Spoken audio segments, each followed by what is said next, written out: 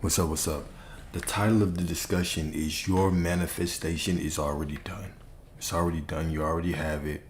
If you say so. It's the title of today's. Let me hit live and let's get right into it. Okay? Remember, why we have these discussions is because you deserve the life that you desire. This is the reason why you're here. Is to get the life that you desire. Alright? Now, I do wrap things up in a little spiritual bow. Wrap them up in a spiritual bow and hand them over to you. But this is not a conversion session. We're not here to debate your beliefs, your religious beliefs. Simply here to give you the universal blueprint. This is how reality operates. This is how you should walk through reality to get what you want. Everything else is just a cherry on top. All right? Just a reminder. Okay? Just a reminder that we're not here, debating religious dogma. All right? We're simply here to get the life you desire. All right? So let's get into it. You keep thinking you're on the way to destiny, but destiny is not a road. It is a revelation. You don't walk into it step by step as though it were hiding in some distant future. You awaken into it like opening your eyes to what was always around you. The example I always give, man, you don't fight off the darkness to get to the light. You just open your eyes and realize that the sun's been there the whole time. Okay, you don't fight off the lack to get to prosperity. You remember that you are source, you are God, so you have been prosperity the whole time. Okay? The dream is not waiting for you to arrive, to be worthy, to strive and go get it. It is pressing against you even now, waiting for your agreement. Heaven does not deal in almost. God did not breathe eternity into your lungs so you could live rehearsing lack. To postpone fulfillment is to insult the one who already spoke it finished.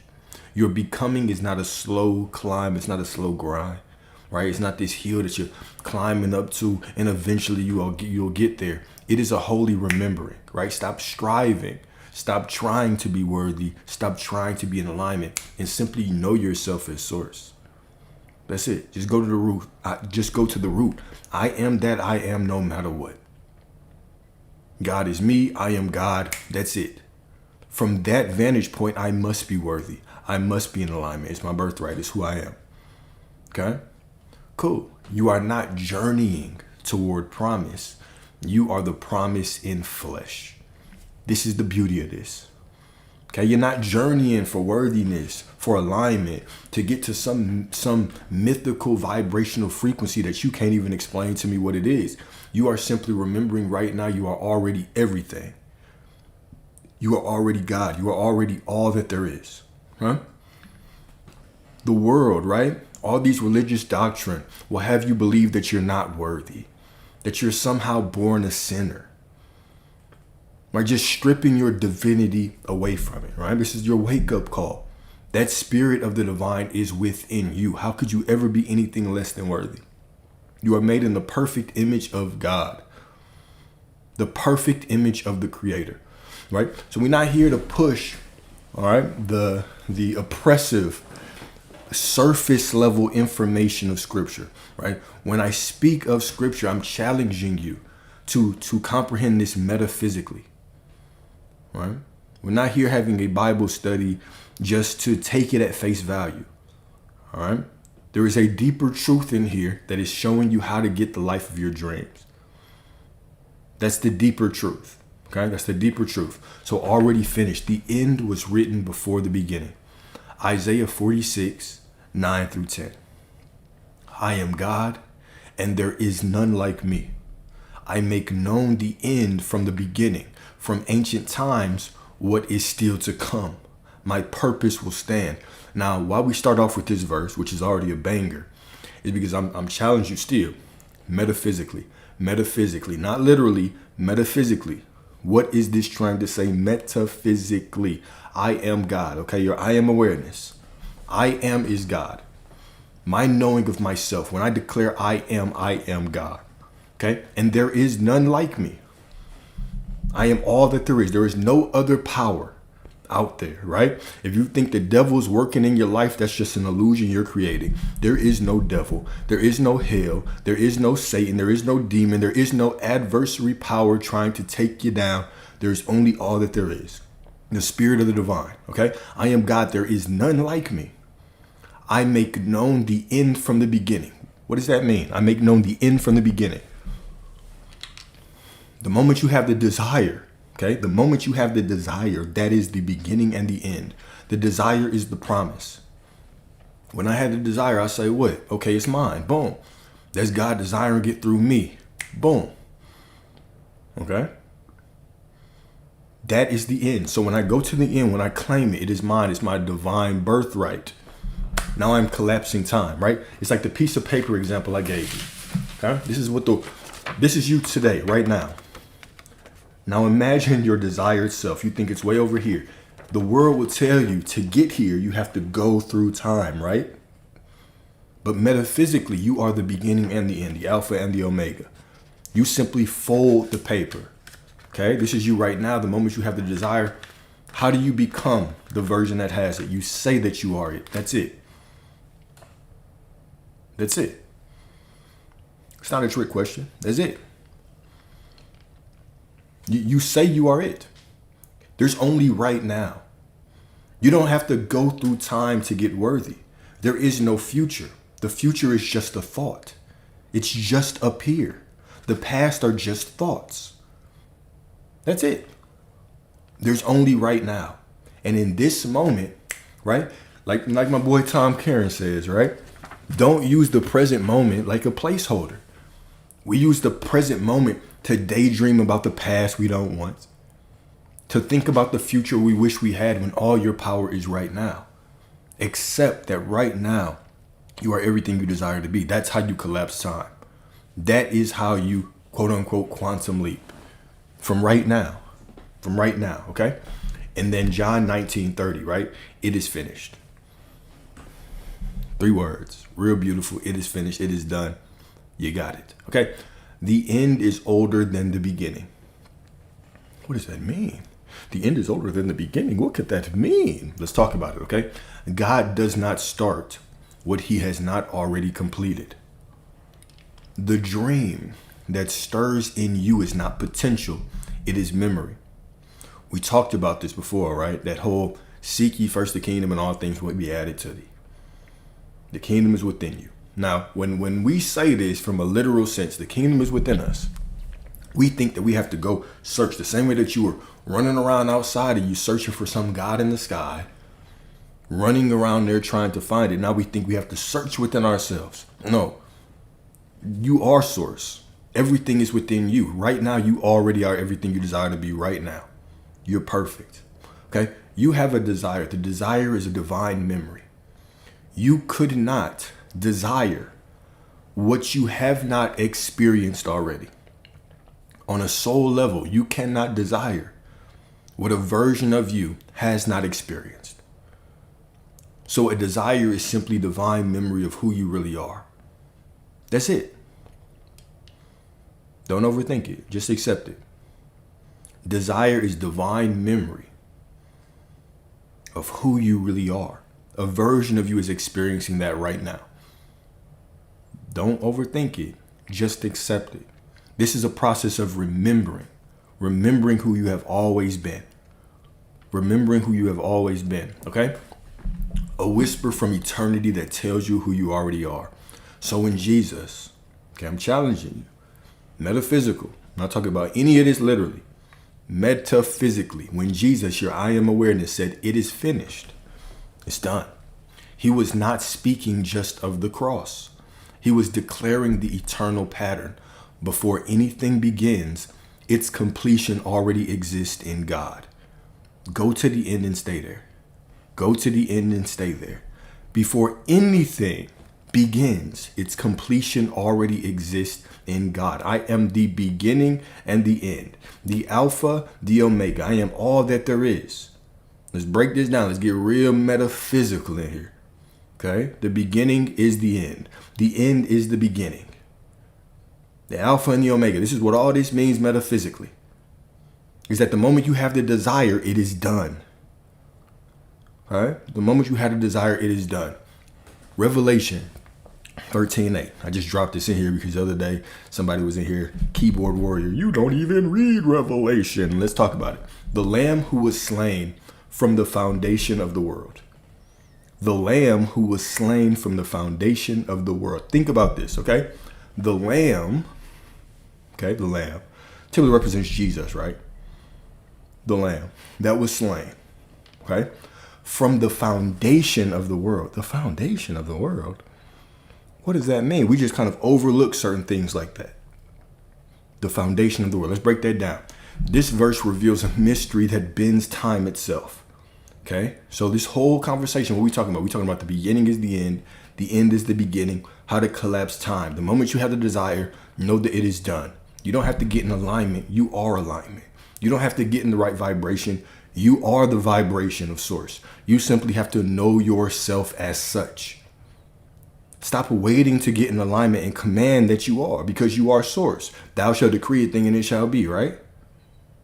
You are the kingdom. The kingdom is within you. You are the temple of the Most High. Stop thinking of yourself so small. There's no lack. There is just you pretending that you're in lack. There is no out of alignment. There is no such thing as out of vibration or frequency or whatever all these terms mean. There is just you pretending. You can't right now even tell me what alignment means. You can't. You can tell me somebody said I have to be the vibrational alignment of wealth of frequency and then I will get it. You don't even know what that means. No one is measuring your frequency from moment to moment. You just make a what? An assumption if you're in alignment or not. That's all. You say, oh, I feel good. I must assume that I'm in alignment. And you say, I'm in alignment. And then you say, oh, I don't feel so good today or something happened. I must not be in alignment. Who is making the rules? You. Life and death are in the power of the tongue, and those that love it will eat its fruit. It is you. It's always your story. Alignment is just a story you're making up. Subconscious programming is just a story you're making up. Who is the one who determines when your subconscious mind is reprogrammed? Does a ringer or a bell just click and say, bling, subconscious is reprogrammed, now you can get what you want? No, it's an assumption that you're making. You're always making these assumptions. You are the one who assumes you're in alignment. You are the one who assumes you're not. You are the one who assumes the affirmations must not be working. The visualizations must be working. How do you know when it's working? When you choose. When you make the choice that it is. This is the problem, is that we come down this path and then we continue to make the choice that we're not in alignment. Well, I've been doing this and nothing's changing. Well, that's an affirmation right now. And reality says, yes, okay, cool. We're going to give you more situations to make it look like nothing's changing. Then you'll say, well, I've been doing all this and it didn't happen. That doesn't even make sense. Do you have it or not? To manifest is to declare that you have something. So you're saying you're trying to get it, but you don't have it. Pick a side. You cannot serve two masters. You cannot serve having it and not having it. If you don't see it, it just means that you are still in the middle. The only reason that y'all's manifestations are not working is because you are creating laws. Your word is law. Your word is law, okay? So let's talk about this a little bit more. The Lamb who is slain from the foundation of the world. Okay? Because we're going to talk about what Jesus actually represents metaphysically. Okay? If you believe he walked around, if you didn't believe he walked around, don't care. We're talking about this metaphysically. I feel I have to keep clarifying that because people are just waiting for me to say something and say, oh no, repent. I don't care. I don't care what your belief is. I'm not trying to convert you. I'm trying to get you the life that you want. That's it. Okay? So this verse reveals a mystery that bends time itself. Christ was not an afterthought to human failure. Okay? But the eternal plan written before creation's dawn. We're not talking about this from a conversion Christian perspective. I'm talking about this from the metaphysical perspective. So hear this metaphysically. Hear this metaphysically. The middle exists so you can actually enjoy the process and know yourself as source. You think you want everything to show up. You think you do. You think you want everything to show up, but if you did, you wouldn't have created this reality. Because that's what your spirit had before you were here anyway. Well, you don't want everything to show up as soon as you think about it. That already sounds terrifying to me. That already sounds terrifying. Big booties, big booty women, you know what I'm saying? I would hate for that to show up immediately. No, but there are things that you would not want to show up immediately. This is how you know yourself as source. You make the declaration, you start walking through life, and then reality confronts you.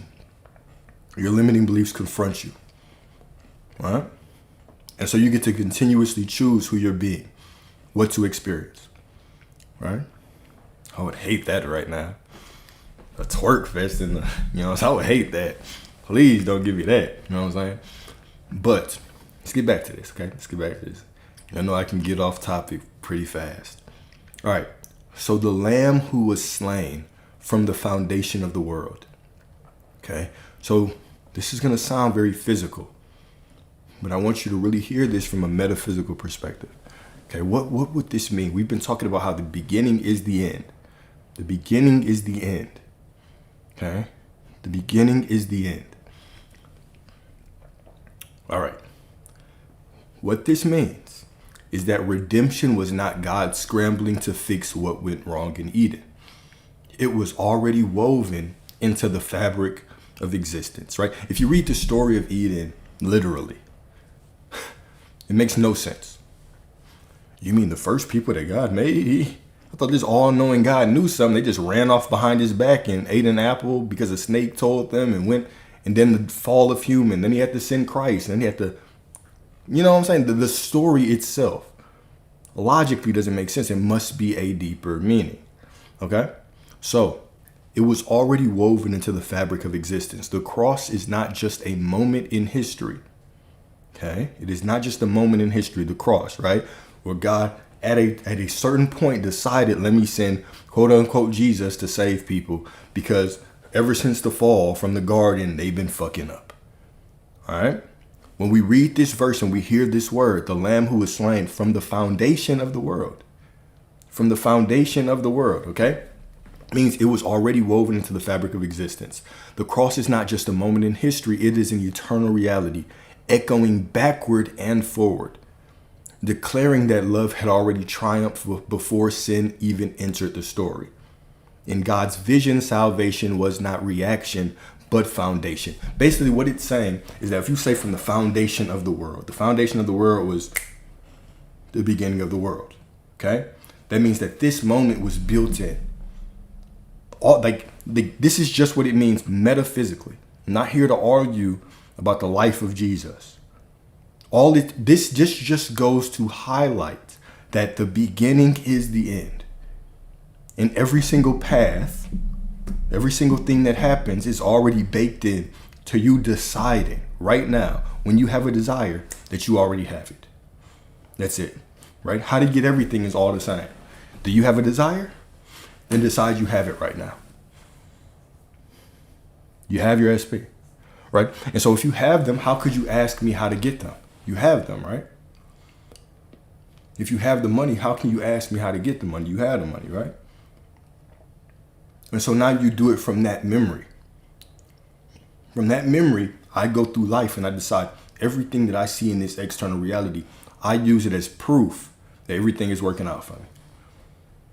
Them not hitting me up, they probably just, I know they're nervous of hitting me up. They're just nervous. They can't get me off their mind. They don't know if I'll accept them. They'll come around. Whether it quote unquote looks good or bad. Okay? Let me take a step back. Okay? Because I'm assuming that y'all have been here for a while when you ask that question. Okay? But let's take a step and let's talk about this. Because you'll say, you have to lie to yourself. From a physical perspective, I'll tell you yes. Just straight up yes. But is it lying? Right now, I want you to imagine that you were knocked over the head and you lose all of your memories. Now explain your SP to me. Who are they?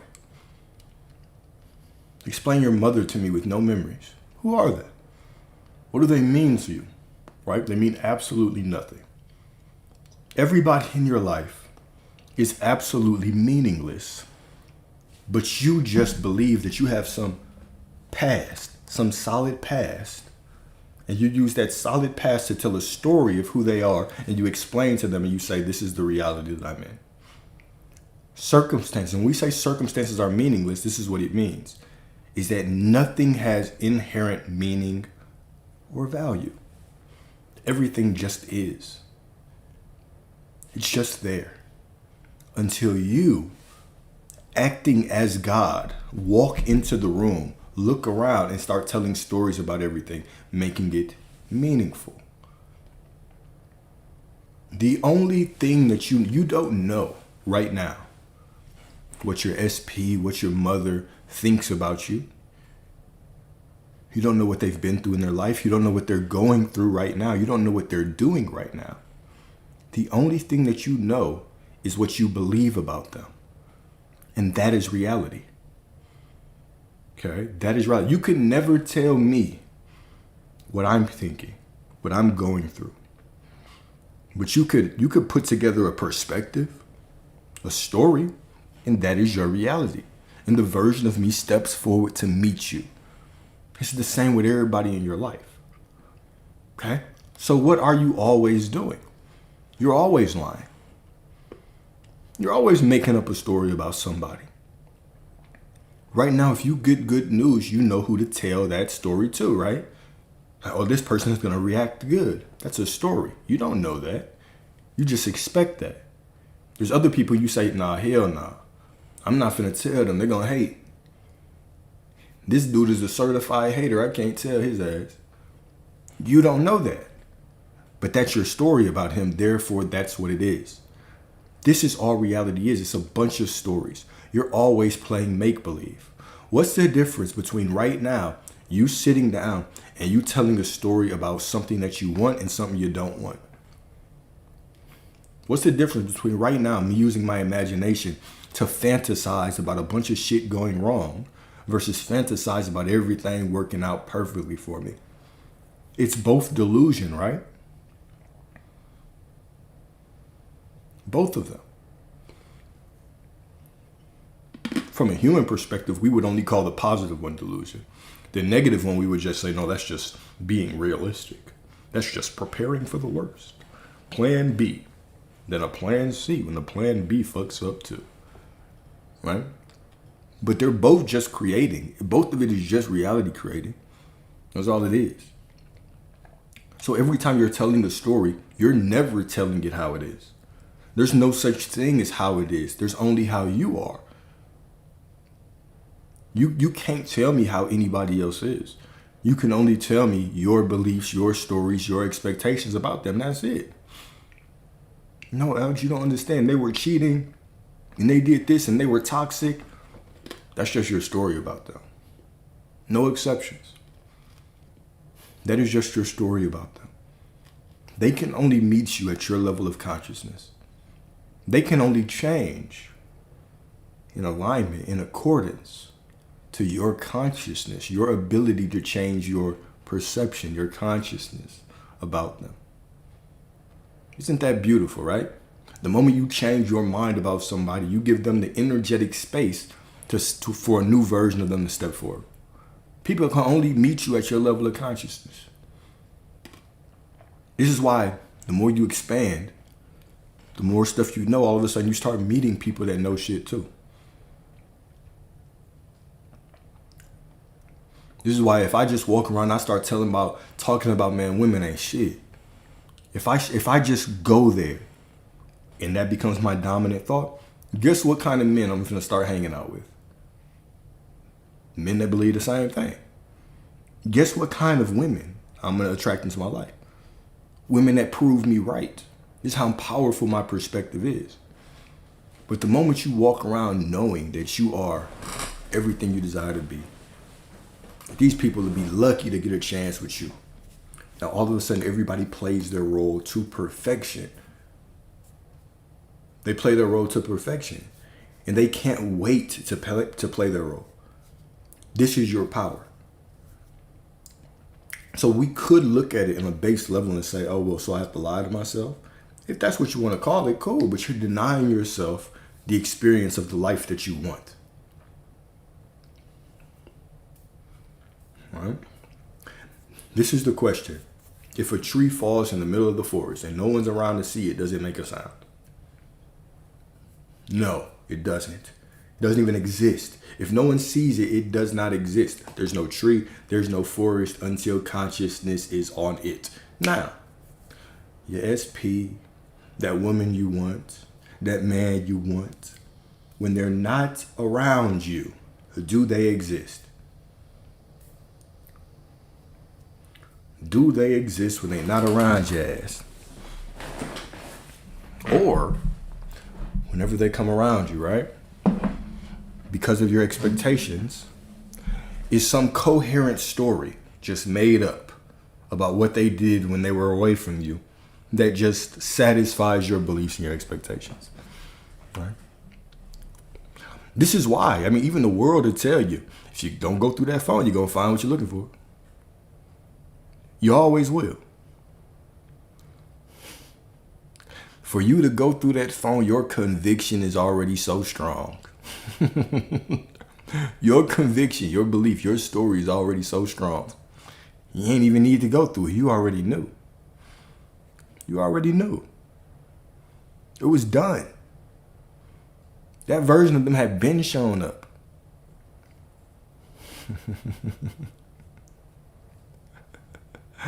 That version of them been shown up. What are you even looking for? To confirm your own expectations, right? So, how much of reality, okay? How much of reality can you have that same conviction about? The same way that you had so much conviction that you forced your way into that phone. Because you just had to know, had to see. What if you had that same conviction with the things that you actually wanted? With people treating you right? What did it take for you to get that conviction? It took just a little bit of repetition, right? Repetition, repetition, repetition. It's like when you want to buy a red car, or finally you lock eyes on the car that you want, and then you start seeing that car all the time, right? Was it not there before? That cute, skinny, big booty Latina good girl is here. Preaching right now.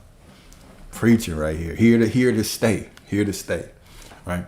So was that car not there? No, the car was there the whole time. But now, because you're focused on it, guess what? Your consciousness starts to focus on it and pull that in your reality, right?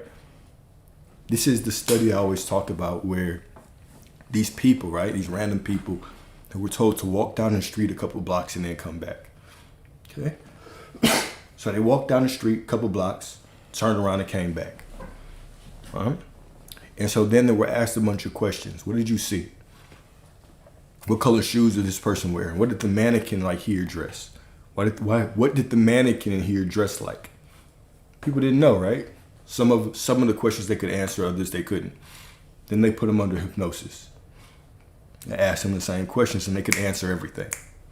Clockwork. They can answer everything. Why? Because your brain is always taking in a lot of information. Okay? But your consciousness is like the spotlight that focuses on a certain area, a certain thing to get that information. Okay? This is the power of your consciousness, your perspective. You can always find things to reinforce your beliefs. But this is really, like, when we talk about it like this, why I put it in this basic way is because from a human perception, we're going to look at that. We're going to be like, oh, well, that's just cognitive, bias and all these things, right? We'll try to explain our way out of it. No, when you change your perception of what you're looking for, you immediately change into a different reality. Right? All of a sudden, opening your consciousness to seeing red cars, red Corvettes everywhere. That's no different than opening your eyes to actually see good women and good men everywhere. It's no different. You're just in a completely different reality. Things are highlighted. Because you have changed dimensions, your whole perspective changes. The information changes. Right? The information changes. Right? It's really that simple. It's really that simple. Okay? So, next, number 2. Time is just the unfolding of what already is. The world tricks you into believing that you're building your future brick by brick. I built this, right? Brick by brick, okay? But scripture says otherwise. Hebrews 4:3. The works were finished from the foundation of the world. Going back to that statement, right? We talked about it in Revelation. Okay, and now we're going back to Hebrews. The works were finished from the foundation of the world. Interesting that use of the word foundation, right? I don't know, man. People just swear I don't know what I'm talking about, right? Foundation. Revelations 13:8. The Lamb who was slain from the foundation of the world. Now we go back to Hebrews 4:3. The works were finished from the foundation. Sometimes I just do shit like that just to flex a little bit. Because I see the comments. I just do this to flex a little bit. I know what I'm talking about, all right? So the works were finished from the foundation of the world. From the foundation of the world. I'm all over the place. I'm always all over the place. But I always bring it back. What you call a journey is simply the unveiling of what has always been true. Right? The beginning, the end are the same. What we call the journey is just the foundation of what has always been true. This is why that foundation word is so important. It's so important. Okay? I hope y'all catching what I'm saying right now. I hope you're catching this, okay? The Lamb who was slain from the foundation of the world. Meaning Jesus was built into the plan. Everything is already built in. Creation is done. There's nothing new. The moment I declare what I want, that I have it, there are infinite paths to get me there. Okay? So the moment I have the desire, the path to get there is already baked in. I just simply have to go to the end and sit there. Huh? Cool. Faith is living as if you are catching up to the eternal already. Already. All right? Next. Stop striving and start remembering. Okay? I know I'm all over the place. That's what I do, okay? The striving self believes it must earn, prove, and ascend. But remembrance knows it is done. Okay? Knows it is done. And yes, ma'am, we're streaming on YouTube right now. It's live all over the place. YouTube, Instagram, TikTok. When you recall your divine origin, struggle falls away because you realize you cannot earn what was gifted before you breathed. This is why it makes no sense to strive and try to be in alignment, to strive and try to be worthy, because you're already made in the perfect image of the Creator. How can you strive to be what you already are? Just me trying to be in alignment to get my person is me declaring that I'm not the person I say I am. Me trying to get it is me saying I don't have it. Me trying to understand, okay, how do I have to respond to this situation to get what I want is me saying I don't have it. I'm not that person yet until I respond. And then if I respond the right way, then I'll get it. The truth is you either have it or you don't. It's not about what you do. It's about who is doing it. Who is doing it? It don't matter if you block them. It doesn't matter if you respond to them. It doesn't matter if right now you cry. Who is the one doing it?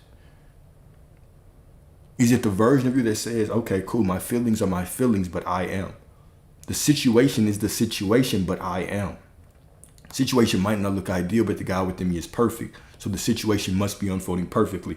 I already have it. Doesn't matter what I do. I bless every single action that I take as perfectly in alignment with everything that I want. Is it that version of you doing it?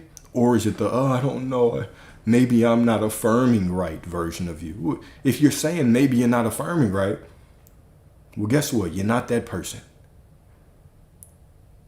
You have to make the choice that you are in alignment. It is always a choice. You have to make the choice that you are source. This is not a feeling. This transcends feeling. This is simply a statement of who you are. The situation don't look perfect, but I am. But I am. Therefore, the situation must be unfolding perfectly. That's it. That is it. What do I have to do is always the wrong question. What do I have to remember that I already am? That is the $1 million question. You already are everything you desire to be. From that vantage point, now everything that you do is magic. Now everything that you do is magic from that perspective. From the knowing that I am source, I am everything I desire to be, no matter what. Everything that you do. Everything that you do becomes enchanted. Okay, perfect. Here we go. Romans 8:16. Romans 8:16. The Spirit himself testifies with our spirit that we are God's children. Beautiful, beautiful. This verse is the whisper of eternity within you, the inner witness that cannot be silenced. The Spirit of God does not argue, it affirms. It does not debate, it declares. Deep in your being, beneath the noise of doubt, beneath the noise of striving, there is a knowing that you belong to God. It is not logic that convinces you. The very thing that keeps so many of us away from the life of our dreams is trying to wrap the knowing that I am source up in a logical bow. Trying to wrap this understanding of this manifestation in this logical bow. Like, how do I really accept and feel that I am source? What if you don't? What if you don't feel like it? You can still make the choice that you are it. Okay? It is not logic that convinces you, nor circumstance that proves it, but the Spirit's testimony stirring your own spirit to remember its origin. One of my favorite quotes is, the mystic swims in the same waters that the psychotic drowns in. Faith is not for the sane. Faith is not for the mentally stable. Faith is for the ones who trust the invisible more than the visible. The mystic, the spiritual man, right? The God, the mystic, the sorcerer, the wizard swims in the same waters that the psychotic drowns in. This is beautiful. This is beautiful. So don't think of it as if you stress. No, don't think about it if you stress. Stressing is fine. It's natural. Like those feelings, the doubt, the stress, the anxiety, this is a natural part of your human experience. Those things are not to be pushed away or suppressed. They are to be honored. Okay? What do I have to believe to be true to feel this way? It's you trying not, exactly, there we go. It's you trying not to stress. It's you trying not to stress. Allow yourself to feel whatever. Just know that right now, no matter what I'm feeling, I am already everything I desire to be. And I just continue to move forward. That's it. This is it. Define resistance. Define resistance. What if you have resistance? Exactly. Just don't dwell there. Don't dwell there, right? I can feel anxiety and still remind myself that I am source. Right? Me trying to resist things. Okay, so this is the way that I put it.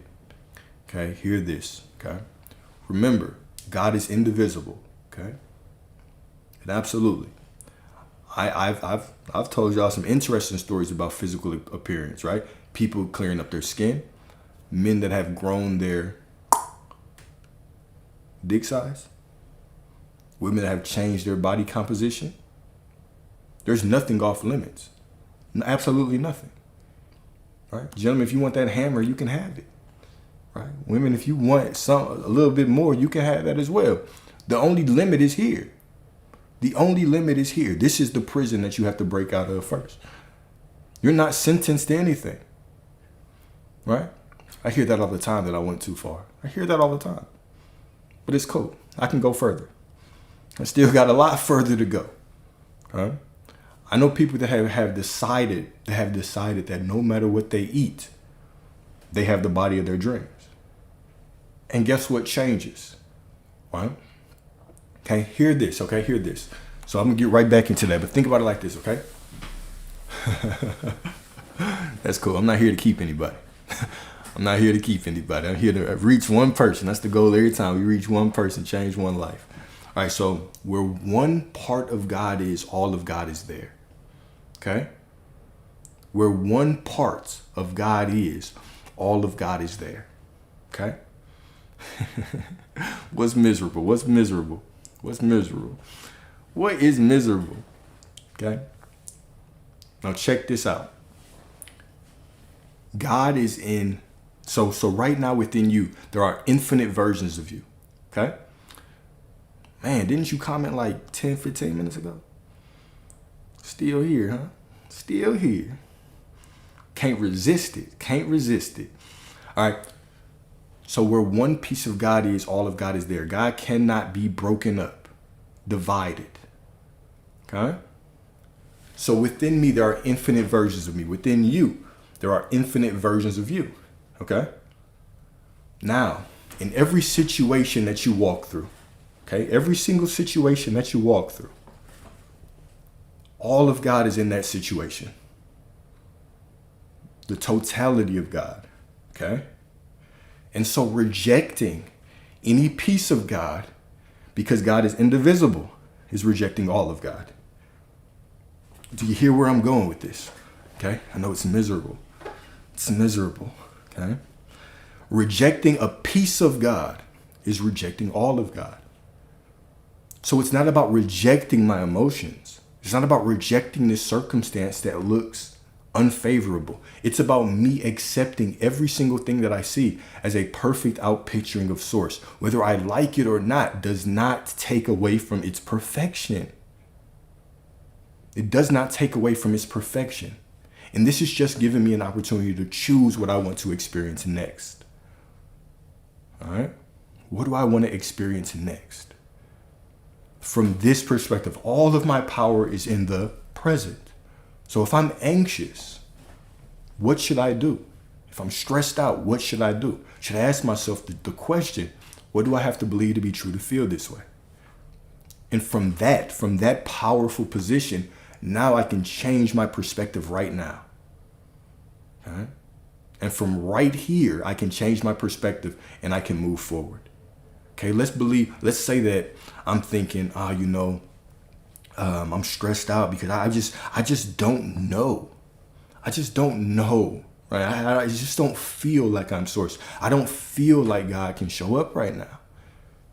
All right, cool. That's fine. That's fine. But I still have to make a decision. Am I going to serve the God of fear or the God of faith? Right? It's about thou shalt decree a thing and it shall be. Meaning right now I can make a statement on what I want to be, what I want to do. Okay, so okay, cool. Right now I don't feel like God will coming through. Now I can tell myself the truth.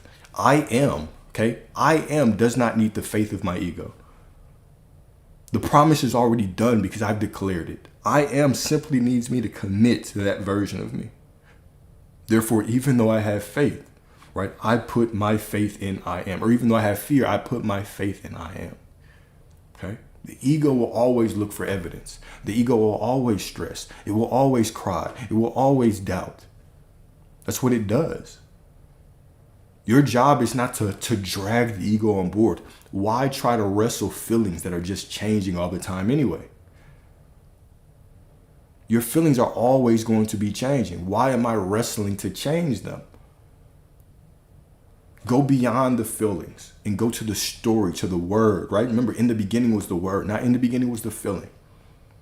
Your feelings are fine. Your feelings are perfect. Your feelings are not the problem. Your desire to change and morph and manipulate and suppress your feelings, that is where it starts getting tricky. Okay? That's where it starts getting tricky. Stress is natural. You're a human being. I tell you, man, when I was going through my situation, thought I was going to get evicted, right? Had no money, sitting around Ubering, needing $7K. Nobody was giving me money. Did I feel comfortable? I was stressed out all day. I felt a lot of doubt. But I continue to tell the same story. Okay? I continue to tell the same story of who I am. It's already paid. It's already paid. It's already paid. And it was. Okay? And it was. So the power is not in the emotions. The power is not in the emotions. So hopefully that helps. Hopefully that helps. Cool? All right. So to be a child of God is not merely a title. It is inheritance. It is an inheritance that shifts your posture toward life. When you remember this testimony, okay, you stop begging and start reigning. Stop fearing and start trusting. The Spirit does not just remind you of who you are. It awakens you to live as who you are. And once that identity is sealed in your awareness, every prayer, every word, every step carries the authority of sonship, right? This is where your power is. It's from that knowing that I am source, okay? Even you too, King Darius, from the knowing that you are source, that is where all the magic happens. That is where everything, that's where all your power is. It's from that knowing that I am everything I desire to be.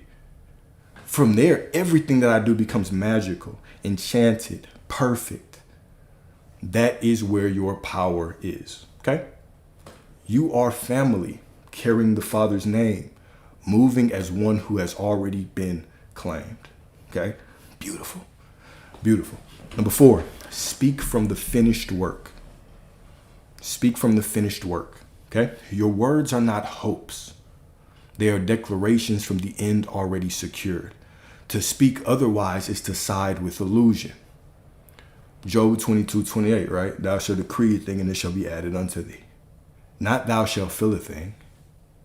Not thou shalt reprogram a thing, okay? But thou shalt fill a thing and it shall be added unto thee, okay? Do not say one day I will. Say it is so. Every word you speak should echo the eternal. There is only right now. There's only right now. There's no one day I'll be worthy. You're worthy right now. There's no one day I'll be in alignment. I'm working towards alignment. No, you are in alignment right now. You are the vibration of God. You are the identity of the Spirit of God. God is pure spirit.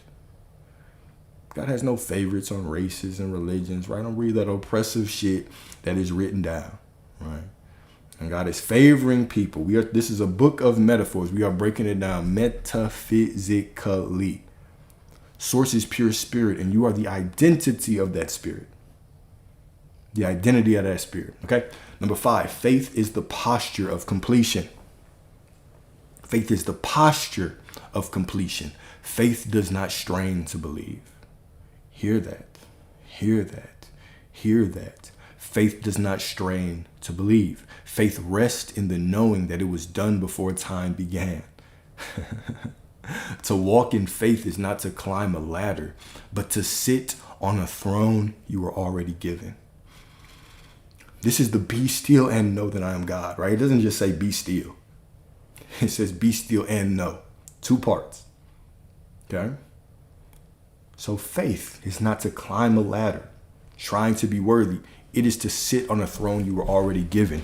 It is to sit, to be still, and know that you are already everything that you're trying to be. That is faith. I am already everything I desire to be. Okay? I am already everything that I desire to be. What is trying to have faith? What is trying? What is this trying and striving? Just know that you are everything you desire to be. And from that knowing, keep going. Okay, from that knowing, keep going. So Ephesians 2:6. Ephesians 2:6. And God raised us up with Christ and seated us with him in the heavenly realms. Beautiful. Beautiful. Let's talk about this one, okay? So this verse is not a promise of some far off heaven. It is a declaration of a present reality. Okay? To be seated with Christ is to share in his authority, his victory, his finished work. God did not just raise Christ from the grave. He raised you with him. Right? which means you no longer live from the valley of defeat, but from the summit of triumph. You are not clawing, grinding, striving your way toward worthiness. You are already enthroned in the heavenly realms, positioned above the storms that once drowned you. Heaven is not simply where you go. Heaven is not somewhere that you go. It is where you rule from even now. To be seated, to be still and know that I am God, is to rest and not strive. It is the posture of one who knows the battle is won, that the inheritance is secure. The world will try to drag you back into struggle. But this verse reminds you of your true placement, high above, in union with Christ, where fear cannot dictate and lack cannot reign. When you walk in this awareness, you stop praying as a beggar, knocking on heaven's door. You decree as one who sits with Christ at the Father's table. You are not beneath circumstances. You are enthroned above them. Okay? Do not judge the eternal nature of you on anything that is temporary. Okay? This goes back to what we were talking about earlier, right? Or maybe it wasn't today. It was the other day. I think it was yesterday, where I said, identity always trumps circumstance. Always. So for instance, let's say that right now, okay? Damn. Okay, so for instance, let's say that right now you're having issues with your family, people in your life. You want them to show up a little bit differently for you, right? Okay, cool. Now you make the decision on who you are. Right now, I am this person. This is how people treat me. Okay, you've changed your identity because you've decreed it. Perfect. Now let's say 2-3 days pass and they show up still being the same as they were before. What do you do? What do you do? Remember, identity trumps circumstance. So if I look at that circumstance and I say, I must be doing something wrong, what am I actually saying? I'm affirming right now in this present moment that I'm not who I say I am. I'm letting the circumstances define me because I see something out there. There must be something wrong with me. No, I stay solid in my assumption. And from the knowing that I am everything I desire to be, now they must change. That is the magic. Identity trumps circumstances. Identity first, circumstances second. Okay. And when will the circumstances change? When you choose. When you choose. When you stop waiting for them to change and know that they must change. It's a decision. It's a choice. It's always a choice that you have to make. Okay? Cool. So a couple reflection questions.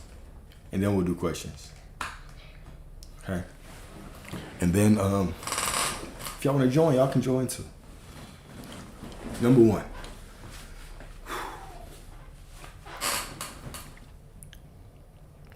Exactly. This is when we persist. This is when we persist. From that knowing, okay? Right? I've already made the choice. I'm already everything I decide to be. I don't need to see you've changed to know that you must change. Okay? I make the decision that I am this person, and now you must show up. You must change. Reality must shift. This is law, right? This is the beauty of the law. Right? So the persistence is the hardening of me, basically. It's me showing reality. No, I'm serious. Right? Because either reality is going to trigger me to change back, because I've been doing that. Like the old identity confronts me. Reality confronts me. Either it triggers me to change or I trigger reality to change. One of the two. Because reality is me. Reality is just an extension of me. There's no end of me and beginning of reality. It's all me. So if I stay solid in my assumption of self, reality must mirror me. Must mirror me. Huh? Cool. Cool. So number 1, reflection number 1. Where am I still living as though my dream is incomplete? Where am I still living as though my dream is incomplete? Really think about this one. Where am I still thinking, oh, I need a little bit more information for this to really click? Instead of just making a decision that right now I am everything I decide to be. Okay? Then I might need to affirm differently. Instead of just knowing I am everything I desire to be. Maybe I need to be more specific with my request. Instead of just knowing that before they answer, or before they ask, I will answer. Before you were formed in your mother's womb, I knew you. That God is closer to me than I am to myself. Okay? So where am I still living as though my dream is incomplete? Remember, you can be on this rabbit hole, on that hamster wheel for a long time until you make the choice to change. Are you addicted to seeking knowledge, addicted to trying, or do you truly want your life to change? Are you more addicted to the information, to the process? Or have you made the decision that reality is going to change now? You know what you need to do. If you are this, you are already knee deep in this. If you're listening to me sit here and yap away, you are knee deep in this reality creation space. You don't need any more information at this point. You just have to make the choice. You simply have to make the choice. Okay? Number 2, what would change if I only spoke from the already finished reality?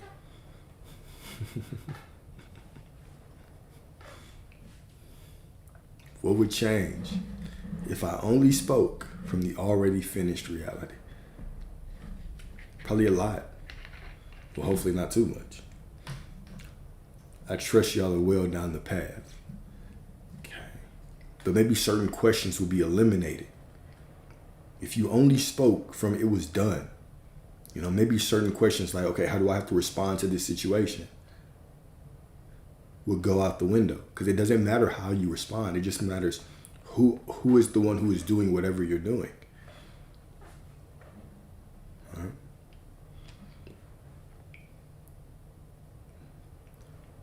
Number 3, am I striving for what has already been gifted? Am I striving for what has already been promised by Source? Are you trying to be in alignment when this is already promised by Source? Because you're already made in the perfect image. Are you trying to be worthy when you're already everything that you could desire to be?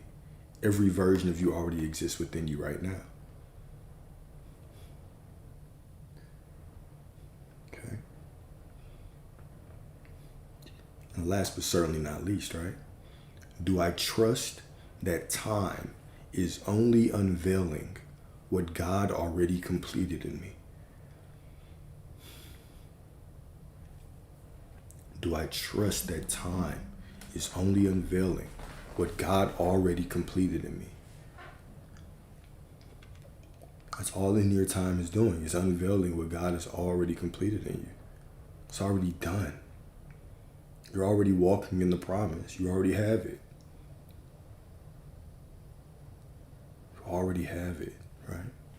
And absolutely. So all of the streams, they go directly to YouTube, and I don't take them down or edit them. So they're always there. You can go back and watch them whenever. The YouTube link, it's in the link tree in all the social medias. So you can always get them. The document as well, with all the reflection questions, all the affirmations, all the notes, all the verses. It's all for y'all. Right? In closing, closing before we get to the affirmations.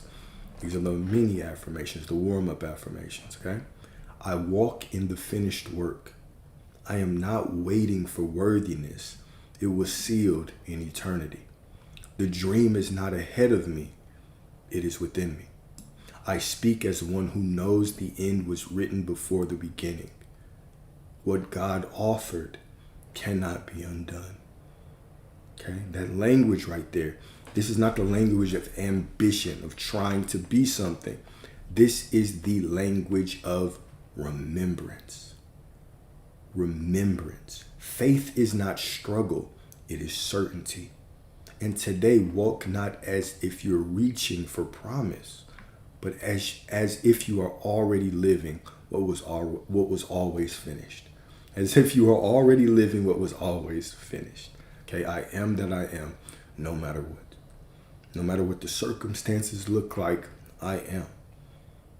No matter what I feel, I am. No matter what anybody else out there says to me, I am. I know what I am. I know who I am. Okay? So affirmations. Remember, when we talk about these affirmations, you're not trying to become them. This is a divine remembrance. This is a reminder of who you already are, of who you've always been. Okay? Who you have always been. So number 1, I am not waiting for destiny. I am walking in the finished design. I am not waiting for destiny. I'm not waiting for a savior. Okay? I am walking in the finished design. I am everything I desire to be right now. Okay? Beautiful. Okay, number two. My dream is not becoming real. It already is, and I agree with it.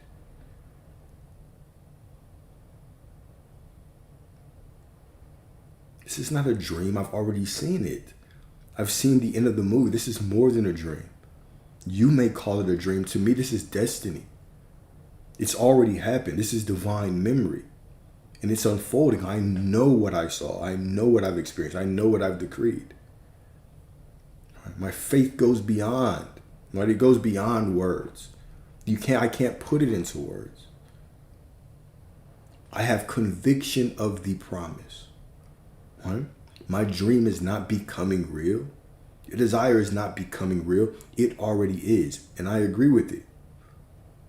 It already is. Number 3, I release striving and rest in remembrance. I don't need to suppress my emotions, run from them. The stress is fine. Let the ego stress. I remember who I am. My feelings may not be perfect, but I am. The situation may not look perfect, but I am.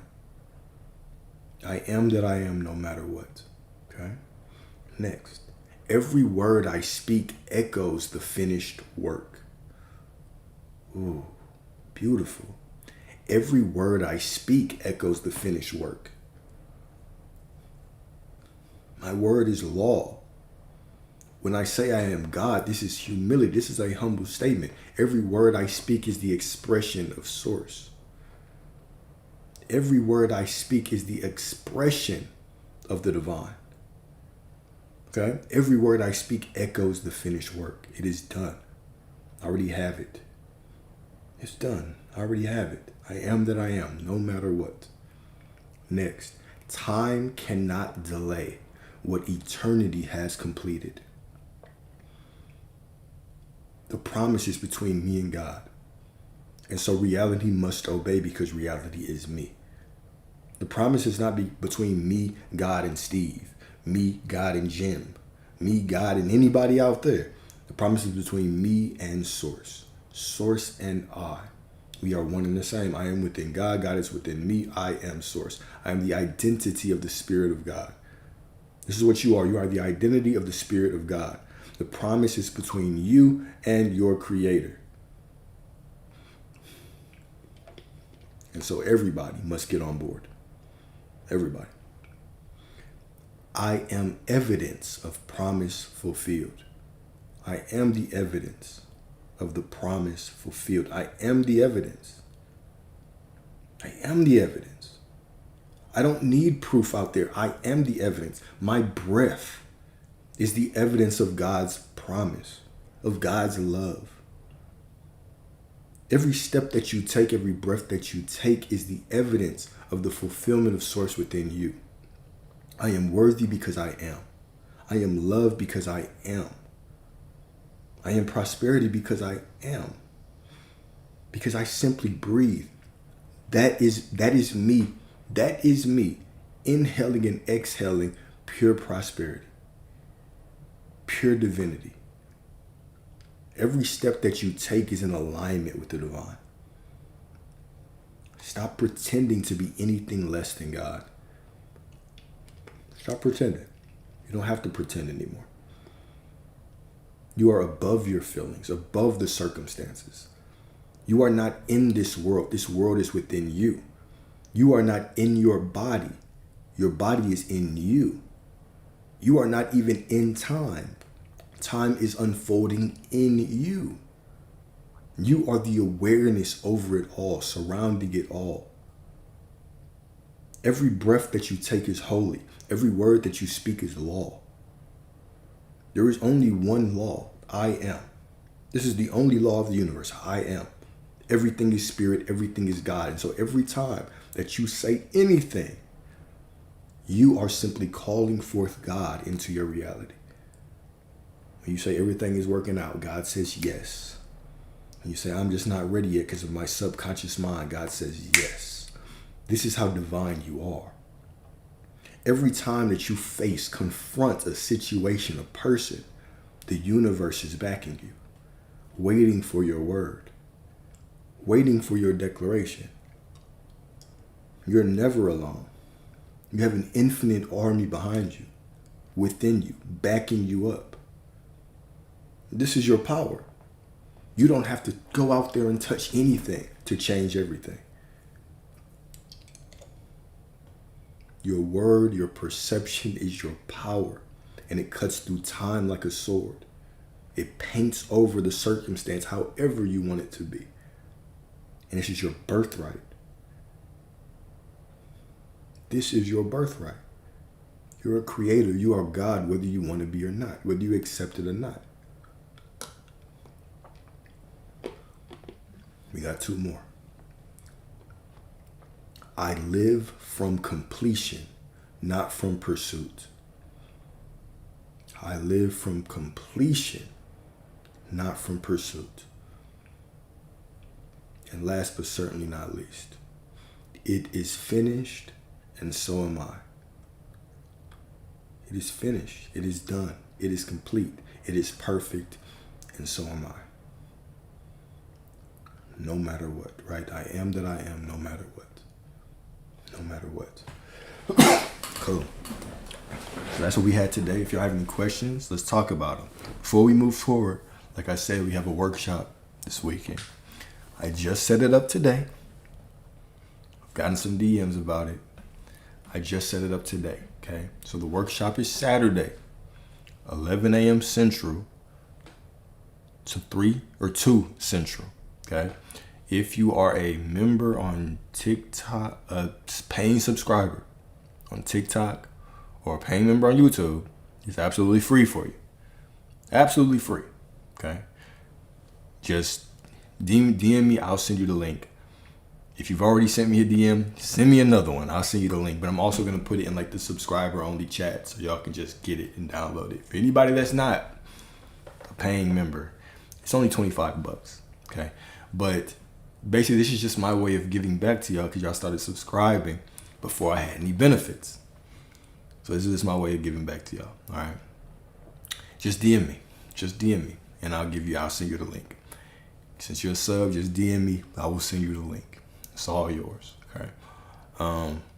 But basically, it's going to be the same fashion as the last one. I was trying to be extra creative, and I was like, no, I think there was a lot of benefit from the last one, so I'm going to keep it that way. So what it basically will be, just so y'all have background so you're not going in blind, is you will actually be creating an alter ego. All right, so we're going to figure out exactly what you want, okay? Figure out exactly what you want. We're going to create an alter ego. Then I'm going to ask you a bunch of questions, and we are going to eliminate the gap between who you are right now and that alter ego, so you know who you are. So you know that this is not an alter ego, this is actually you. This version of you already exists within you, or else you wouldn't have even been able to think about it, okay? From the perspective of that alter ego, we're going to create affirmations.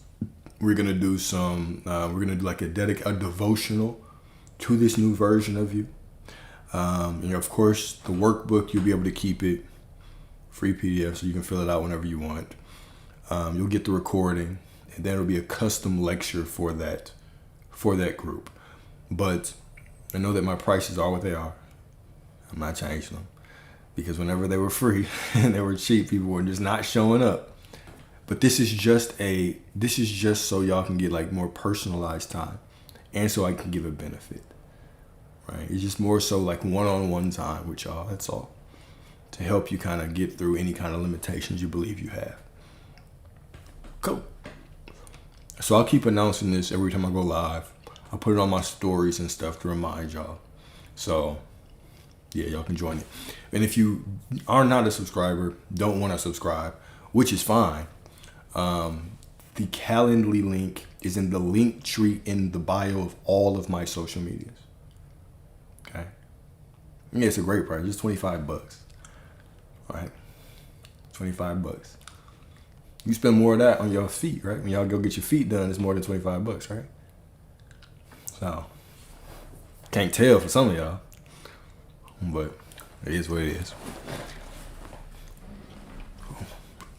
But I'm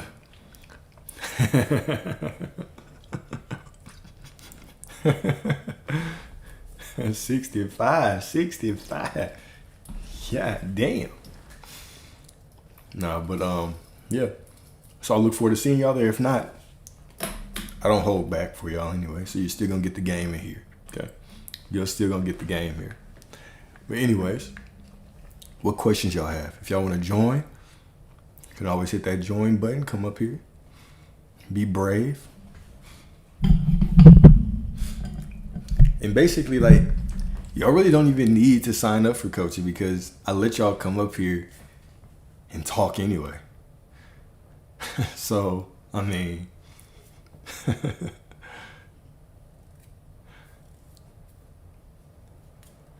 bring your ass. I did see a question. Let me see. Should there be a balance between knowing and taking any action in the 3D?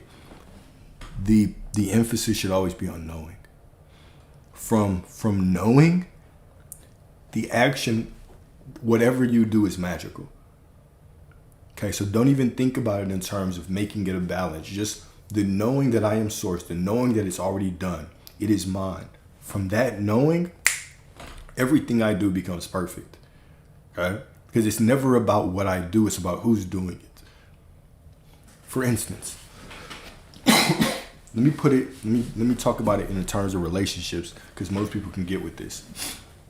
Have you ever been in a situation where you looked at a woman or a man, if you're a woman, and you just knew, it doesn't matter what I do, you're gonna be here. It doesn't matter what I do. Like, you just can't get enough of me.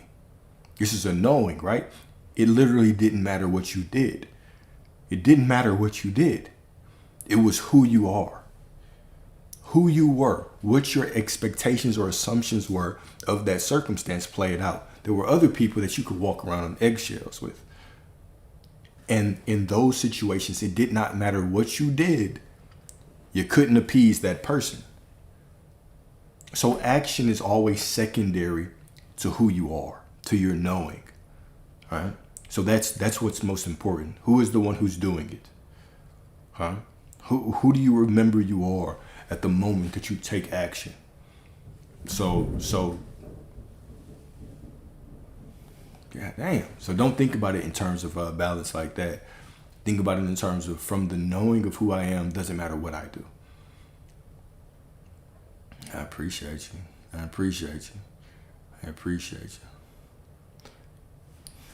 Yes, indeed, Jessica. That's it. Yes, indeed, Jessica. That is it. You know that he's already yours, and then they'll show up for you. That's it. They've already shown up for you. Reality is just rearranging for it to be so. And how to go within and manifest from there, inside of trying to force anything. I mean, I can't. Look, okay. So let me try to put this as simply as possible, because I think that everybody's question kind of circles back to this at some point, right? How to go within and grant myself something so I don't have to worry about the action that I take. What is granting myself something? first and foremost. Because you're right. When I say go within and give it to myself, that can sound like a fucking, it can sound like a riddle. Go within and give it to myself. Kind of freaky shit he's on, right? So going within me is going to my word. Let me break it down like this. You are the temple of God. Okay? You're the temple of the Holy Spirit. You are the temple of the Most High. So source is within you. So every time that you think, you are thinking with God. Every time that you speak, you are the expression of God. So going within just simply means consulting that greater part of you, which you do naturally all the time. Okay? What you think, what you speak, it's always, you're always communicating the word of God. Okay? So when we say there's power in the word, there's power in the tongue, life and death are in the power of the tongue. Those that love it will eat its fruit. What that means is that everything that you say is you invoking the name of God. There is only God. Everything is God. Everything is spirit. All right? Now, everything that you say is simply you invoking the power of God in your life. Okay? So going within and giving it to yourself is this simple. I have it. I'm faithful to that story. What if I don't feel it? It doesn't matter. Job 22:28, thou shalt decree a thing and it shall be added unto thee. Right? Even scripture says, whatsoever you ask the Father in my name. We got to get metaphysical, because if you tell a Christian, they'll be like, oh, in my name, in the name of Jesus. No. Remember, these are all aspects of you. This is all within you. So when we say in my name, Jesus is your I am awareness. In the awareness of I am source. Anything that I say within, I am. I ask the Father. Anytime I go within myself, I'm already talking to the Father. In my name, I am this. I am that. Will be given to you. Whatsoever you ask the Father, in my name, will be given to you. Hitherto, you've asked for nothing. Okay? Hitherto. So when we say hitherto, what that means is until now. Fancy ass words, right? Hitherto, thou shalt, hitherto, you've asked for nothing. It just means it doesn't matter what I've asked yesterday or 5 minutes ago, or if I was stressed out yesterday or stressed out 5 minutes ago.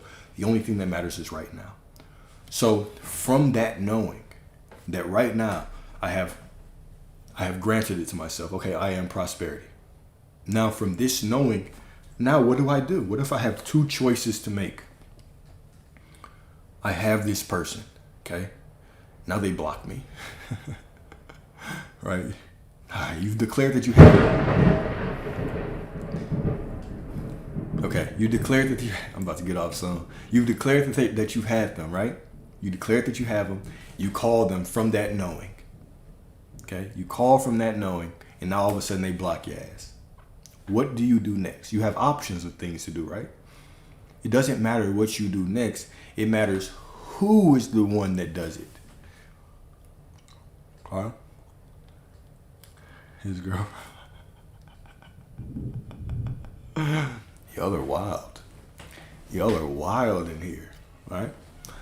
But so from that knowing, now everything that you do is magical. So I want to demystify that. So when we say go within and give it to yourself, that's all that means. I already have it. That's going within and giving it to myself. I'm in perfect alignment with this. Okay.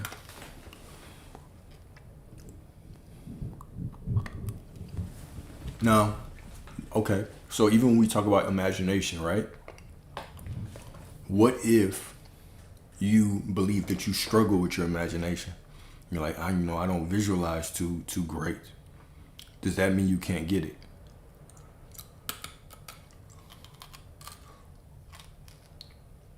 Because some people will be like, oh, well, the key is how vividly you can. How vividly can you imagine? And I say BS. I say it doesn't matter. I say that in itself is a story. That's an assumption. That's a belief, right? Who is the one who says that your visualization is clear or not? Right? Nobody's measuring your visualization. It's you, right? You're the one judging it. So it doesn't matter if you imagine, affirm, say it, think it, view it from third person, first person, doesn't matter. Doesn't matter. It just matters that you have it, that you make the choice that it's yours. That's all. Right? And I would say if you're good at certain things, then use that. Allow that to be your superpower. If you're good at certain things, allow it to be your superpower. Okay? Yeah. I don't know what the title is, but if you go to my page and you just go to the lives, it'll be the last one on there. Oh, the title is Your Manifestation is Already Done. Your manifestation is already done. But it's the last one on the live, the most recent one. And then, how can you have him if she also has him? Well, that question implies there's only one reality. So, if 5 people want to manifest the same house on a corner, who gets the house? Who gets the house? If 5 people want that house, who gets it? Who gets it? Every fucking one of them. Every single one of them gets it. All of them, in their own reality, have that house. Or 4 of them. Or 2 of them. Or 1 of them. But all of them can have it. Right?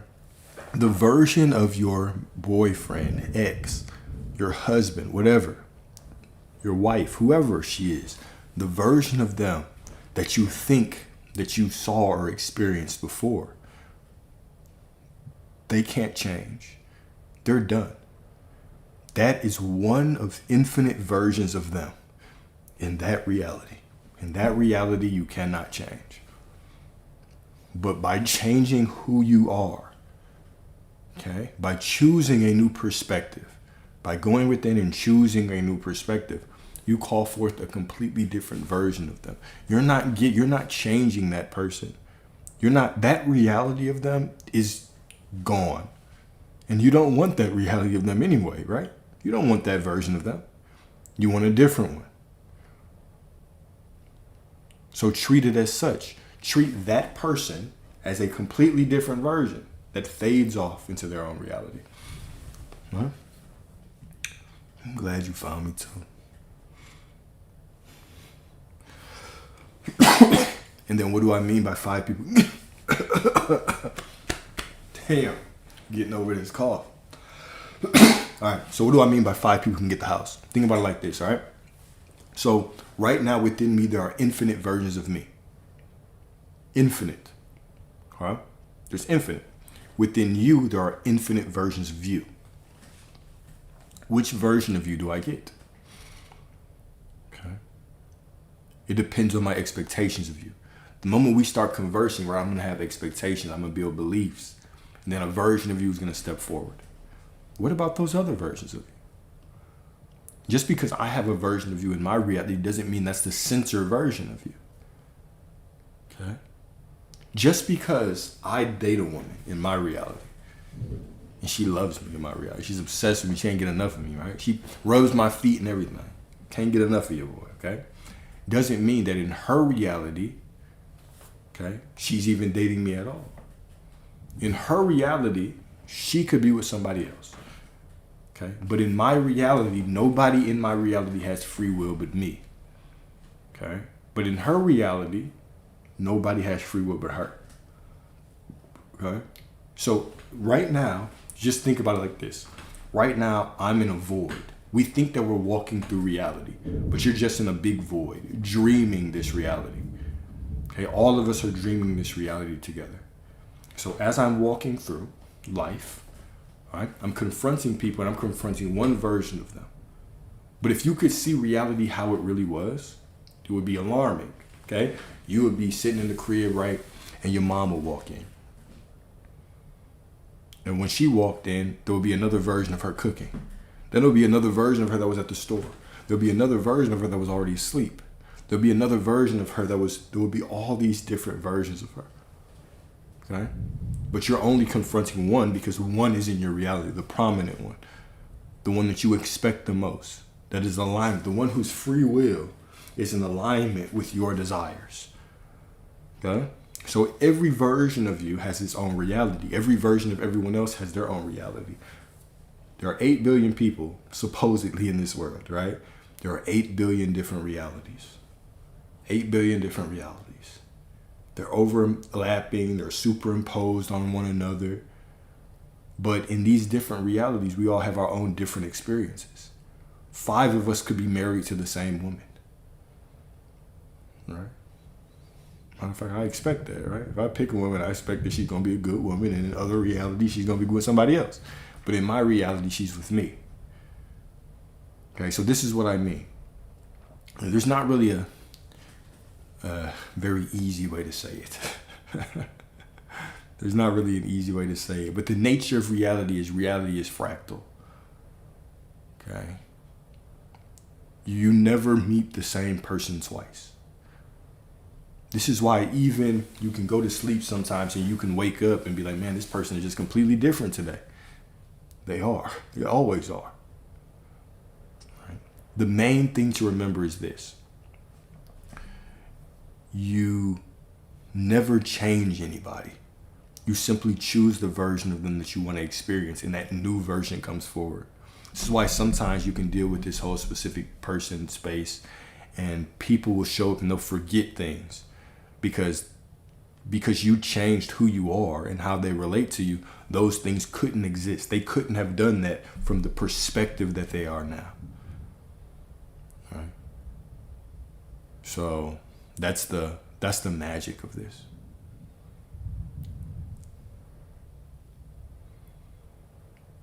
It's all, yeah, it is. It's very interesting. It's very wild, right? All these different realities at once, right? And then we still have these commonalities between our realities, right? So we still experience the politics together when it comes to our individual relationships, and then also how we relate to the world scenarios. We see that we're living in different scenarios or different environments completely. Right. As I told you, right, I moved to be closer to my parents. The other day, we went to the store. I went to the store with my mom, and my mom is, she's healing. Okay, as I told you, my mom's cancer, stage 4 cancer. She's had it for a while. Blessed that she's still here, but she had got sick. She had COVID, and so she was walking around wearing a mask. If anybody knows me, I'm sure that y'all can assume that I'm not really a mask guy, right? But because I was with her, what did I do? I put one on too, because is it worth the argument? Is that something that I really care about that much with her? Fuck no. I don't put that shit on. So I'm walking around, I'm feeling crazy as hell. But that's fine, because I was just tired with my mom anyway, right? So the bottom line is that our beliefs are so different that we naturally, even when we occupy the same reality, right?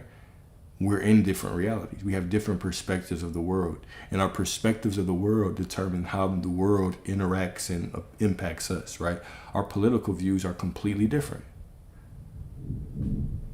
Completely different. Our views on germs and sickness, things like that, are completely different, right?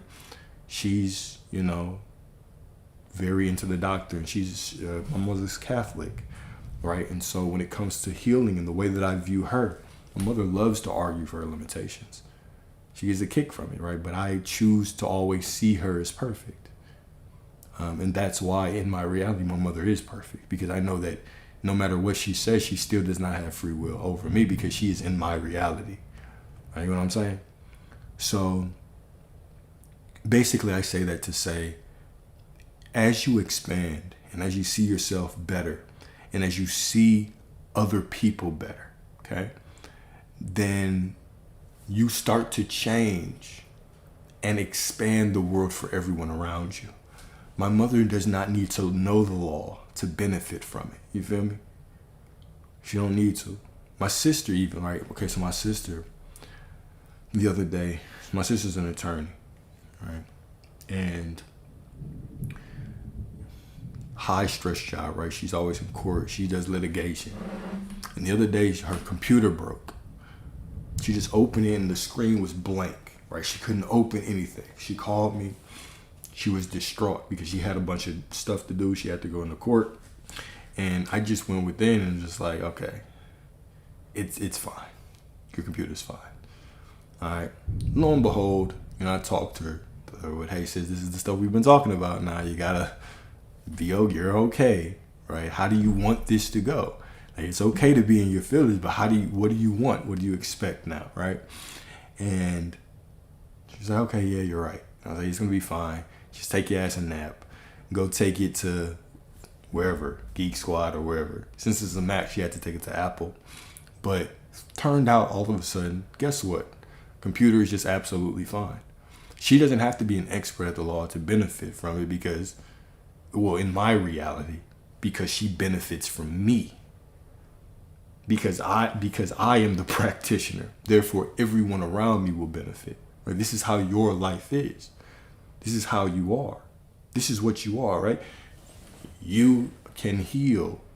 You can help people without even trying to drag them to your belief. You don't have to sit there and argue with anyone for their limitation. You don't have to try to convince them. You can just be the light.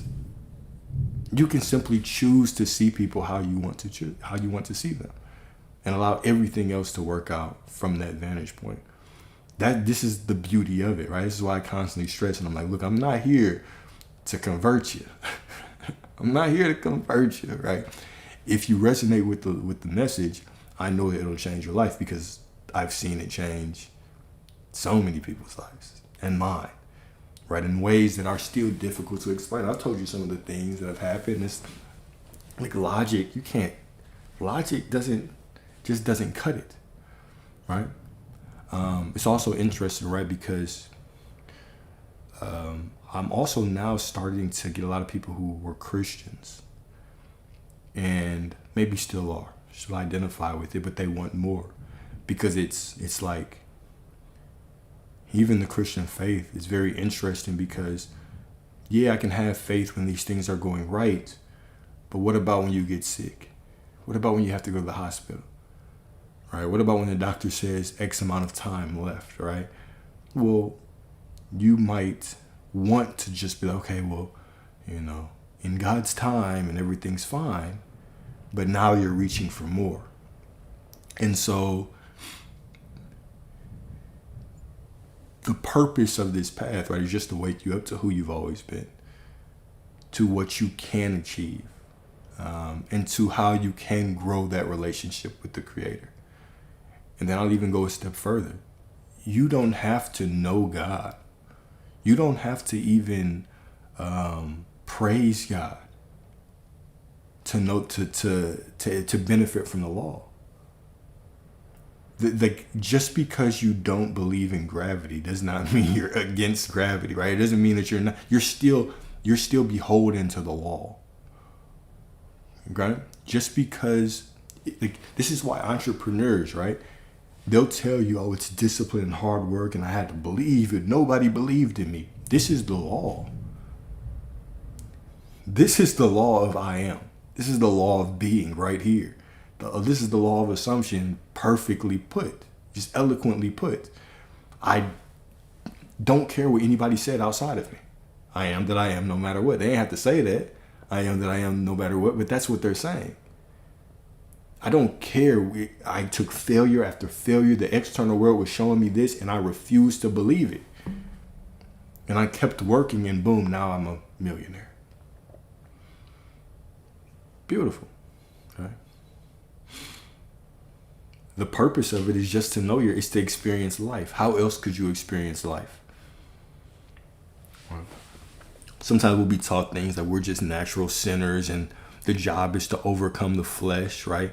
But okay, even let's talk about all the things that are in this reality right now, right? We are in a construct that we work. They have this concept of the American dream. We have all of these things that we can get through capitalism, nice cars, nice houses and money and things like that. Would you be as interested in knowing yourself as source, if all of those things weren't there. Okay? Like if there was no money system, you was just picking mangoes off the tree and biting them, napping your life away with two beautiful chocolate women, right? Would you be that interested in this? So even the things that we think are quote unquote negative still have a way of pushing us into our divinity. Now we can judge and say, well, this is right, this is wrong. We shouldn't want this, but who are we to even judge things as quote unquote righteous or not? What isn't righteous, right? Even sex is righteous. Even sex is righteous. The money, I can't on one hand say money is evil, and then want to help out people with money. I can't help anybody if I'm broke too. Right? Money is what has allowed me to prolong my mother's life. Her medicine, as y'all know, her medicine is $20K a month. It's not a cheap ticket. Now, if I was sitting here saying, no, money is evil. Yeah, I don't say any of that. Money is prosperity. Prosperity is your birthright in whatever way that you want to define prosperity. Okay? So even these structures, even these quote unquote ego desires, right, push you into knowing yourself more. What makes it good or bad, right or wrong? Who is the one who determines that or decides that? It's our judgment. We are the ultimate judge. When we descended here and we were born, we bit of the tree of the fruit of knowledge of good and evil. That was really our descending into duality.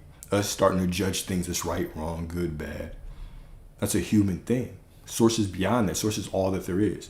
Source is pure spirit, all that there is. Every single combination of every single thing, that is the divine. Now, if you could see everything, you wouldn't even identify with imperfection because you would only see wholeness, completion, perfection. The ability of every single person to get wherever they wanted to go from wherever point they are right now.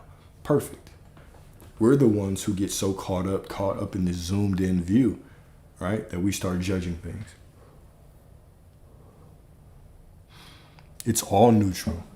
Yeah, there's no right or wrong. It's all neutral. We're the ones walking around judging. And our judgments can change based on if we're born in a certain place, right? If we have certain parents, certain upbringings, if we go through different situations, we see things as right or wrong. Like, what is right or wrong but a moral guideline made up by people? Yeah, I'm letting people up, Kelsey.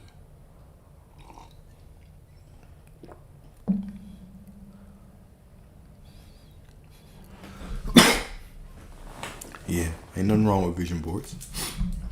There's nothing wrong with any of those things. Vision boards, affirmations, visualizations, nothing wrong with any of them. They're all just ways for you to exercise your power. Damn.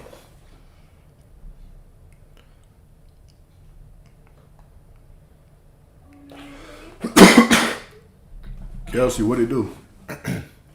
What's up? How you doing? I had a question.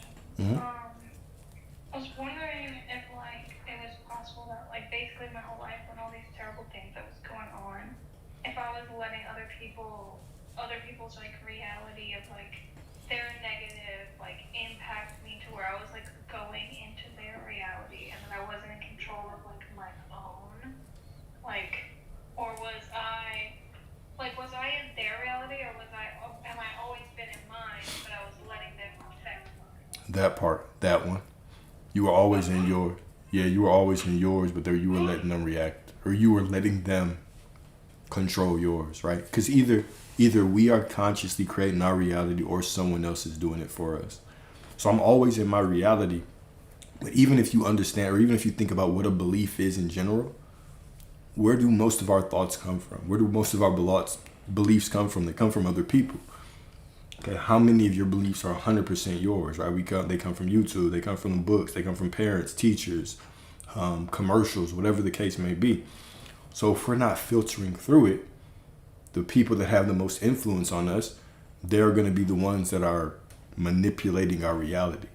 It's still our reality, but if we're just running on autopilot based on what other people say, they're basically controlling our reality, yes. I was wondering because so before I came and had to move here, like it was me. My family is me, my kids, and my cat. And I had to leave my cat behind because my grandma said no. But like in my head, I was like, nah, she's not gonna say no. She's gonna say yes. And that's how I was thinking. That's how I was like, it's gonna be fine. I'm gonna bring my cat. It's gonna be fine. But she said no. And I'm like, I had to leave my cat. She said no once? I left my cat with my dad. He got evicted, and now my cat is gone. He had to give her away, and she was my baby. I've had her for like 12 years. So I'm not gonna, because I love animals, I want to say this in a very gentle way. When she said no, okay, she only said no once? No, I did like ask again just to be sure. Just once, just to be sure? Or from the identity of you already knew that she was going to say yes? Well, I really thought she was gonna say yes because I didn't think that what she thought mattered. I thought my grandpa, he was gonna say yes. He said yes. He said yes, and then I was like yes, and then she said no and talked to him about it. After me and him talked about it, I was like, but it was already happening. Like, Yeah. I don't know why it turned around and didn't happen. Because you didn't persist. I did though. I was like, it's happening. Like I was already in my head, like, because I had to get her a new litter box anyways. I was like, gonna leave the dirty one, whatever. Well, Kelsey. And do everything. With Kelsey, that's what you say. You say that you persist, but what you just told me is you knew that she was gonna say yes, and then she didn't, and then you just asked her one more time to be sure. That doesn't sound like persisting. That sounds like when she said no, you changed your perspective, and then you just tiptoed back in to see if she would change. The story that we talked about yesterday was the story of Elijah, when he was telling it to rain. He had to tell it to rain 7 times. It took 7 times. All the 6 times before, nothing happened. And the 7th time was just a cloud that was the size of a hand, and it opened the heavens. It's basically just a story of persistence. Is that even I can't change my identity because of the circumstance. I have to be solid in my identity, and when I'm solid in my identity, now the circumstances shift. You know I'm saying this with love, right? Yeah. Yeah, I know. I mean, what about the part where I like left her at my dad's house? My dad was like, yeah, I will take care of her. I got her. Whenever like you get your own place, you come back and get her. She'll be here. And then he got evicted, and now she's gone. Well, you can't change that, right? And now you just simply have to assume or know that everything is fine from that point forward. You can't control, like once it was in your father's hands, you couldn't control that, right? Now you can get your cat back.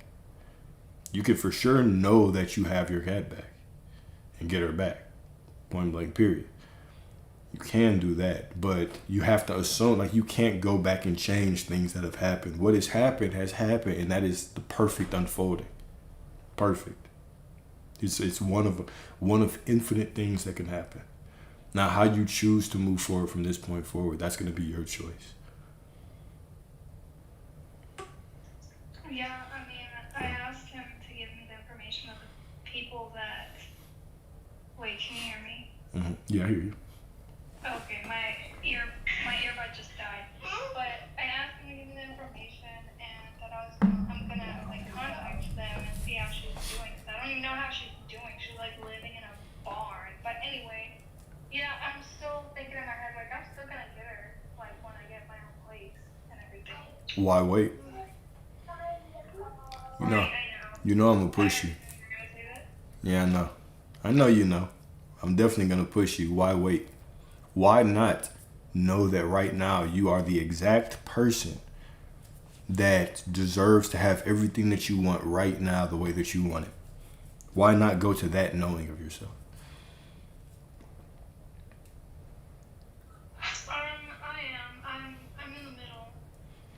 You don't have to be.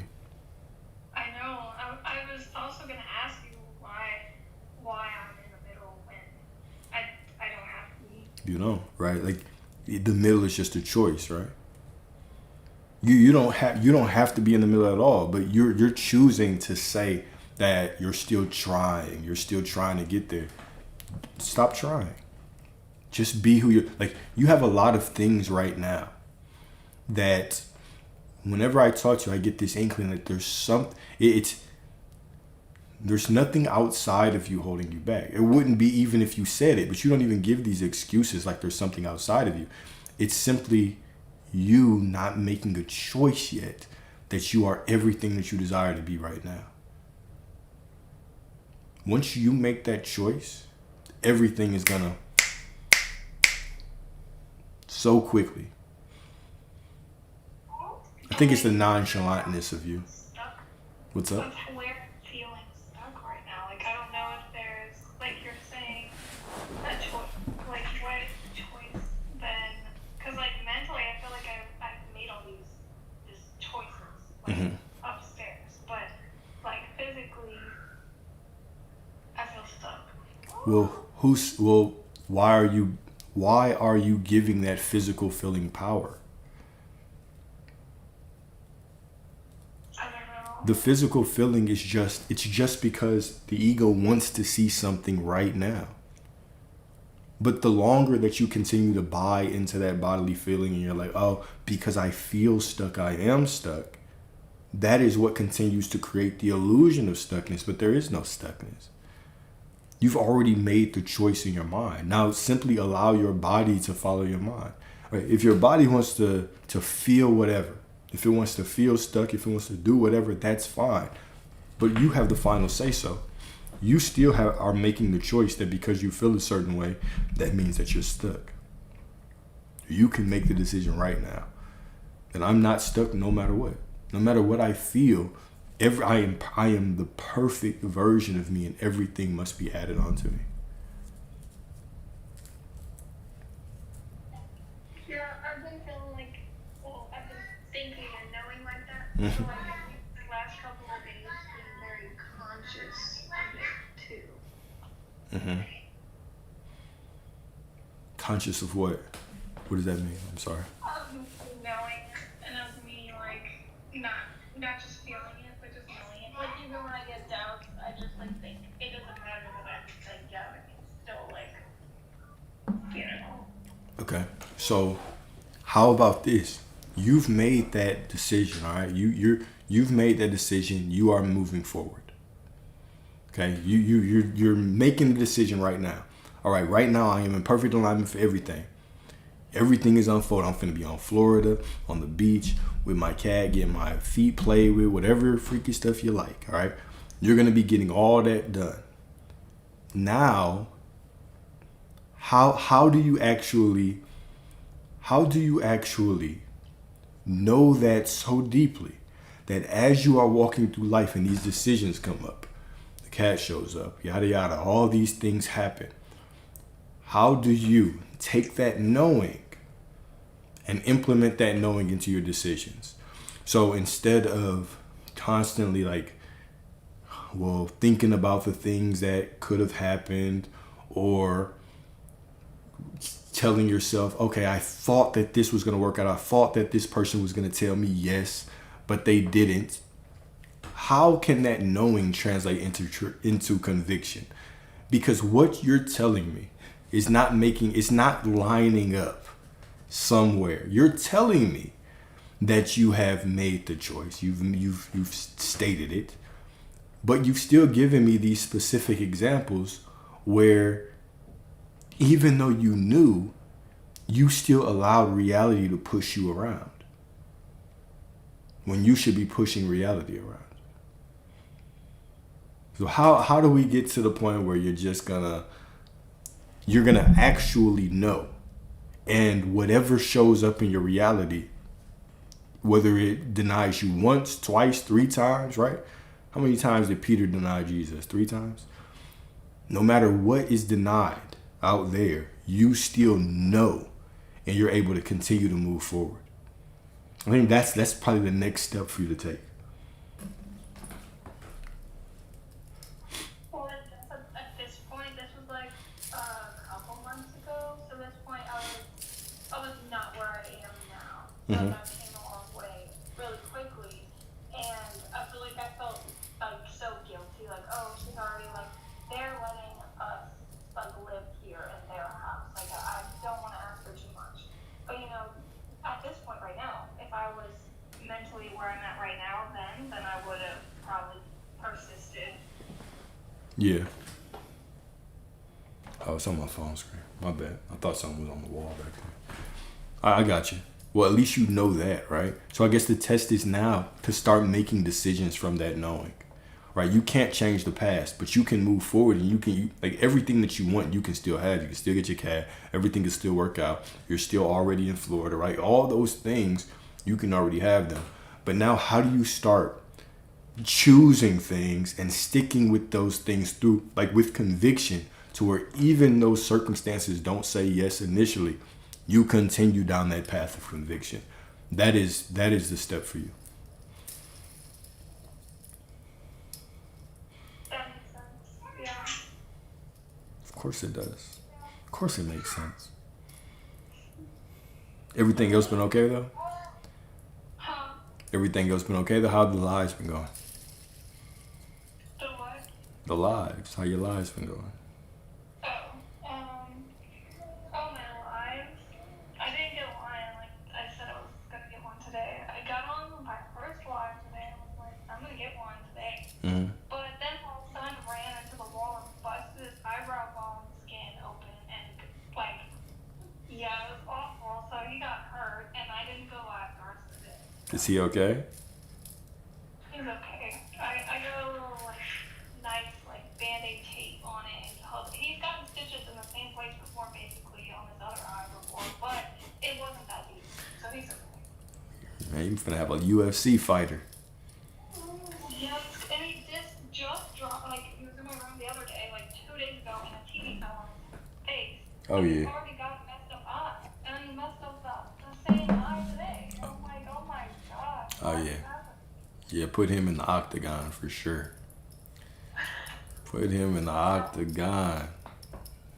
Cool. Gotcha. Cool.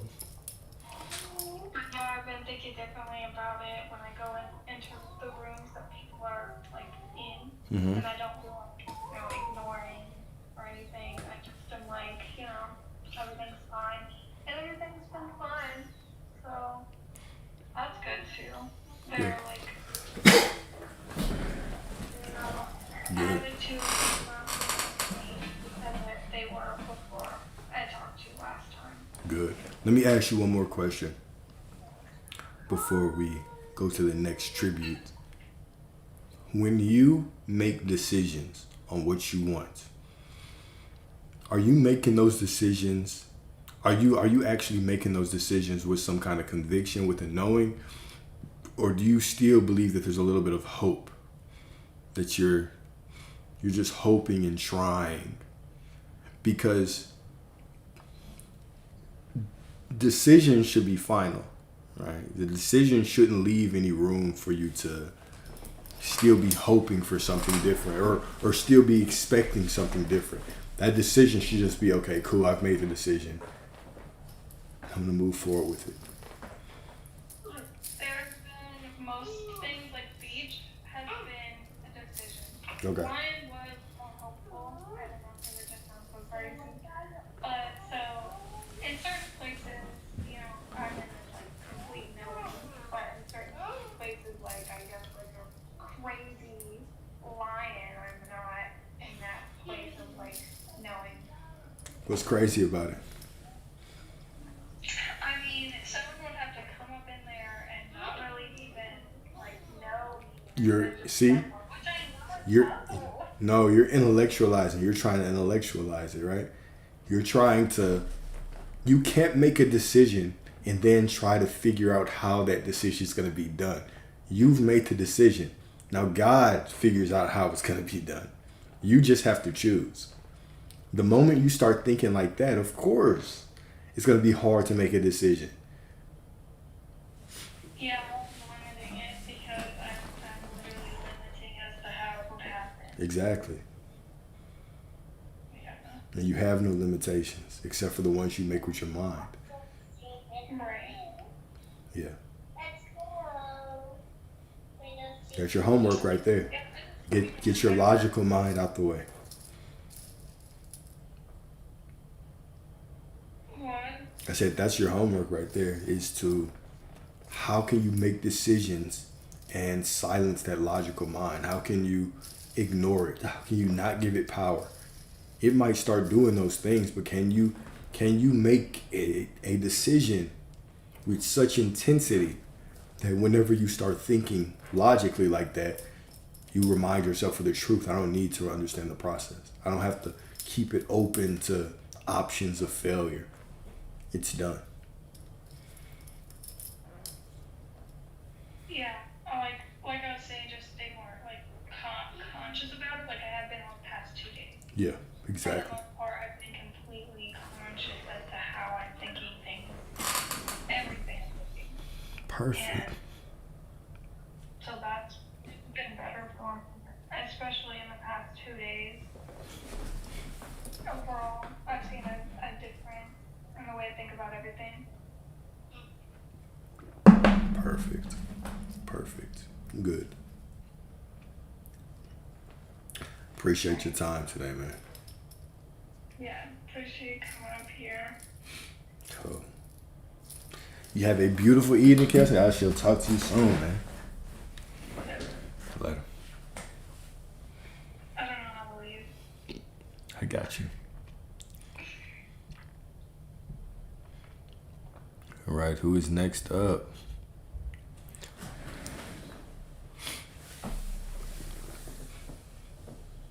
What's up, what's up? How you doing? I'm good, how are you? I'm always blessed. I'm back again. I know.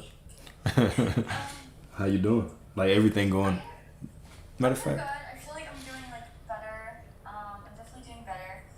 I do still feel kind of like, I don't know. I felt like really relieved after talking to you. Like I felt like I was in a good mood for a while, and then like I kind of like snapped back to like reality, and I was like kind of just like, I don't know. I was like a little stressed out again.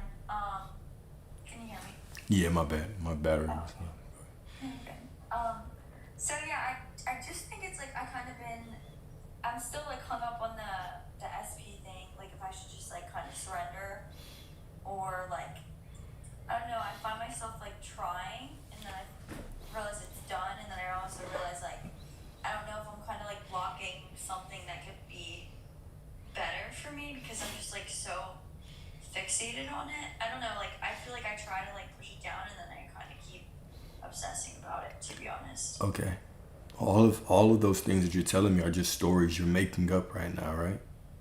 None of those things have any, like, nobody else can push those beliefs or those assumptions on you. Right now, you're simply making a bunch of assumptions.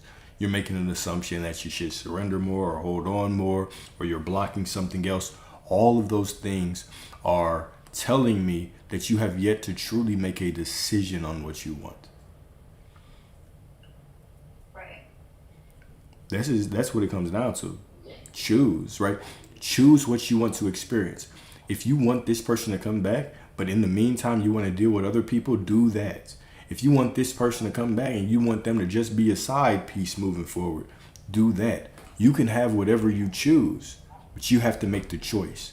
And so when your mind is divided like this, and you're kind of leaning over here and leaning back on this, and you're trying to like logic your way out of desiring what you want, well, that's just telling me, like, I would have to ask the question, are you sure you even want this? Have you thought long enough about what you want? Or are you doing this to get back at somebody, to calm something down within you that feels like you're missing out? Because you can have whatever you want. You can have this person. You can have 10 times better than them. You can have a celebrity. You can have whatever you want. You simply have to make the choice. I definitely feel like he definitely like bruised my ego a lot because we were still in love and like Yeah. I feel like him just like kind of ghosting me and not like giving me any like I don't know like I gave like I said I gave him like a love story and for him not even to like be like hey like what are you up to what are you doing like I never even got like a hi like I kind of thought that was kind of the craziest thing I've ever like experienced like I to got not you. get like a check-in after being so like in love like I said like I would have had a family with this guy so I guess that was kind of like a really big thing for me. I definitely do think I can get better. He would like the reason we broke up is because when we argued, he would like I said, he would like scream at me. All right. Hold up, Felissa. Hold up, guys. Let's talk about this, okay? How does he see you now? Don't tell me about the past. Tell me about how he sees you now. How do you see yourself right now? Because how you see yourself is how he sees you. I definitely have my moments. Like sometimes I'll be like, oh, I'm too good for him, and then it flips. So like I'll walk around and be like, oh yeah, I'm her, and then I'll be like, wait. Okay. So let's not make it about him anymore. Because remember the story that you were telling earlier was that every time that you get close to somebody or y'all quote unquote love each other, all of a sudden they pull back. So your dominant story was that people love moms you and disappeared. When you got close, it got pulled away. That is the story that we have to change. That is the old version of you. That's not you anymore. All right? So I'm not interested in how you feel about this story. I'm interested in what is the story that you are going to start telling about yourself right now. That's where your power is. Your power is not in how you feel about the story. Your power is just in your commitment to experience this version of you moving forward. You need to start looking at yourself like these men, they would be crazy to lose you.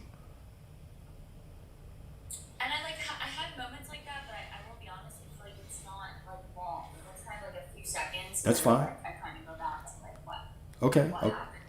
Well, let's talk about that then, okay? Now your job right now moving forward is going to be, you can feel however. You can mourn, you can feel whatever.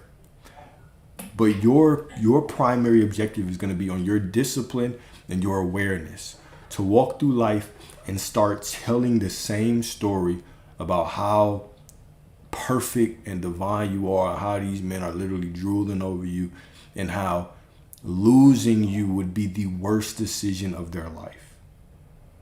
It doesn't matter how you feel about it. I need you to be faithful to this story. I need you to right now create a story. Create your expectation, your assumption of yourself that you are going to be faithful to. Okay. You don't have to say it out loud. It could be personal, right? But that story is what you're going to have to be faithful to. Now, if you don't feel it, that's fine. If you don't feel it, that's fine. But you're going to keep saying it over and over and over again. This is going to be your new saying for the rest of your life. I want you to figure, like right now, you're going to make a choice on how men are going to treat you moving forward. Not just this guy, but all men. All men that walk into your reality, because it's your reality, it's not his reality. Everybody who walks into your reality from now on will feel this way about you. And so, do you have any ideas about like when I get like past memories of like people that like have done certain things or like it's like that like the kind of stories come up of like oh this happened before or like this person did this and then you kind of remind yourself like oh that's not who I am anymore and then, but like then it's like but you did experience that so like yeah, how would you like a example basically. yes The best example that I can give, one of my favorite stories, I tell this all the time, is I had a client that her relationship with men was less than ideal, put it like that, right? She had experienced a lot of betrayals, a lot of cheating. And that's what she was arguing with me about. She kind of reminds me of you a little bit, right? She was way more argumentative. You're not argumentative. But I was trying to just push her. No, that's a story. This is what you're telling. You've never been unloved. The world was just giving you, was just showing you this mirror. But she was constantly saying, no, I've been unloved. I've been betrayed, right? Men were cheating on her. I mean, with her friends, all kinds of things, right? And so it was this moment that she had this realization. It wasn't an emotional realization. It was just this decision that you're right. I've never been unloved. I was just looking out at reality and I was fiending for love. I was fiending for these people to show me something. And God, reality was just saying yes. If you're going to continue to look for love out here and fiend for these people to do you right, well, I'm just going to keep giving you realities where you're continually looking for that, continuously looking for that. And she was like, you know what? She just realized, like, I've never been unloved. I've always just been given what I've been looking for. But if I change my story right now to I've always been loved by God. I've never been betrayed in my life, because the only thing, the only spirit, the only power that I am going to base my worth on is God. I'm no longer going to base my worth on the mirror. I've always been loved, right? And so we finally came out of the conversation. She was like, that's going to be my dominant thought.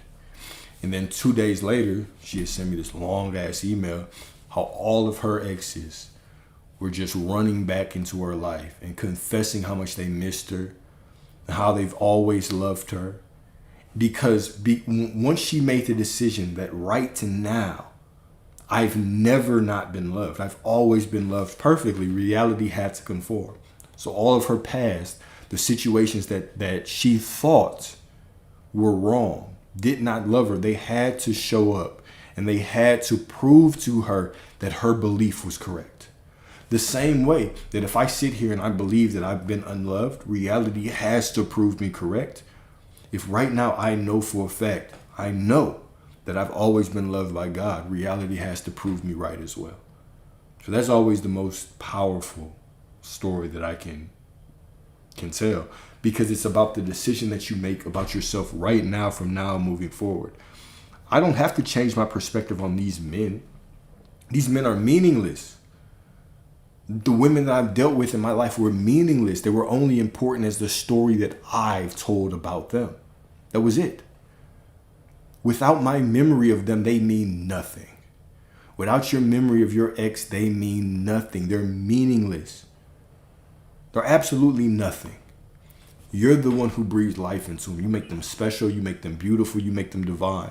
And so when I take my consciousness off of them and I just say, no, this one spirit that is moving through me loves me so much to give me everything that I expect, that means it loves me. Now I put all of my knowing into not trying to focus on changing people out there, but knowing that Source is within me. Source loves me. Source gives me everything that I expect. So I've always been loved perfectly by this divine entity, this divine spirit. So boom, now reality shows me that I have always been loved.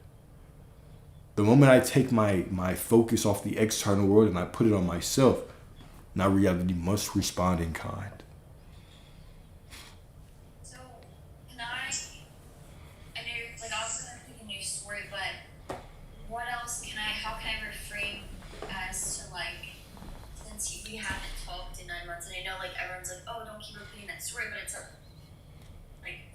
I did experience that, and I'm like, oh, if he really loved me, would have talked, like, he could go that long without me, like, what if we get back, we can do it again, like, I also don't, Alyssa, so I'm also trying to figure this out.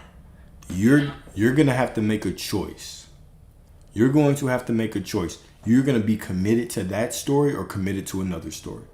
If you continue to tell that story about, yeah, he's done this, and what if he does that again, guess what? Reality is going to say, yes, he is going to do that again, because that is your expectation. Stop making it about him. It is about you. It's never been about him. He's never been God. You are. He's never been the creator of the reality. You are the only creator in your reality. And so if you're constantly expecting that because what's happened in the past will happen again, well, guess what? It is going to happen again. You have to make it about you. You've been making it about these other people for so long. It is your time to be the center of your reality. It's not about him. He has no free will. He cannot show up unless you allow him. He cannot. Is that why he didn't reach out, I guess? Say what? Is that why he didn't reach out? Yes. It's all you. It's all about you. Yes. It's always about what you're doing. It doesn't make sense. Like, It doesn't. just doesn't make a lot of sense if like he loved me. It doesn't have to make. Just be like, hey. It doesn't have to make logical sense. It does in this sense. It makes logical sense in the fact that you thought that all men that showed up in your life loved you and then left you. That was your dominant assumption. So it doesn't, like this one man, even though you hoped he would be different, your dominant assumption had to play out right. What I'm saying is all of that happened. You can't change it. Let it go. Let it stay in the past. You'll never experience that version of them again. Those versions of them and those versions of you are in the past, done. Now, from this point forward, you can change. You can create a different story about yourself now. Don't make it about them. Make it about how men treat you in general right now. Who are you? How do you get treated?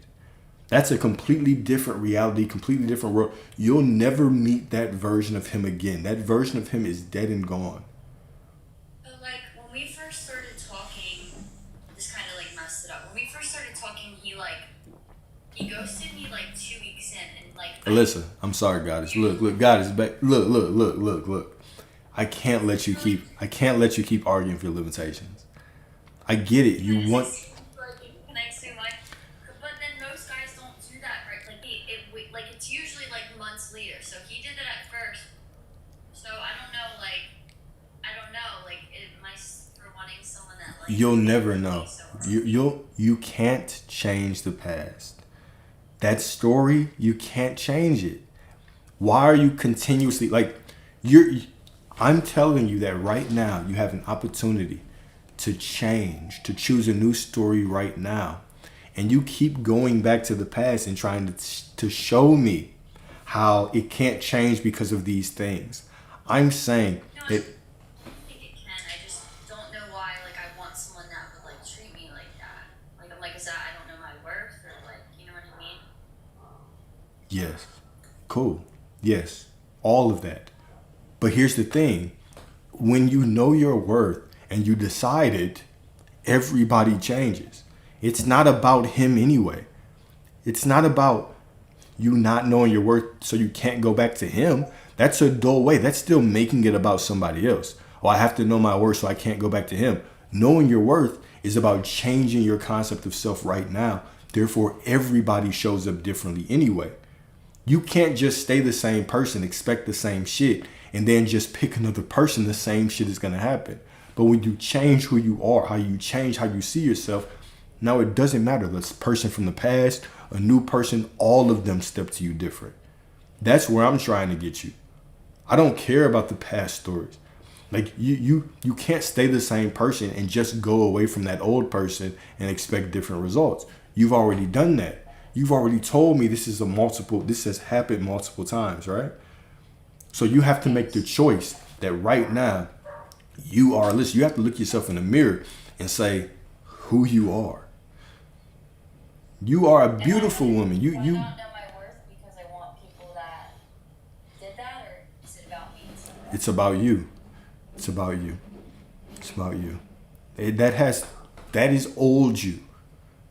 Like you're trying to figure out, like the more that you try to dig and figure out what went wrong and what, none of that is useful to you. Okay. None of that is useful to you. The only thing that is useful is right now you making a decision on what you're gonna expect and who you are moving forward, and that is gonna be what you get.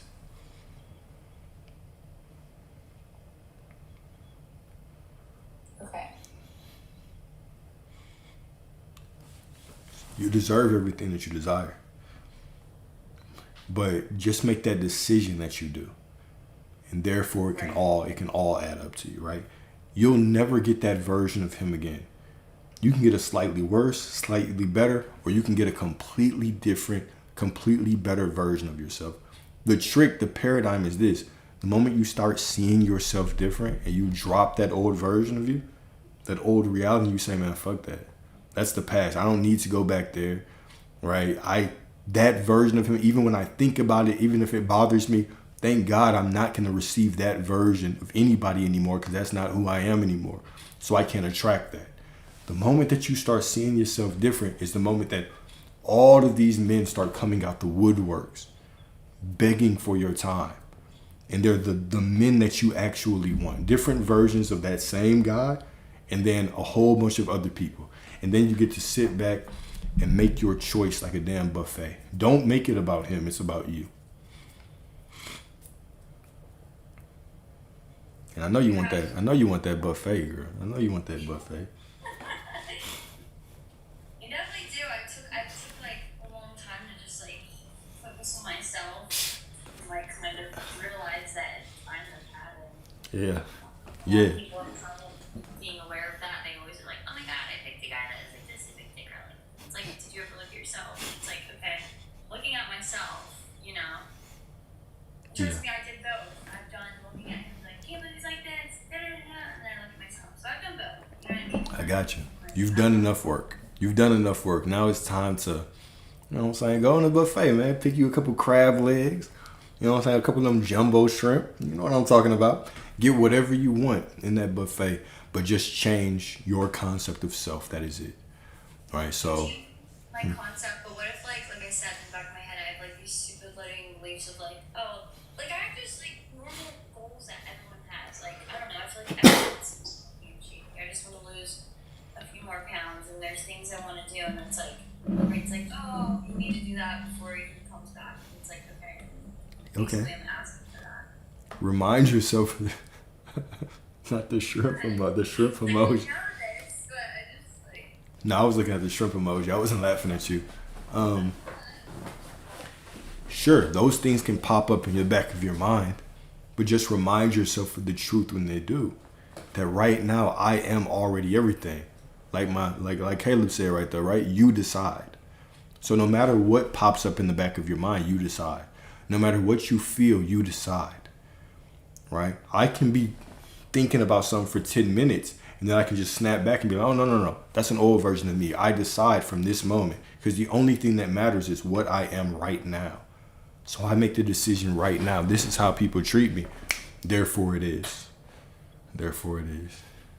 Doesn't it have to be like, don't we have to like declare that it's happening now though, even if it's not? Or you're just saying like we're making a decision like this is kind of, like how do you do that without feeling crazy? Basically. Like if I'm like, oh yeah, like he, worst decision of his life, never stopped loving me. That's my story. Mm-hmm. And then it's like, okay, now what? Okay, that's your story, but that's why I'm saying make it about you. So you, like, I want your whole life to be fulfilling, not just your relationship with him. How do men treat you as a whole? Right. Sure, it's the worst decision of his life. Sure, cool, whatever. But now, how do you move forward in life? How do men show up for you in your life, right? Men bend over backwards to cater to you, to show you a good time, to show you how much they care about you, to show you how you're supposed to live your life, right? You want men to treat you right in all places. You want to go, you know what I'm saying, go get your coffee in the morning and all of a sudden just get a free coffee. Get some guy's number, right? He takes you out on a nice dinner, right? You get to ride around his nice car. This is how you want your life. Like, you don't just want to be sitting around waiting for some guy. You are the source. You're not meant to be sitting around waiting for anybody. Right? Put yourself on that pedestal.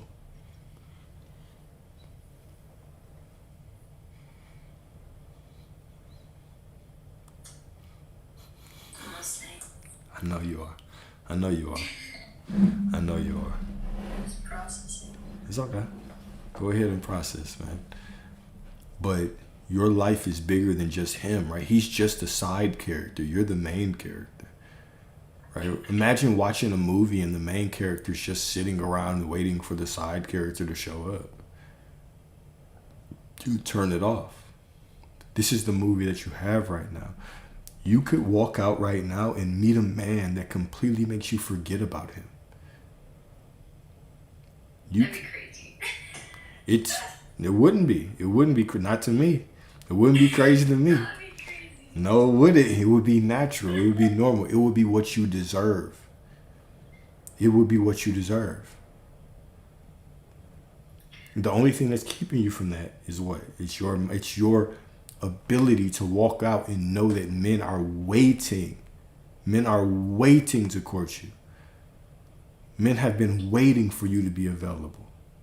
Like, that's a problem I definitely, like, used to have. Like, my best friend, she always has been, like, very good at, like, when she really liked a guy, like, she'd be like, yeah, like, let him buy you dinner, be a woman, like, wear a dress, be a woman, and I would, like, really have trouble doing that. Like, I dress, like, in, like, jeans all the time, or, like, sweatpants all the time, I would have trouble, like, being a woman, like, being feminine, you know what I mean? Like, I feel like I'm very, like, I have a dominant personality, and I feel like she is really good at that, and I want to have that mindset, kind of like you were saying, like, it's okay, men court me, and they want to treat me like this, and, like, Yes. but have it, like, a real belief, you know? You deserve it. Look at what Brenda said, right? May the best man win. This is the mindset you deserve, right? Like, anything less than that, like, what benefit are you getting from that? Nothing. Like, I know what the world preaches, and the world says a whole bunch of stuff about women and men. Sure, I hear that shit. I don't buy into none of that shit. Reality is just as good as you make it for you. Why would you sit around and wait for somebody when you have when you could just take your pick of who you want, when you could actually experience men that want you? And I'm sure I'm 100% sure that there are more men than you can count that would bend over backwards for a chance with you. What's stopping you? I don't know. Me neither. I think I'm nervous to be, like, too confident. Like, if someone's like, oh, you're cocky or something, you know? Yeah. Like, it is my life at the end of the day, but I'm like, It is. I'm like, oh, she's so full of herself or something, like, Yeah. you know? But what's the downfall of that? Like, what's the downside of that? I guess, like, getting called, like, selfish or something. Like, if someone thinks I'm selfish for, like, actually thinking I'm beautiful, or, like, that I deserve to be happy, or, like, want to chase my dreams. Let's really break that down. Do you see how, if you think that, okay, so what I'm telling you is the people that I've worked with, the moment that they shift their expectation, their world shifts. The moment they actually start to look at themselves like this is when I say I am God, right? A lot of people, I get pushback all the time, which is fine, but my life is wonderful. Right? I enjoy my life. When people walk into that knowing that I am all that there is, right? And all of a sudden their life opens up and they live the life that they desire to live, they get a lot of pushback. Okay, that's fine. But why? Most people walk around with this false sense of humility. Oh, I'm a born sinner, and I'm not worthy, and I should be humble, and I should not expect the things that I desire.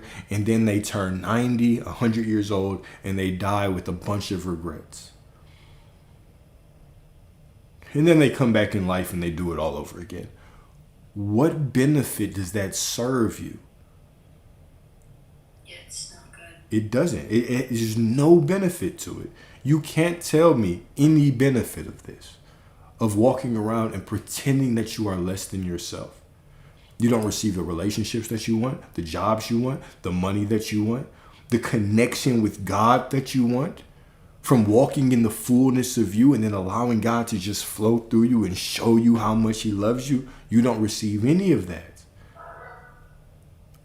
Why not? Don't you want that? Let me go somewhere where I can feel myself real quick. Just want one filet mignon with 24 carats, not a buffet. I take 2 filet mignons. You know what I'm saying? A chocolate filet mignon and a caramel filet mignon. I say maybe a vanilla filet mignon. Right? I take I'll take what I can.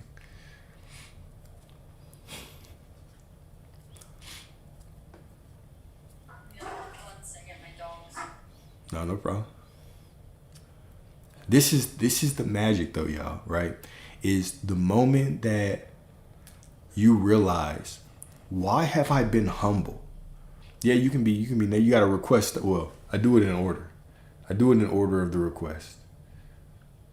Right? You're actually next up because I think everybody else dropped.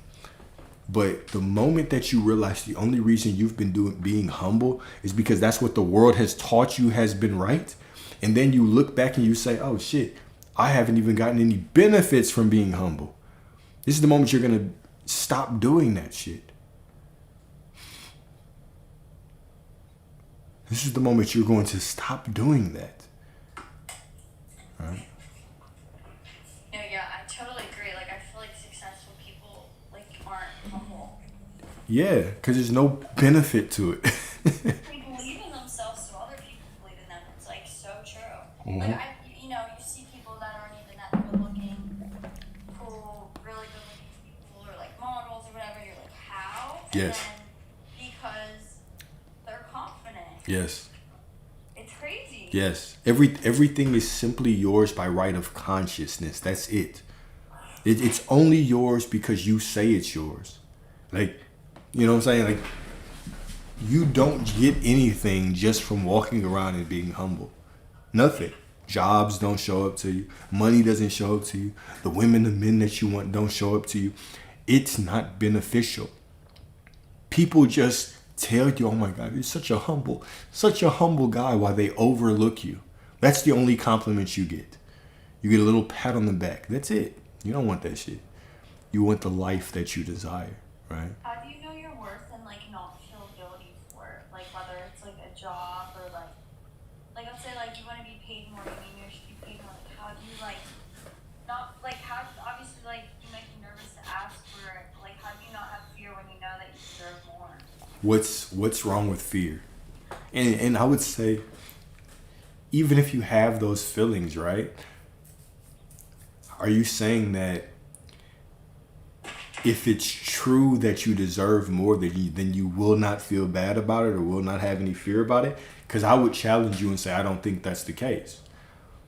Right. I would say that those are like, the only reason you experience fear, nervousness, stress, and anxiety is because you're doing something that you've never done before. Right. When I was trying to scale up my account and I was starting to trade big, because I was like, okay, cool. I remember when I was finally getting profitable. One of my friends asked me if I wanted to invest in real estate with them.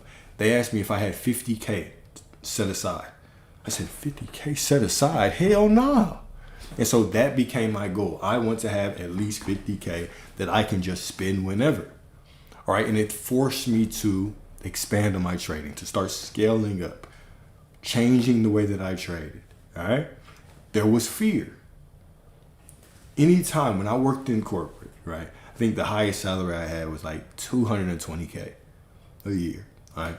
So when I was scaling up with my salary, when I was asking, did I not feel a little bit of nerves when I was asking for more? Of course I did. Did I think that I was completely worth it? Well, on paper, yeah, sure. In my mind, yeah, but in my body, I was a little nervous about it. If I had just paid attention to what I felt, I wouldn't always move forward. You would deny yourself the life that you want by just paying attention to your feelings all the time. That's the point that I'm making. And, like, facing your fears. Mm-hmm. I'm going to get personal really quick, but I know you don't like telling old stories, so it's hard. Go ahead. Go ahead. Since you're fiending to tell your old story, go ahead. I'm going to stop it if it gets too crazy, though. Okay. No, I have a really, like, I have a very caring mom, which very, very tough on me in my life. It's probably, like, the toughest things I went through, like, definitely, like, some not normal situations.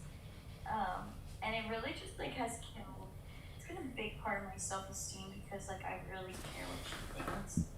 So I kind of, like, I've been, like, loved loved in my life based on like how I perform, kind of like for my parents. Okay. If I like do the right thing, if their friends like me, I feel like they treat me different and then like hug me, they'll say I love you, and they still say they love you, but they just kind of do things based on what I'm doing. Like if I'm working a normal job or I'm working, I get kind of more love. If I'm not, I kind of get like that. Like it's just all based on like what I'm doing, kind of. Yeah. And it kind of like has kind of like I feel like it's very.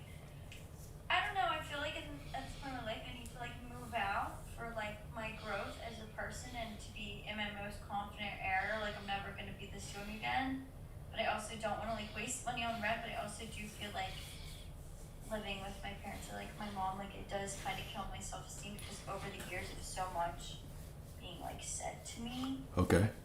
You know what I mean? I've always been told like I'm selfish, or if I think I'm pretty, it was like I'm not Ariana Grande. This is all making sense now. Keep going. Still I'm in this cycle, you know, and then it'll be supportive, and then one day it's not, and then one day it's listening to what I have going on, and then one day it's I have too much going on, you're 25, figure it out yourself, and it's like 1 second like up my butt, 2 seconds I don't really care, figure it out, and it's very confusing, especially for the child, because she's like, what is going on? Because it's like I've also my whole life I've always feel like I gotta earn love, prove love. So also kind of made my boyfriends kind of really do that to me, which is kind of messed up. But I will make them. I've noticed when I was younger, I would make them prove. They love me. I'm like, you don't love me, and they're like, I do. And I would just be like so desperate. And it's like, I also want to break that next with whoever I'm with, because like the whole time was constantly just telling me I love you. Yeah. And they just got so sick and tired of it because, you know, wasn't coming every second. You know, like, but it's like it's just that inner child within me that was like, okay, cool, not good enough. Okay, today I am. Okay, cool, wow, getting hooked. Okay, you're happy with what I do. I'm trying to please you. I'm gonna dim myself. I really do want to be a singer, but I don't want to step on your toes, so I'm just gonna be quiet. I don't want your friends to think I'm a diva, so I'm not gonna film to make you happy. Yeah. It's like made me miserable forever. Alyssa, when is the last time you actually lived life for yourself? Oh my god, I don't even know. Wouldn't it feel good?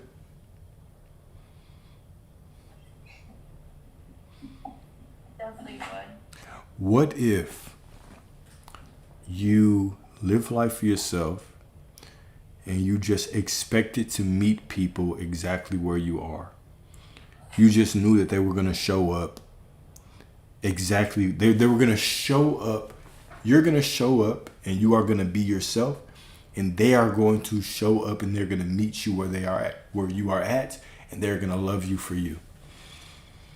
Well, I've done that. Like, I've been, like, very confident at times, and then I felt like it would just kind of get, like... At times doesn't count. At times doesn't count. I want this to be your normal state of being, right? This is what happens. Here's... But hear this, listen. What often happens is, right now you have deep convictions about life. You just told me about a lot. You have expectations about parents, about the people in your life, about men that you deal with. You have all of these expectations, right? What's going to happen is that when you have these expectations and you start trying to change, these expectations are going to confront you. And you're going to have to make a choice. Am I going to stay committed to who I am, or am I going to go back to the old me? So when I hear, oh, I tried, all I hear is, yeah, I tried for a little bit, and then reality triggered me, and I went right back to who I was being. You always have the choice. You can make a decision right now that your life is yours. You can make the decision right now that you are a goddess, that everybody meets you where you are at. Everybody breaks their back to love you. People support you fully. And guess what? The moment you make that decision, everything will start rearranging for that. Now, what will happen in the next week, 2 weeks, month, 2 months. Who knows? It could be chaos. All kinds of shit could fall apart. But it's really all falling together for you. Once you have the conviction and you start walking in that knowing, everything can change. But oftentimes we see things changing and we're like, oh shit, I don't like this. And then we just go back to the old version of us and now we stay in that same reality. I know. I like when I hear the Can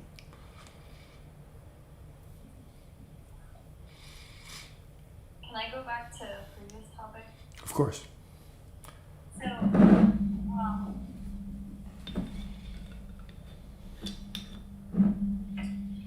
a second. Go ahead. SP. Yeah.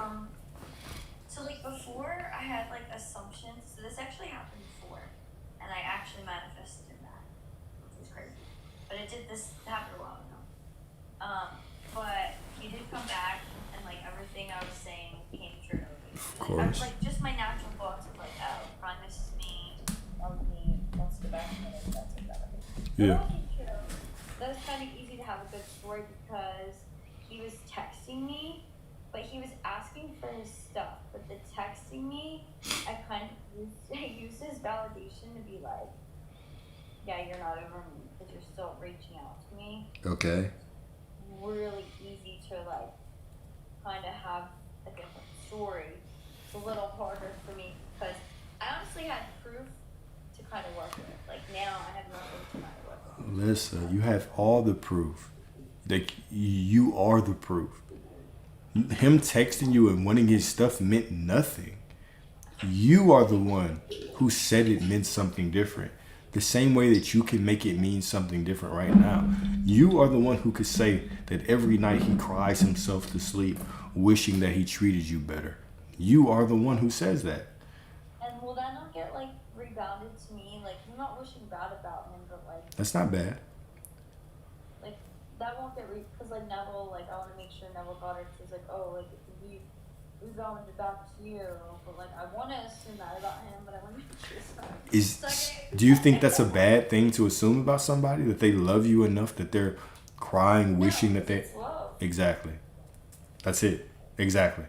So why are you stretching? Why are you trying to reach for something different? Like you're trying to reach for a new story that invalidates what you want. Why? Because I don't want to feel guilty for like wishing that he like misses me. Why are you trying to find reasons to feel bad for what you want? Why we've been on the phone for an hour. Why haven't you just accepted that what you want is the truth? Like my whole life is that I've always got the guilt trip for whatever I believed was right. That's a story. That's just a story that you're telling. You haven't gotten a guilt trip for anything. You've just been expecting a guilt trip. Everything that you have told me, this whole conversation, our last conversation, has just been a whole bunch of you're not the center of your life. And everything else has been the center of your life. Your parents have been the center of your life. The people that you date have been the center of your life. Your friends have been the center of your life. All these things outside of you have been the center of your life. Why? Why? And so now, even when we're trying to shift you into the identity that makes you the center of your life, you're trying to reach for other things to tell me why. And I can't be the center because of this. And I can't be the center because of that. You just are the center. No matter how hard you try not to be, you are the center.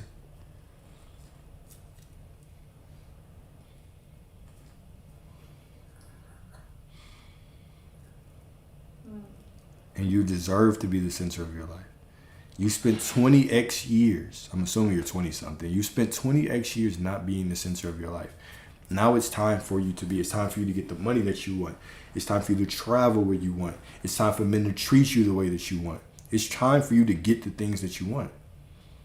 No, well, I feel like also done like identity shifts when like this is who I am now, and then like I said, things pop up in my face, and it's like I have to constantly explain myself too. And it's like I could pick a new story with my parents, and I've done that, but it's like it still pops up of like having to explain myself. Okay, Okay. Hold up.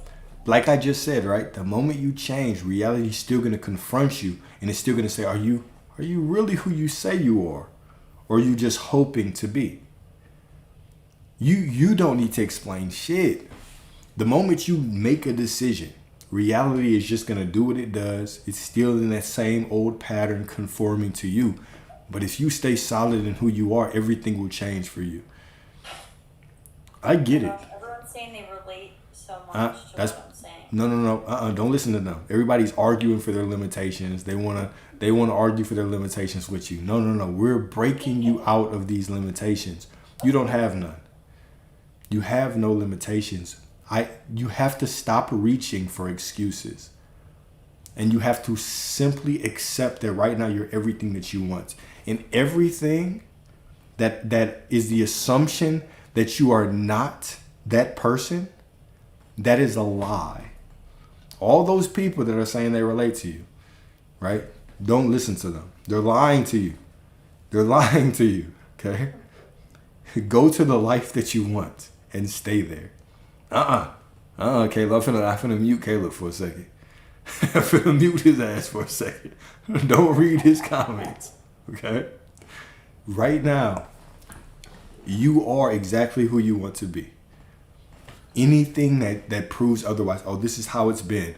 This is how my parents will be. This is how this people will be. This is how people react when I do it, all right? Anything that assumes that you're not who you want to be is a lie. I'm finna get on your ass too, Caleb, in a second. Because I can already tell what you finna come up here and say, and I'm finna get on your ass too. So it's not bad if I'm like he's crying over me right now? No. Who is the one who says it's bad? It's you. You're the one who is determining. You're the one who keeps making these stories.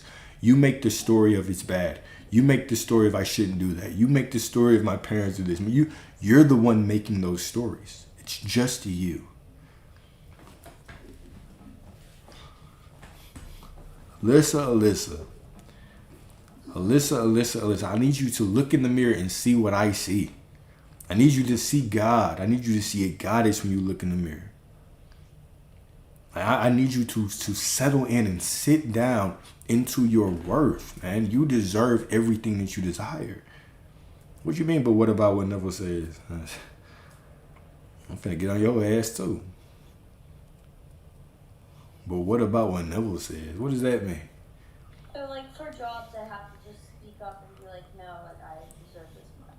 Yeah, exactly. You don't have to force it. No. I'm saying, what is it that he said? What is it that Neville said? You don't have to force it and be mean. But even when the world tells you no, you have to say yes and know that the world will conform to you. You don't force, you don't push, you don't have to pry and push other people and force them to change. Even when they tell you no, you know that no means yes because you've already determined that it's yes. Therefore, you just say it again. You have to stick with your story. It's the same thing I was telling Kelsey, right? She was like, yeah, I just knew that my grandmother was going to do this or my mother was going to do this. And I was like, okay, well, when she told you no once, then what? Did you keep going? She's like, yeah, well, I just asked it one more time to be sure. That's not enough. It's not ask one more time to be sure. I have to know it. I don't care if you tell me no. I don't have to see you change to know you've changed. I don't have to see you give me the money to know that you will give me the money.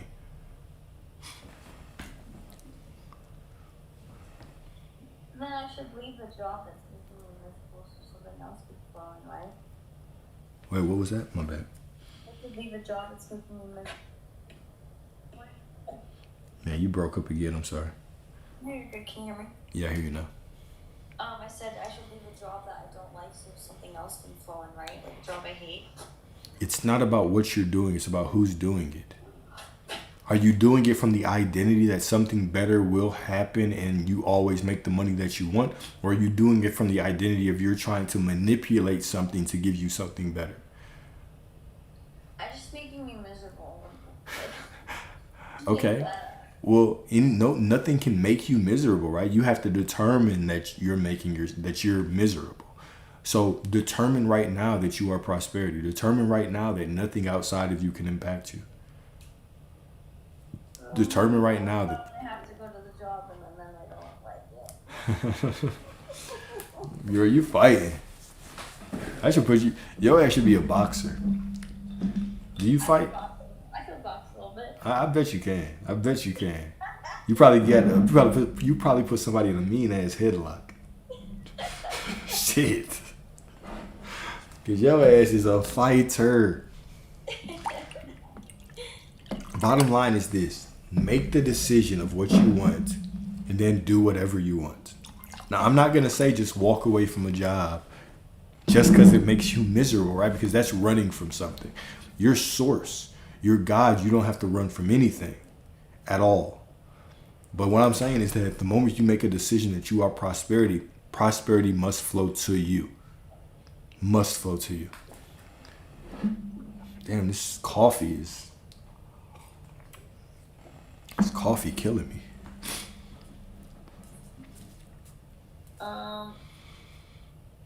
Yeah, but I've tried to be like, okay, I made a decision, I'm wealthy, and then I'm like, okay, I have to go to this job that I hate. Okay, cool. But see how you're already changing? No, I'm wealthy, but I have to make this decision. Or but I have to go to this job. You can do both. You are wealthy and you go to the job. And your money flows to you in expected and unexpected ways. You're contradicting yourself. You're saying, oh, I'm wealthy, but because I'm going to this job, I'm not wealthy? No, you're wealthy and you go to this job. And reality is rearranging to give you the wealth that's already yours by divine right.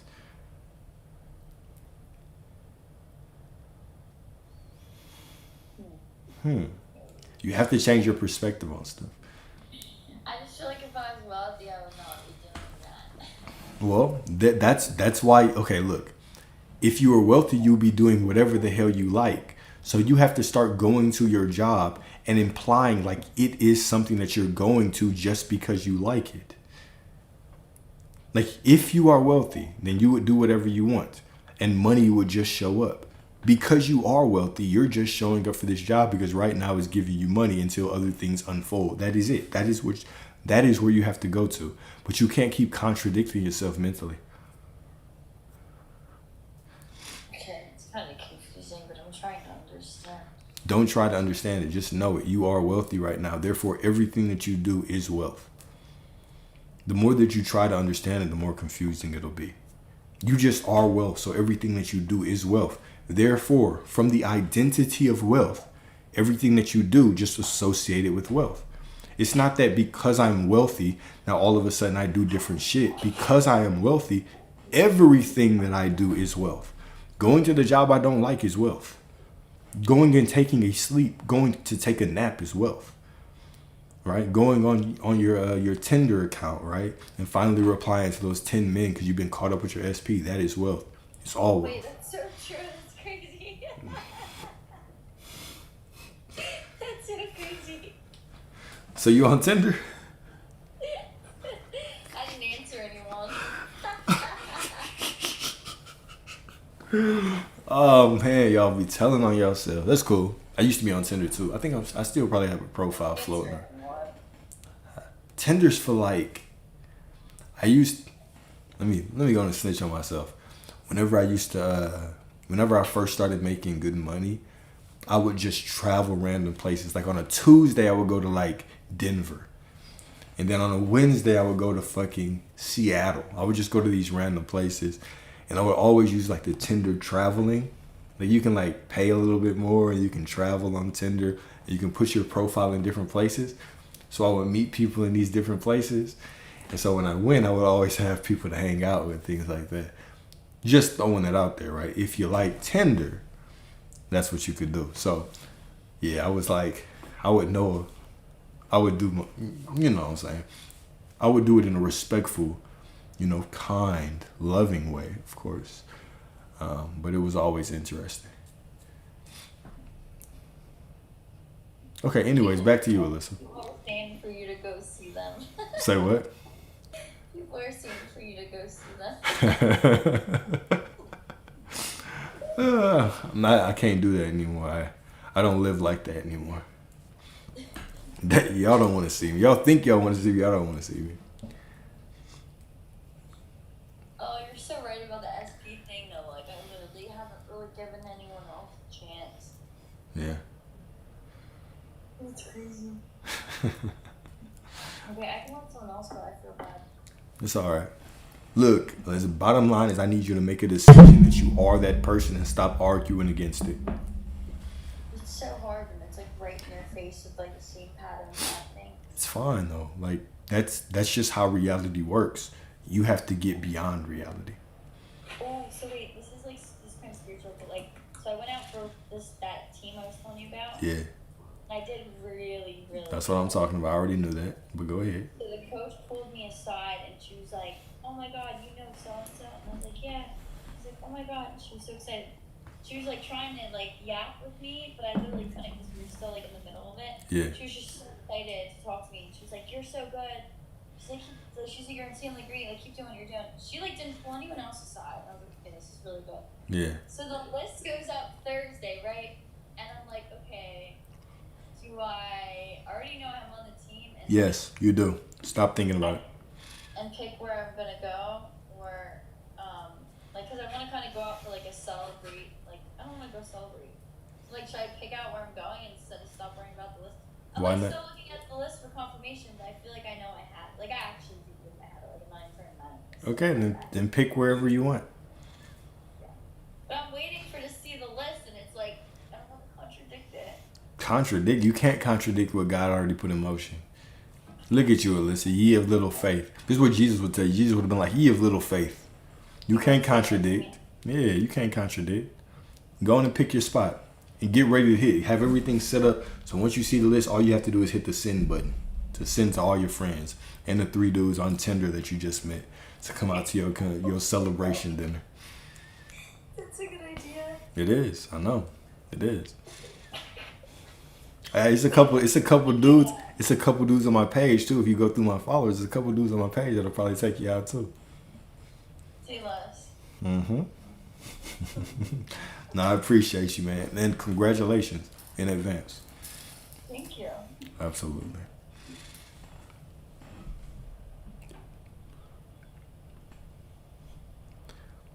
All right, who is next? Who is next? What's up, man? What's up, bro? What's up? I'm all right. I'm all right. How you doing today? I know you was playing on good me, right? But I could definitely relate to what everything Alyssa was saying too, because I feel like for me, right now I'm a college student. Yeah. I'm about to be a sophomore right now, so I'm also manifesting my SP too. Cause I feel like me and her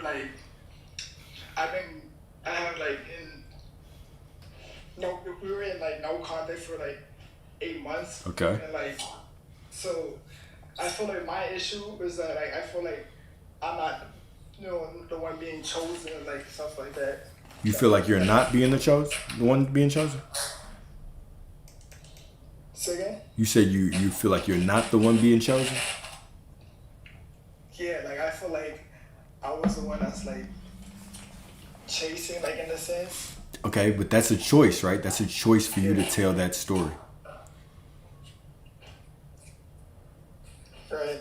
I feel like I'm finna break through you two real quick with this. Even you saying that you feel like you are not the one being chosen, that in itself is just you latching onto a story.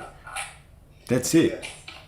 You're simply saying, okay, because I feel this way, that's how the story must be. But that's not true. Your feelings mean nothing until you give them meaning. Right now, you can say, just because I feel like that holds no power over me. I am the one being pursued. I am the one being chased. I am the prize. You can go to that knowing and allow everything to fall in its place from there.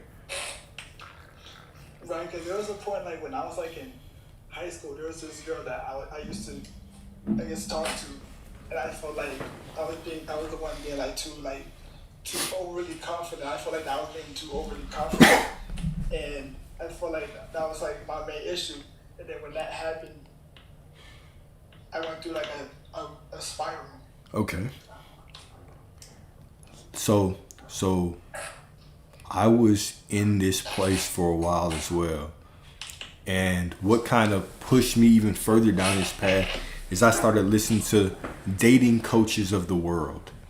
And dating coaches of the world were telling me how I should act with women and how I should do this and how I should show up like this. And I should never do this because the women always show up for the men that they like. And that in itself poisoned my mind. The fact is that the only thing that matters is my expectation about them. Right now, I want you to think about what just happened.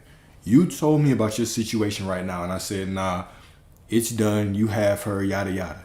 And then you said, but this is what happened in the past. You went even further. You dug in. That's my issue. I feel like for me, I keep latching on too much on the past, and that's why I feel like I keep see things continuously manifesting into my life. Okay. What I don't want, 'cause I keep putting too much focus on it. All right, so let me ask you this. Can you change the past? I feel like it's a yes and no, because like people say that Nah. history You can't. repeats itself. You can't change the past. You can't change the past. All right? So history, sure, history repeats itself. But here's the thing about consciousness. The moment that you become conscious of a pattern, you have power over that pattern. Once you see, oh, this was my pattern, now you have power over it, right? So you've already seen, okay, I had this situation with my ex in high school, and this is what happened, and I spiraled. You don't have to go down that path. Now, the moment that you look at that one time that happened, and you look at that like it's fact, like it has to be repeated, now guess what? Your expectation plays out. But the moment you actually look at it for truth and you say, okay, I can't change the past. I did that. That version of me doesn't exist anymore. That version of you was 2, 3, 4 years ago. Okay? This version of you, say what? And she wasn't really like, I never really like even like had a girlfriend before, so like this was like kind of like new to me. But that doesn't, so that's fine. I get it. That's fine, but that doesn't matter. That doesn't matter, right? Okay, that was new to you. Now you've learned more, okay? So when that happened, okay, let that go. That was just a learning experience. Without that situation, you wouldn't be who you are right now. Right. Without you going through this situation, even with your current SP, you wouldn't be who you are right now. It's probably pushed you down this path of knowing that you are source. It's probably pushed you down this path of coming into this reality creation space. And now this is actually going to change your life beyond just this person. So all of these things happen for a reason. You can't go back and change them, but you have 100% power right now. Right now, you can change or you can choose exactly what you want moving forward.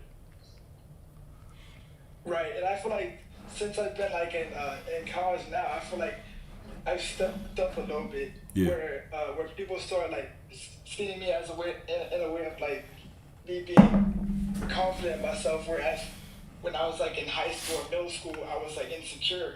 Okay. That was one of my other things. Like I feel like I was like that insecure type of guy. Okay. But now I feel like I'm starting to learn how to be more open with other people and be like myself. Makes but sense. At the same time, I want to, maintain that. You know what I'm saying? Okay, so I got a question for you.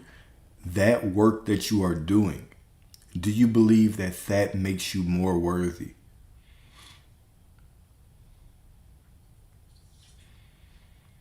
Can you elaborate? Like what you mean? So do you feel like the work that you're doing on being more confident is putting you in alignment to actually get what you want? It's putting you in alignment to meet more people. It's putting you in alignment to have better relationships. It's putting you in alignment to all these things. Like, do you believe that work that you're doing is making you better for the things you're trying to manifest? I feel like it is in a way, but at the same time, I feel like for me, kind of like similar to what Alyssa was saying, I feel like I was contradicting it, where I feel like to cover my head, where like, am I doing this right? Like, Like, do people see me this way? Like, stuff like that. All right, here we go. There we go. Now we're getting to the core. Okay. The first problem that the first big problem that I'm noticing is that you're tying your sense of self-worth, your worthiness to the work that you're doing. The work that you're doing just makes you enjoy life more. It's just something that you're doing because you're called towards it. Okay? However, you are already worthy. Whether you right now worked on your confidence or not, whether you right now got better with anything or not, you are perfectly in alignment with everything that you want. That right there is just the pill that you got to swallow first. Right. Okay? So once you swallow that pill, now you have to dissociate, or you have to disconnect or separate the work that you do with your worthiness. You can continue working on your confidence. You can continue working on all the things that you want. But those things don't make you more worthy. You just do them because you want to improve. You want to have better whatever it is in your life. In other words, like, we're not like doing whatever it is that we're doing to get like a result. Exactly. Or anything like that. Exactly. Those things can enhance certain relationships, but you can enhance your relationships without that work. The issue, there's a big issue when we start thinking that the work that we're doing, okay, is it makes us more in alignment, more worthy, more like God, more all these things. It raises our vibration, all of those things, our frequency. Even that is just a story. It's just something I'm making up. It's just something I'm saying. And if I'm saying that I'm being more in alignment when I do more work, then I'm already limiting what I can experience right now. Yeah, and that's why I'm trying to start telling myself like a new story, like to start becoming like the new version of myself. But at the same time, I feel like I keep holding myself back. Okay, cool, perfect. All right, so let's work on that story. So right now, you are made in the perfect image of God already. There's nothing for you to do. Whether you went and didn't shower and slept for the next 3 days straight, you are just as worthy as if you go to the gym every day and you read every day and you work out every day. You are already absolutely perfect. You're made in the perfect image of God. Here's the thing. This is the part. The whole rebuilding your self-image, that in itself is an illusion. You don't have to build your self-image. You don't have to build your self-worth. You just have to know that you are source. So why do some people feel like they still need to do that kind of stuff where they are they should, like you say, like already know that we are already this version of ourselves? Because that's the story that they're telling you. That's the story that they're telling themselves, right? No matter what story that I take, remember, there's only God. There's only I am. Everything that I say that I am is just me telling a story about God. If right now I say that I have to work to be in alignment, God says yes. Reality says yes. If right now I say that I am everything I desire to be, reality says yes. It's always about me. So why people say that? That's a perfect story for them. That's their reality. But you can only speak for your reality. And your reality can be whatever. I feel like I'm trying to do. Okay, cool, perfect. So that's the thing, right? Is the more that I'm trying to be in alignment and trying to be worthy, the more that I'm trying to reach for something, right? The more that I'm constantly just saying that I'm not in alignment. I want you to think about that, right? Just you say. That makes me feel like I'm like trying to force something to happen. What do you mean? Like for me, like what you're saying, like I'm forcing myself, like in a sense, like to be somebody that like I don't feel that I'm not. But really, I want to be like the new version of myself. I've been there, right? Like trying to learn new spiritual concepts, trying to work on the confidence, trying to do all these things to make myself better when I'm already perfect. You simply have to accept that you are perfect right now. Not then you can actually get the people that are in perfect alignment for you now. And then you can grow with those people. Right. This is it. It's not about getting a new concept of self. It's not about becoming this new version of you. It's about knowing that right now you already are perfect. And from that knowing, the game changes.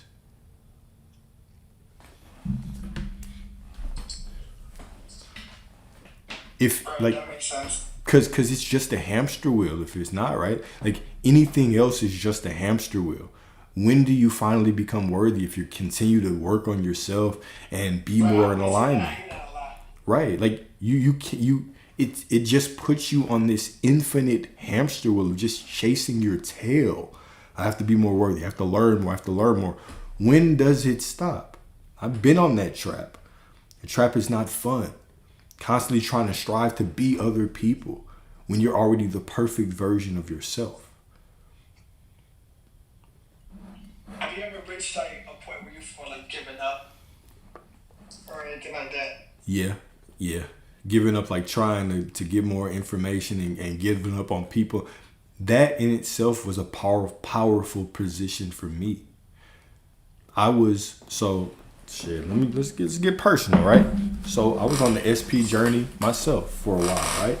And what actually got my person to come back was I was doing all the affirmations and the visualizations and the trying to be worthy and alignment. And it was finally when I just said, man, fuck this, man. I constantly feel like I'm trying to be other men that I thought that she would like. And when I finally said, forget it, and I finally just relaxed into who I am, and I said, man, these women, I didn't say women, I said something else. I said, man, these hoes would be lucky to have your boy. When I finally dropped into that knowing, a couple days later. Yeah, I was like, there was like a couple of times, like even now, like I started telling myself that, but at the same time, I feel like I'm still like trying to like chase like this desire. Okay. You know what I mean, I'm trying to like, What does that say? Comer. I must be reading that wrong. But anyways, so yeah. So it's like once you okay. So it's like sometimes you can surrender, but sometimes you still feel like, okay, come here. I got you. Sometimes you can surrender, but sometimes you feel like you're still chasing something. Sometimes it's like, oh, I can't just let it go. I have to keep going. Is that what you mean? yeah. Okay. So, all right. Why do you surrender? Why do you surrender? What is the purpose of you? Are you surrendering because you're trying to get something? I mean, I won't really say it's like surrender. I feel like I'm still like overthinking. I feel like I believe that I'm an overthinker. So like, there's a lot of points like in my life where like I overthink things. So especially when it comes to this, like I tend to like overthink like a lot. Okay. Define overthinking. Let's break that down. Overanalyzing something. Okay. Why do you call it overanalyzing though? What's wrong with it? What's over about it? I mean, there's nothing wrong with it. I just feel like So it's not there's overanalyzing. something. I just feel like that's something that I feel like I'm continuously doing. You know what I'm saying? I don't really know how to really fully explain it. Like, you get what I'm saying? You don't have to explain. I'm just saying, what do you think is wrong with it? I mean, I don't really see nothing really wrong with it. I just feel like that's not really the type of person that I want to continue like, to be like anymore. Okay. Why not? Because that's just not me. Like, I'm not somebody like who overthinks things. Like, I'm someone that's like, I want to be someone that's decisive, that knows like what I want. Okay. Instead of like thinking like, oh, do I want this? Do I want that? Like, yeah. Okay, cool. So, have you always been a decisive person, or are you somebody who thinks through your decisions to make a decisive choice? The second one. Okay, cool. All right. So it's not that you want to be less of a thinker. You simply want to utilize your thinking to get to a point where you actually make a decisive decision. You're not doing anything differently. I just believe that right now, as you're thinking through things, right? You're thinking through things. You don't feel like you're getting to a decisive decision on what you want. And that is what's causing you the problem. It has nothing to do with you thinking too much or overthinking or overanalyzing. That's not the problem. It's never been the problem. That is who you are. You're a thinker. Right. So why don't you accept that you're a thinker and understand that once you think enough to get to the decision, then that decision will show up. But if you don't have a decision yet, you still just have more. Thing, though, I feel like the decision, whatever it may be, like I feel like it still has to, like, I guess, come. That's what I just said. Exactly. The decision has to come. Give yourself the grace to allow it to show up. You can't force it, man. Like you're thinking for a reason. Why are you trying to bypass that process just to make a decision? You wouldn't even like it if you just started making decisions without thinking. You would be like, oh shit, I should have thought that through. That's what a lot of people be telling me, especially like my mom, like, and my parents. They do shit like I'm doing things without like thinking first. So I get that. But they can say whatever. It's not their reality. It's yours. What I'm trying to push you to, right? Why I'm asking questions like this is I'm trying to force you out of thinking about other people before you. I'm trying to get you to the point where it's about you first. What is the reason why you're thinking, okay, well, I just want to be decisive and not be this quote unquote overthinker? It's not because you really want that. It's because you keep bringing up other people and bringing them into the story. Parents said this, friends said this, yada, yada. I feel like I should be like this. No, you don't. Right, yeah. You're perfect the way you are. You think because you're intelligent, and that intelligence leads you to the right decision. Just because other people have said you should go a different path doesn't make them right. You are right. You know what I'm saying? Yeah, that makes sense. So there's nothing that you need to change about yourself, man. You need to accept that you are already perfect. People will have their opinions all day. People come on here on these lives with their opinions about what I should be talking about all the time. Alex, you should be doing this. Fuck them. They don't know me. They only know their perception, right? Your parents, they can tell you what they think, but you are the thinker. You've been gifted with the one that decides, right? Yeah. you're the one who decides, and God has blessed you with the ability to think. So allow that to shine, allow that to flow through you. That is perfect. Matter of fact, when women show up in your life, that's what they're going to love about you. Is that you are the person who's going to think through it and then make the decision. When you get into business, that is what your partners are going to love about you. Is that you think it through and then you get to the decision. When your parents are sick and you are talking to the doctor, that's what your parents are going to love about you. That you think through it and you get to the decision. Trust me, I know. You ask my mom right now.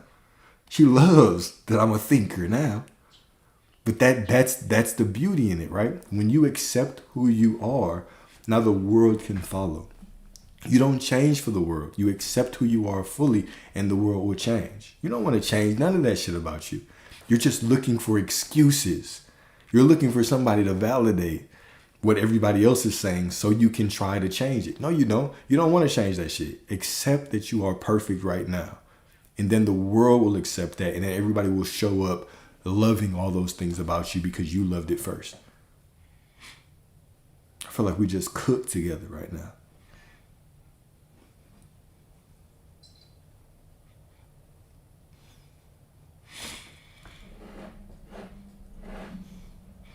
Don't get quiet on me now. Oh, you forget you're muted? I'm here. Don't get quiet on me now, bro. Do you get what I'm saying?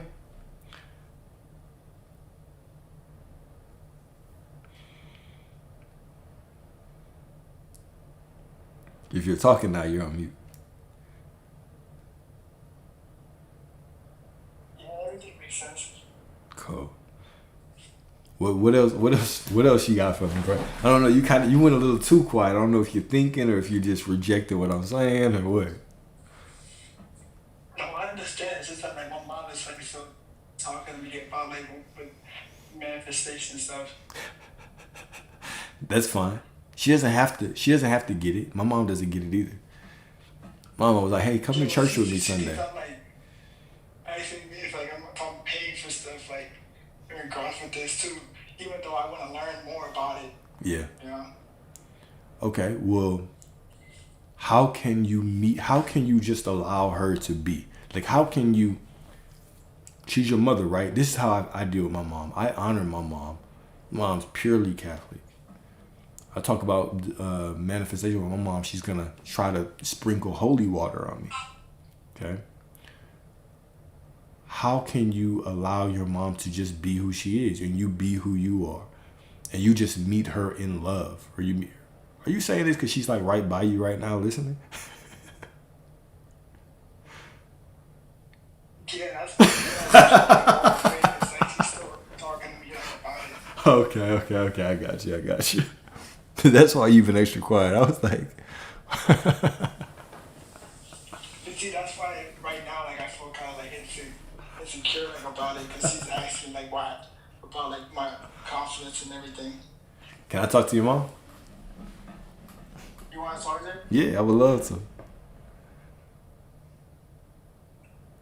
Okay. If she's okay with it. If not, then I ain't gonna talk to her. I'm not gonna try to convert her. I just want to get her opinion. I mean, if you want to, you can speak to her. Oh yeah, cool. She's on right now. She hears me. No, I'm like downstairs, like she's upstairs. Oh, okay. It's all good. Don't worry about it. I thought she was like listening in right now, so I was just gonna get her your give. No, I have you in my ear. Okay, cool. No, don't worry about it. I ain't gonna get you out your way or anything like that. No, understood. So, shoot, I understand what it's like to have a mom that's that has her opinions and is critical, right? It's fine, but your parents are always going to try their best to bring you into their opinion because that's how they show their love, right? They believe that they know best for their child. All parents do, right? So that's just natural.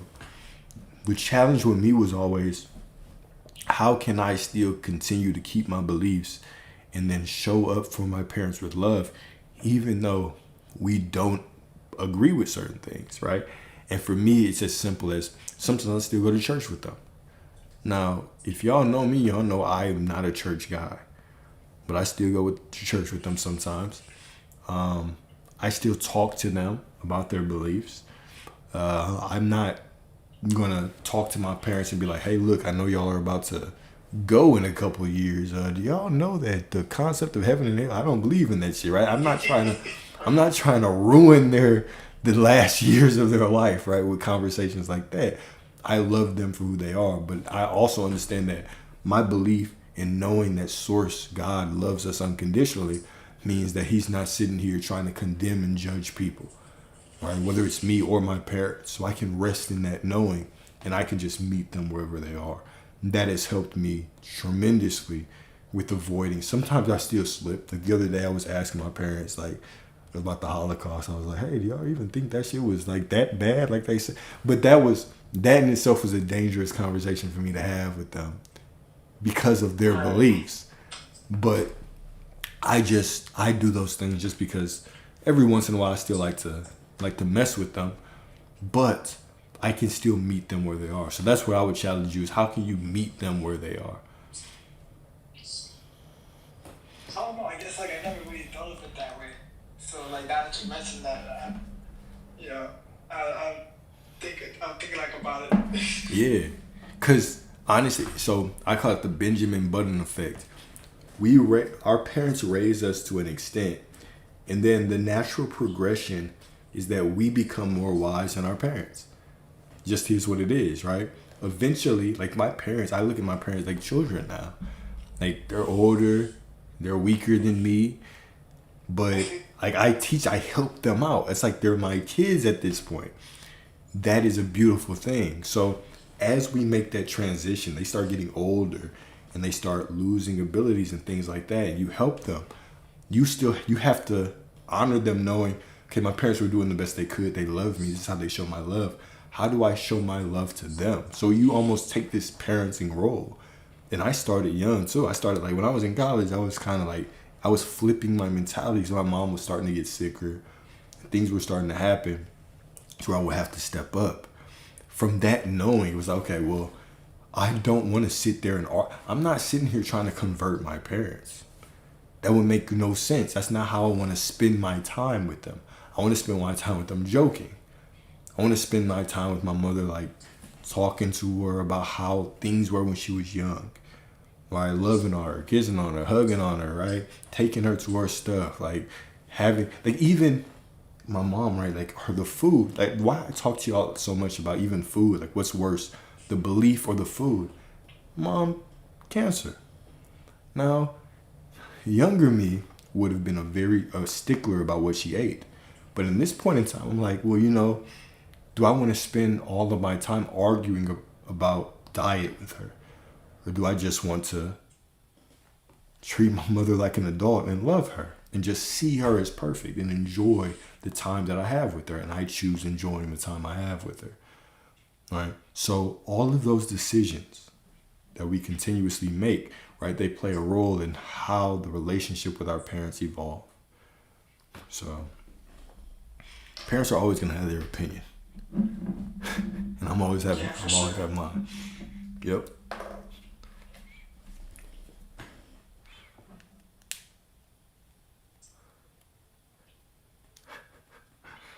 I don't know, you left me speechless right now. Like I feel like we covered a lot. I just really appreciate it. No problem, bro. No problem, bro. I felt like we were gonna cover a lot. Are you good for now? Yeah, I'm definitely good. Like all I just want to do is like I really want to manifest like this desire. Yeah. But still trying to like live in the end as if like I already have this. Exactly. Live in the Instead end. of feeling like I'm chasing it. Exactly. Just live in the end, bro. You already have it. Everything that you do from living in the end is perfect.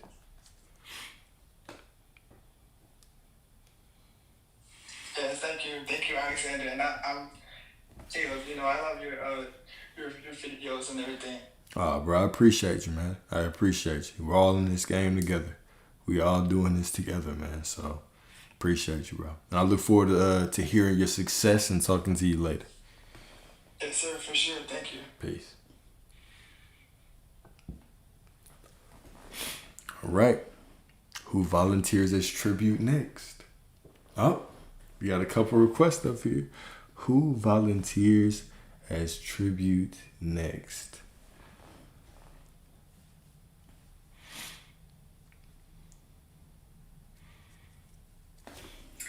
Hello. How are you doing today? Good evening. Good evening. We haven't talked before, have we? No, I was like, did I just go live with him? Oh my god, I've never done this before, so please bear with me. That's perfect, man. No, I appreciate you for being here. For all your knowledge, though, like you are literally the only person that I can actually sit down and hear you for hours, and I don't get bored. Like it's always so interesting. Oh, stop trying to make me blush, man. Stop. No, I appreciate that. Thank you. So I have a question for you. Okay. Why am I so nervous? Don't be. I'm nervous too. We're both nervous together. So I started this about a year ago, and I feel like almost everyone that kind of approaches this journey is because of an SP, right? Yeah, for sure. I'm so thankful for it, and I have evolved so much from it. And I don't know, like maybe about 2 months ago, kind of clicked for me a little bit more, where I kind of like sustained myself, and I said, like, why am I entertaining a version that is not serving me and it's not serving him, right? So I was like, no, we're not going to do that. So I had certain circumstances that showed up that I was completely aware that it was part of me, that I had created that, right? So I didn't blame myself. Okay. But I didn't go into the victimhood either. Like, oh my God, like I didn't like it. I processed it for a day or two and I just let it be, right? Okay. So about 2 weeks ago, I don't know, I had another click that was like, okay, all this shit, it's not real, right? It's And not. I choose who the fuck I want to be, right? Yes. So who the fuck do I want to be? Because at the end of the day, we're acting a fucking role. So what role do I want to be aware of, right? Yes. So I started doing that. We're like, no, like this is how it is. Like we're just awareness. We're just consciousness. So I choose what identity, what state I want to be in, and what role I play. So this is how it's gonna go, right? Yeah. But it's been silence like for 2 months. Okay.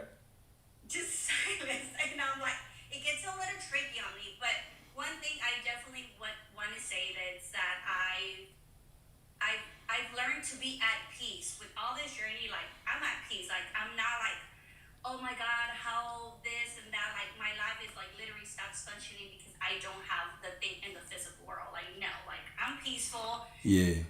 You know, I'm good. Like I feel like I'm okay, right?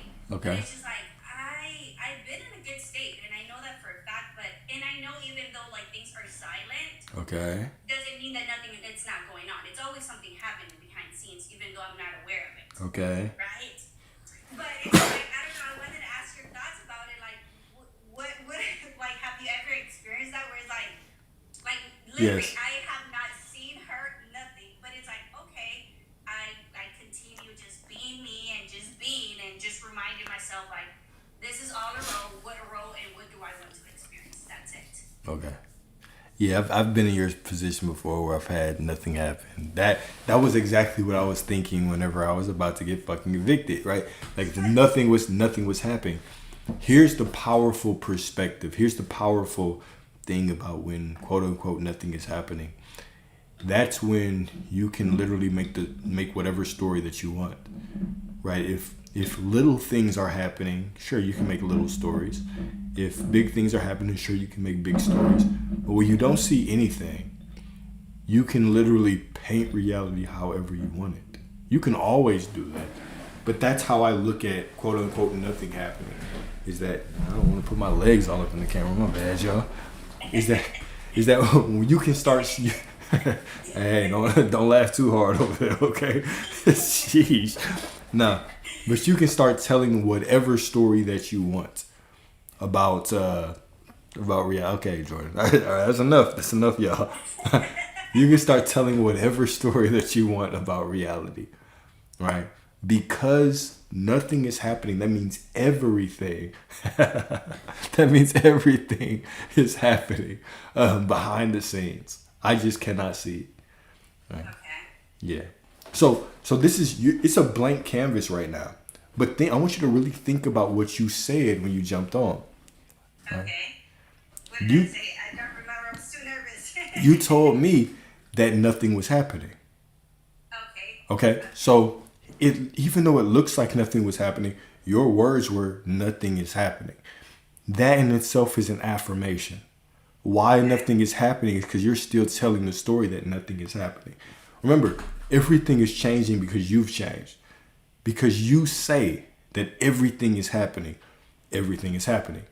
Because you say that nothing is happening, you continuously sit in the reality where nothing is happening. That's just an affirmation that you're making about right now. Okay, so what will be because I mean I understand exactly what you're saying. I Yeah. understand that. I mean I'm affirming that nothing is happening, but when I do have the understanding that even though I see the 3D as nothing happening, a lot it's happening behind it. Yeah. Like it's always never nothing's happening. It's always something happening. But what would you like? How would it be a way of like perceiving things or seeing it or saying it for what I have explained to you? Gotcha. In my perspective, I do not care what I see in reality. I don't care if it looks like everything is moving. I don't care if it looks like a little bit of things are moving. I don't care if it looks like nothing is moving. In my perspective, because I have changed, everything is changing to match me. Point blank, period. That's it. That's the story that I tell. I do not rely on the external validation. I don't rely on the world changing because I've experienced where it looks like absolutely nothing changed, but everything was changing. Right? So from that vantage point, now I know I don't give a damn what reality shows me. I simply make the choice of who I am. That choice is enough. That choice changes everything. Sometimes it changes loud. Sometimes it changes quiet. Sometimes it changes very, very silent. But it's always changing. If I sit here and I stand or I stare at a plant for a day, it will look like nothing changed. But that plant has grown with every moment. It has grown and evolved and morphed, right? So even me saying that it doesn't look like it's changed, that in itself is a lie. Reality is always changing. Every moment is different because I'm different. Okay. I guess it's because if you want to technically say time, when there's no time, we just have the present moment, right? Yeah. But I guess that's when doubt comes in, because like I said, it's just like I feel like this is the best I've ever been. Okay. So it's just like I feel like I understand, like I'm whole and complete, and this has taught me to not rely and to know that I am the source from everything, right? But check this out. Let me say one thing. I ain't gonna interrupt you, but I have to. No, you're okay. All right. So hear this. Right now, you are the best that you've ever been, okay? You know that you're whole and complete. And so you're powerful enough to look at reality and say nothing is changing and nothing will change. Okay. The same way that you're powerful enough to say, because I am whole and complete and shifted, it does not matter what I see, everything is changing because I have changed. So yes, you're as powerful as you've ever been. Your story right now, though, the more powerful you are, right? You guys to be more mindful of that, right? It doesn't matter what you see. Nothing can prove to you who you already are. You've got to be very mindful of the story that you're telling. Because I am the most powerful I've ever been. I am whole. I am complete. I am perfect. I am worthy. I am God. I am the divine. Everything is changed. I don't care what I see. It's all changing because I am. And I guess, it's like, I've always been powerful, but for bullshit, right? So now I just decide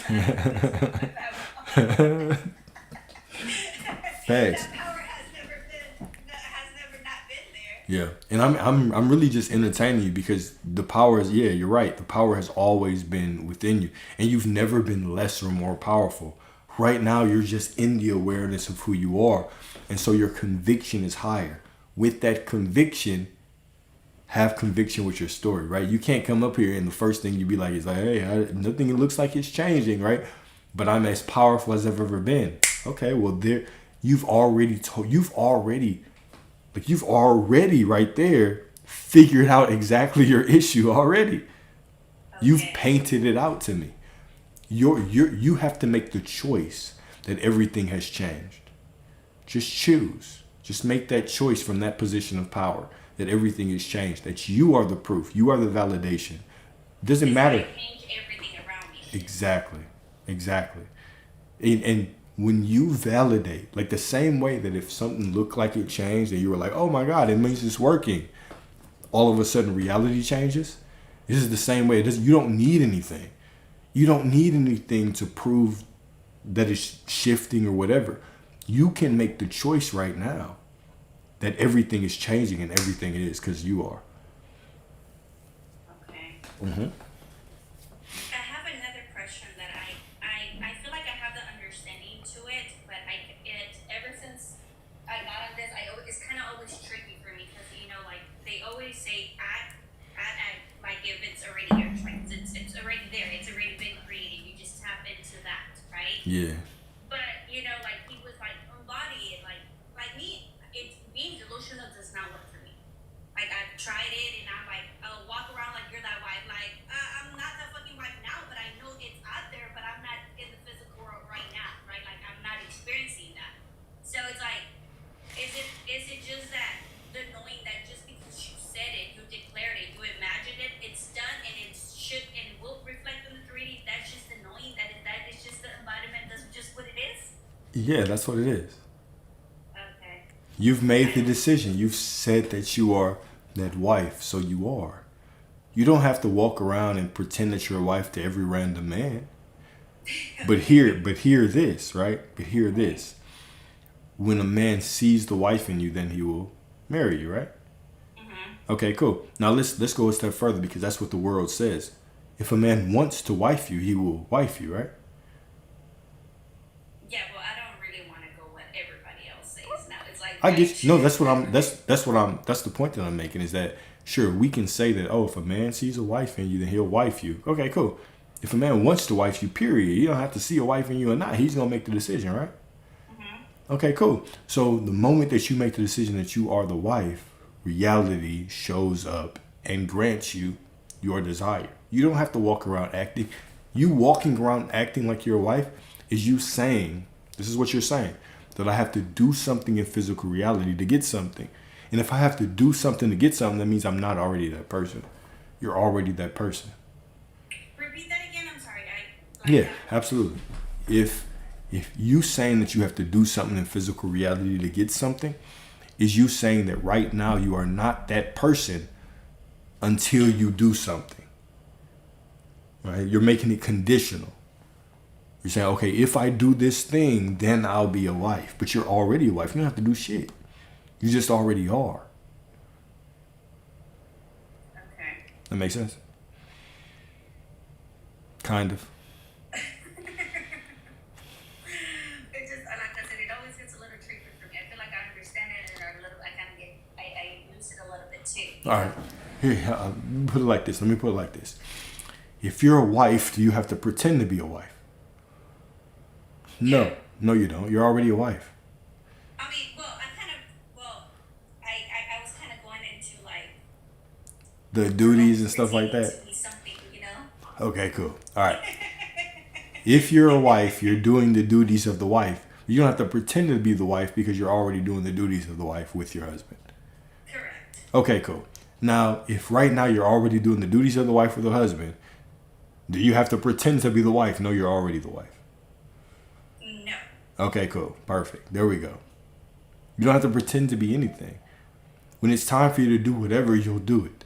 But you just have to know right now that you are already that person you desire to be.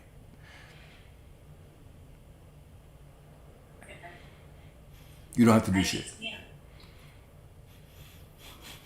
And if you have to do something, you'll be pushed to do it. There'll be a divine urge to do it. But it's not really like pretending to like, I don't know, like I guess being delusional is like, oh, I am that wife now. It's just knowing that it's, I don't know how to explain it. Because like I said, me being delusional is like, Yeah. like I know that it's already done, and it's like it just within like matter of like I guess time for it to be reflected on the 3D, right? Yeah. But I'm not like, oh, like I'm not like washing my dishes. I'm like, oh yeah, I am that wife, or I'm doing this. Yeah. I'm not doing that. Yeah, I feel that. So, and that's fine. That's fine, right? So, the knowing that you are a wife is enough to make you a wife. Right? There we go. Like, if you were already the wife, you wouldn't need to be the wife, you would just be, right? Like, you just being who you are right now is enough to be the wife. Now, when you find that man or when you step into that relationship, you will do the things that make you the wife because you are already the wife. But right now, just being the wife is enough. Like, just being you is enough. You are the wife because you have said you're the wife. You don't have to. That was perfectly put. Let's read that one more time. If you were already the wife, you wouldn't need to be the wife. You would just be. Just be. Just claim that you are it. Don't think of the logistics of, oh, what do I have to do and this and that and that. You already are the wife. Right now. That's it. You don't have to be, right? Reality is not in the business of being convinced by you. Reality doesn't need to be convinced by you. It just moves based on who you say you are. That's it. You can't bribe reality, right? God will not be mocked is the scripture that we always talk about. God will not be mocked.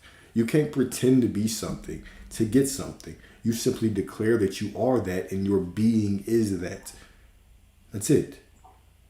Don't make it overcomplicated that I'll have to pretend this and do this and You know what I'm saying? What if I don't jump off of the fan into a backspin for him, right? Like you don't have to do none of that. You just have to say that you are, and you are. That's it.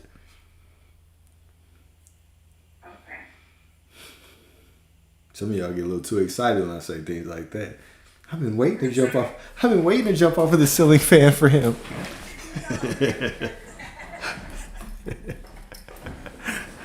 Y'all nasty.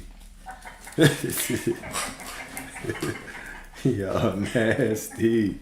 I'm the only wholesome person on this live. Sheesh. Okay, I think I do understand. I do understand. There we go. I'm glad you said that. It's sometimes it's a little, the mind cannot grasp enough what infinite is and how we function, right? Exactly. And reality doesn't need you to grasp it. God doesn't need you to grasp anything. God simply needs you to make a choice. Okay. You already are a wife. You already have men bending over backwards to propose to you. That's all. You already have it. You already have it. Men are waiting to cater to you. Yeah. Just know that. Rest in that knowing right now and let it be. Yeah. I'm just like, yeah. Hell That's yeah. another thing that I've learned while I've been doing all this is like, I really don't, and I don't know if it's a limitation for me, but I, like in a sense, is like I really don't look for that validation because like I do that for myself, so I don't sit here and wait for people to, for men to come and be like, oh, you're this. Like if I do get told that, I'm like, I know that, but I'm not looking for it. I'm not sitting here like claiming this, claiming that. Like I'm just not. I'm just being like I'm at peace and I feel completely fine being just at peace. And that's perfect. Myself. And that is so perfect. Huh? And that is so perfect. So perfect. Right? Be in peace within yourself. Claim what you want. Say what you are. And allow that to unfold in your reality. Okay. For a second, when I seen you have that paper in your mouth, I was like, is he really smoking on the live? I was like, no, I don't think he is. Nah, I wouldn't do that. I wouldn't do that.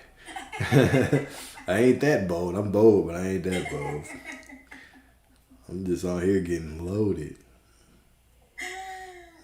Nah, it's a Hall's cough drop wrapper.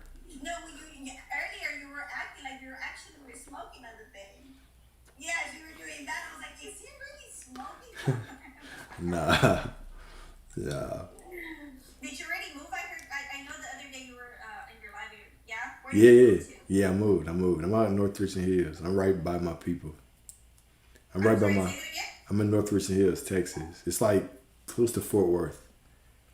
I was in Dallas, so I moved about an hour away to be closer to my parents.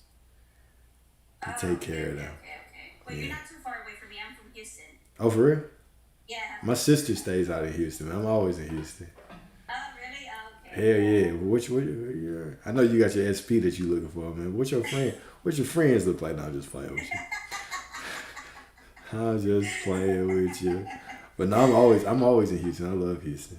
Oh, okay. Yeah, it's okay. The heat is really bad over here, though. It's so hot out here. Girl, I ain't worried about that heat, man. I stay outside. Look how black I am. Think I'm worried about a little heat. Well, it's too hot for me, though. Lately, it's been super hot in Houston. Super hot. Yeah. Raining, hot, humid, all over the place. I got you. Well, thank you so much. I appreciate your time. Mm-hmm. Appreciate you as well, man. Your lives. Thank you. I look forward to the good news. Yes, sir. Absolutely. Later, man. Bye.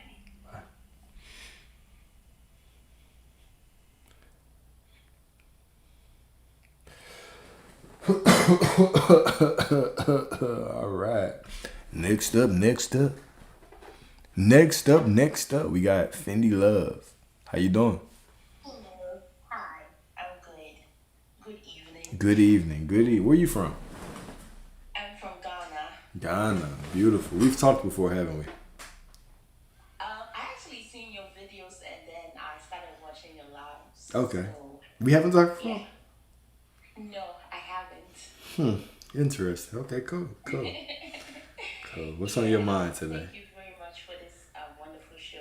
I've been listening for a very long time. I was braiding my hair and I just finished. But I wanted to jump on and say something. I wanted to ask a question. So, with me, um, for the past 5 years, I've been big on self development, and I've been reading a lot of books for the past 5 years. Yeah, I've read a lot of books.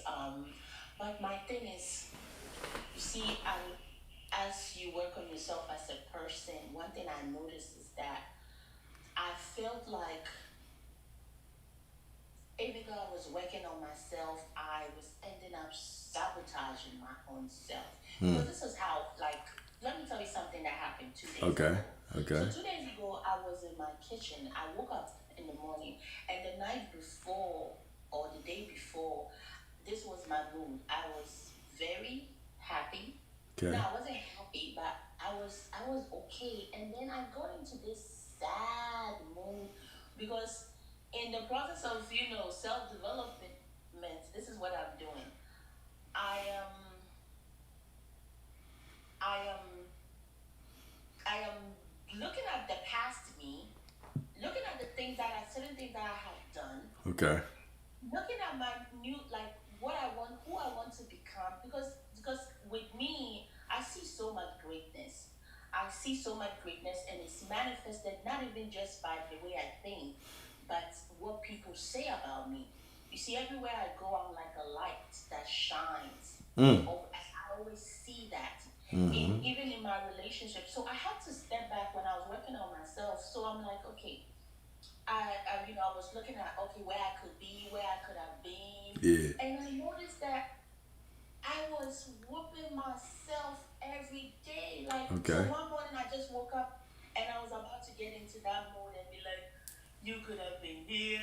And I said, stop it. Yes. So I spoke to myself. I said, stop it. Yes. We're not about to go through another day like this. Yes. It's been challenging to me because I see how my mind. I watched a video that was talking about the mind, and I see how my mind. Sometimes I'm like, are you trying to work for me or against me? Because for real, brother. Because I'm studying my mind. I'm studying myself. With me, my only, let's say, the only person besides me that I would say has been a little bit somebody, like, when talking about your boyfriend, it's just my mother. I happen to come from a household where they don't say much, they don't speak much, they don't speak about things. Yeah. And when I was growing, coming from an African household, I noticed that, I questioned things. I asked a lot of questions, and I noticed that it was deeper than the way we reacted as a people. You get what I mean? Yeah.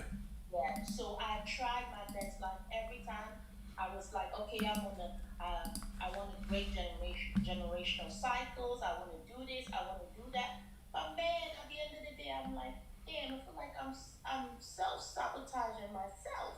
Yeah. Like, that's how my mind makes me. Like, bro, I've been working and I work and I see myself as a leader, and it's like, how the hell am I so exhausted like this? Okay. It's, Well, so let me talk to you guys. All right, let's check this out, right? Isn't striving always exhausting? Trying to be something new, trying to be better is always exhausting, right?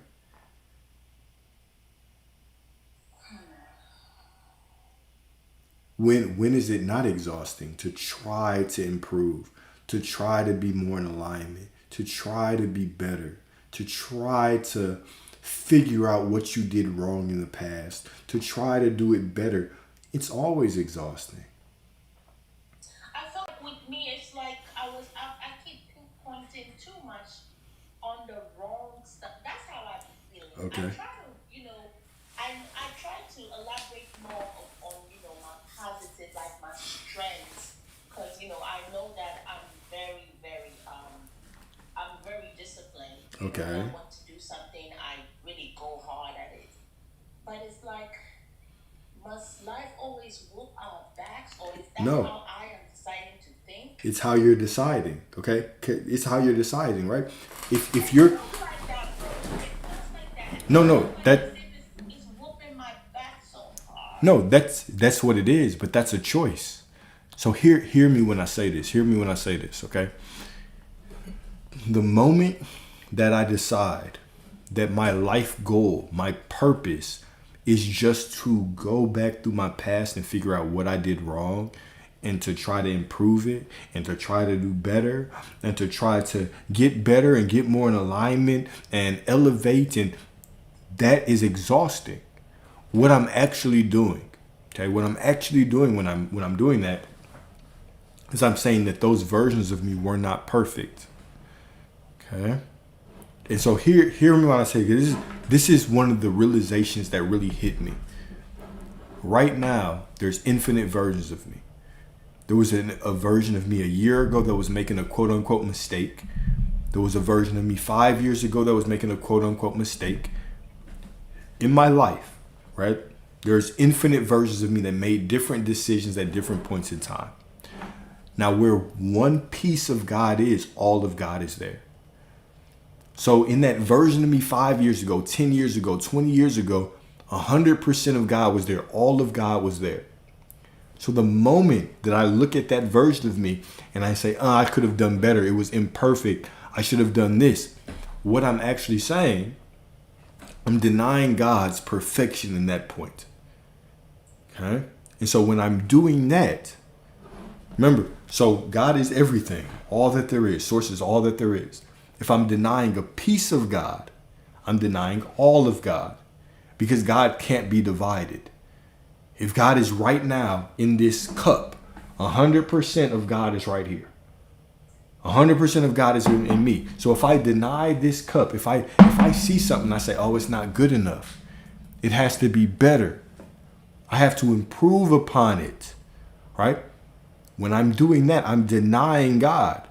And so denying that piece of God, that quote unquote piece, is denying all of God. So how can I say that I want to be better if I'm denying a piece, if I'm denying all of God here? If I'm denying all of God there, that means I'm denying any other possible outcome to happen. So now I'm constantly in this loop where I'm trying to get better, but I'm denying. I'm saying this part of me wasn't good enough. That part of me wasn't worthy, but I'm denying all of God. So now I can't get better. I'm in this time loop and it is exhausting. I'm constantly working and striving and reaching and beating myself down. That's how I feel. Gotcha. So what is the next step in this? The next step in this is, do you believe that you are the temple of God? I do. Okay, so right now God is within you, right? Yes. So how could you not be perfect right now?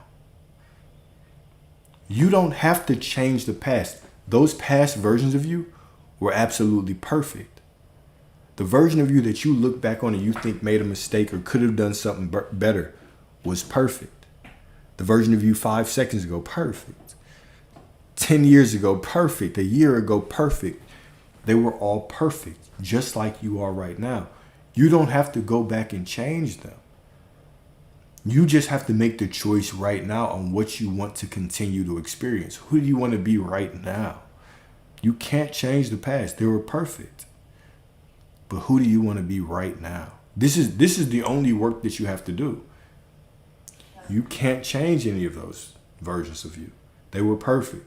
Beautiful, perfect versions of you in perfect alignment. They were all God. There's infinite versions of you. But when we start trying to deny and say this version of me wasn't perfect, wasn't good enough, I'm denying God. I'm saying that this creation of God was not perfect, but it was, and you are, and you will continue to be. So that is where the work is. The work is not in trying to change anything. The work is in realizing that right now you are already everything that you desire to be. So instead of looking, go ahead. Yeah, I think the guy that came before the ladies had said something, and because what you're saying is it's definitely true. But It's just that, you know, I'm about to justify it. it's okay. Don't worry. I'm finna get on your ass again. Go ahead. It's just that, you know, yeah, I just have to, believe and decide that,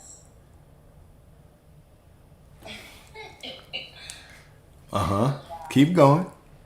so yeah, he was saying something that, that, you know, when we focus on certain things, because I was about to say that even though there was, like you said, the things that was I don't want to quote unquote the mistakes that we made, you know, were all perfect. I mean, what about when something repeats or it happens again? What about it?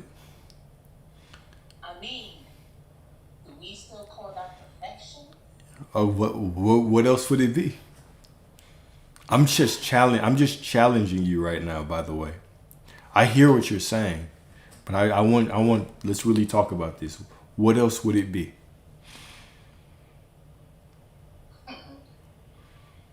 Well, that looked like if something has happened and it's happening again, and it does not go well for you the second time it happens, it's looked like a defeat. Okay, that's what it looks like. A lot of things look like defeat, right? But they're not.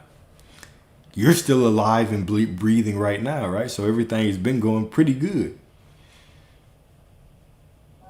Okay, so let's talk about defeat. Let's talk about that. Okay, so what area of your life are you talking about where something could look like defeat?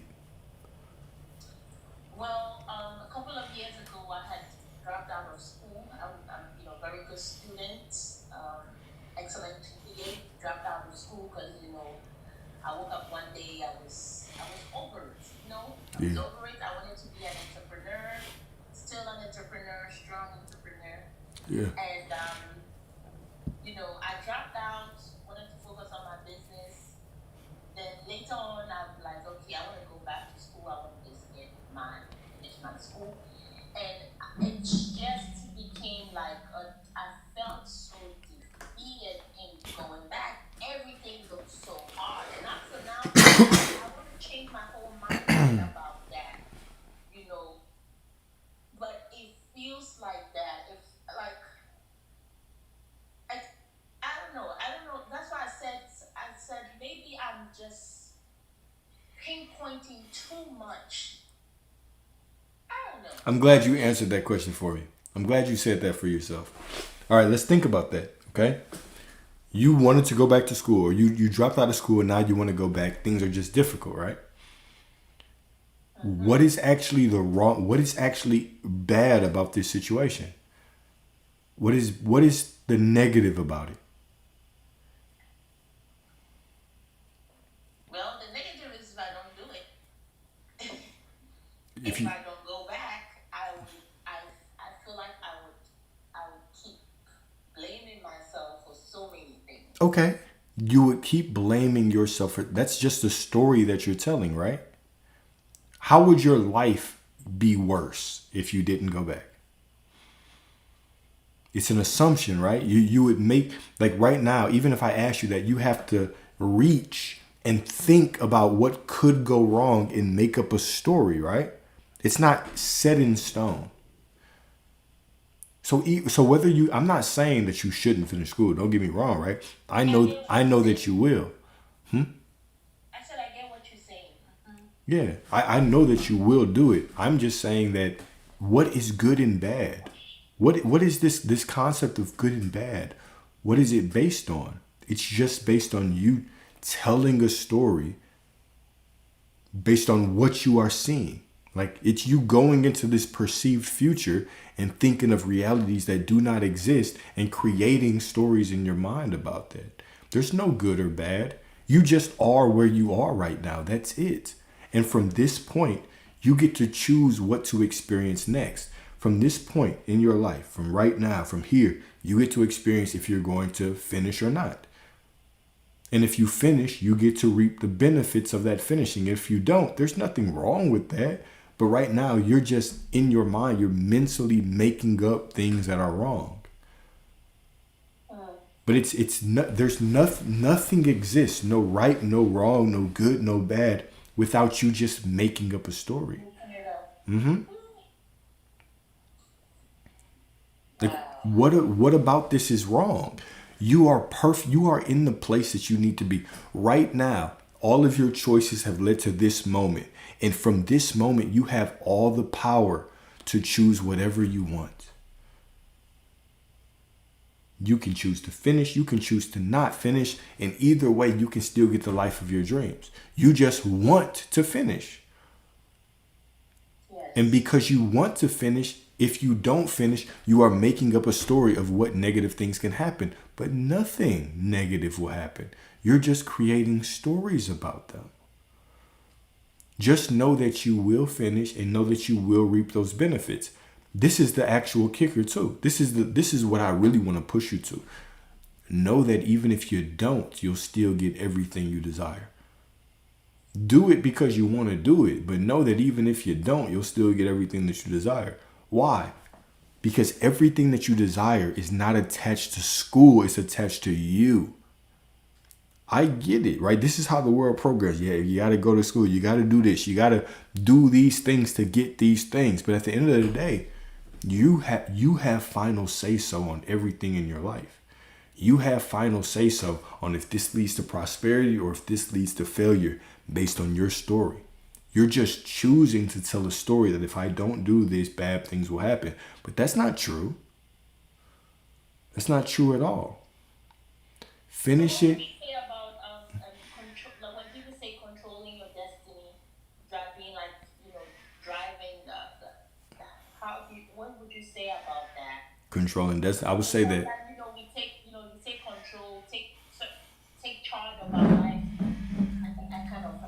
I'll be getting the answer based on what you said.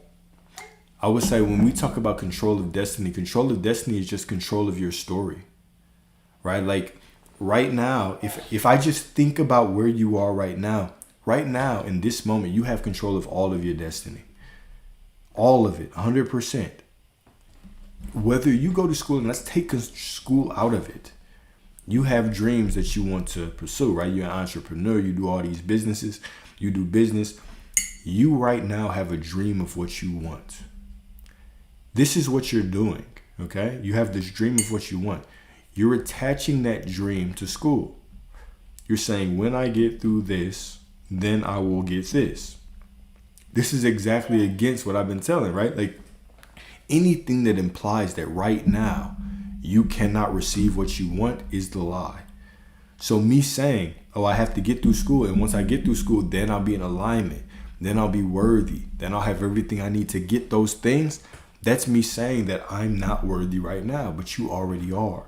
So you're putting your destiny at the end of school when your destiny is just you. You can go through school, and by the time you get 3/4 through it, already have everything that you desire right now because everything was already unfolding through it. And then school, just finishing that is a cherry on top, and you already have everything you need. You can. It's like having your own being, having like your own identity and nothing being attached to it. Exactly. Having no attachments and just being you.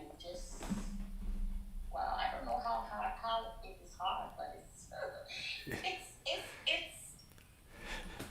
being you is just being you, right?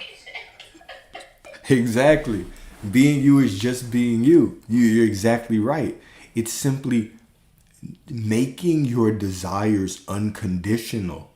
They are you, unconditional. Like the world wants to be conditional, right? The world tells you if you're a good reader, you get a sticker in school. If you do this right, your parents will reward you, right?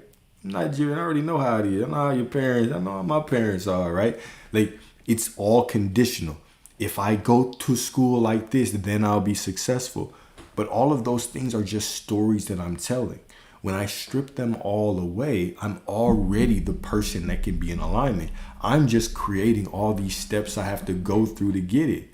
Why don't I just eliminate those steps? Do those steps just because I want to do those steps and know that I'm already that person. I can get the success whether I go through those steps or not. I can get the success right now and still go through those steps. I can get the success right now and then decide I don't want to go through those steps. It's just about being you. Being you is the magic.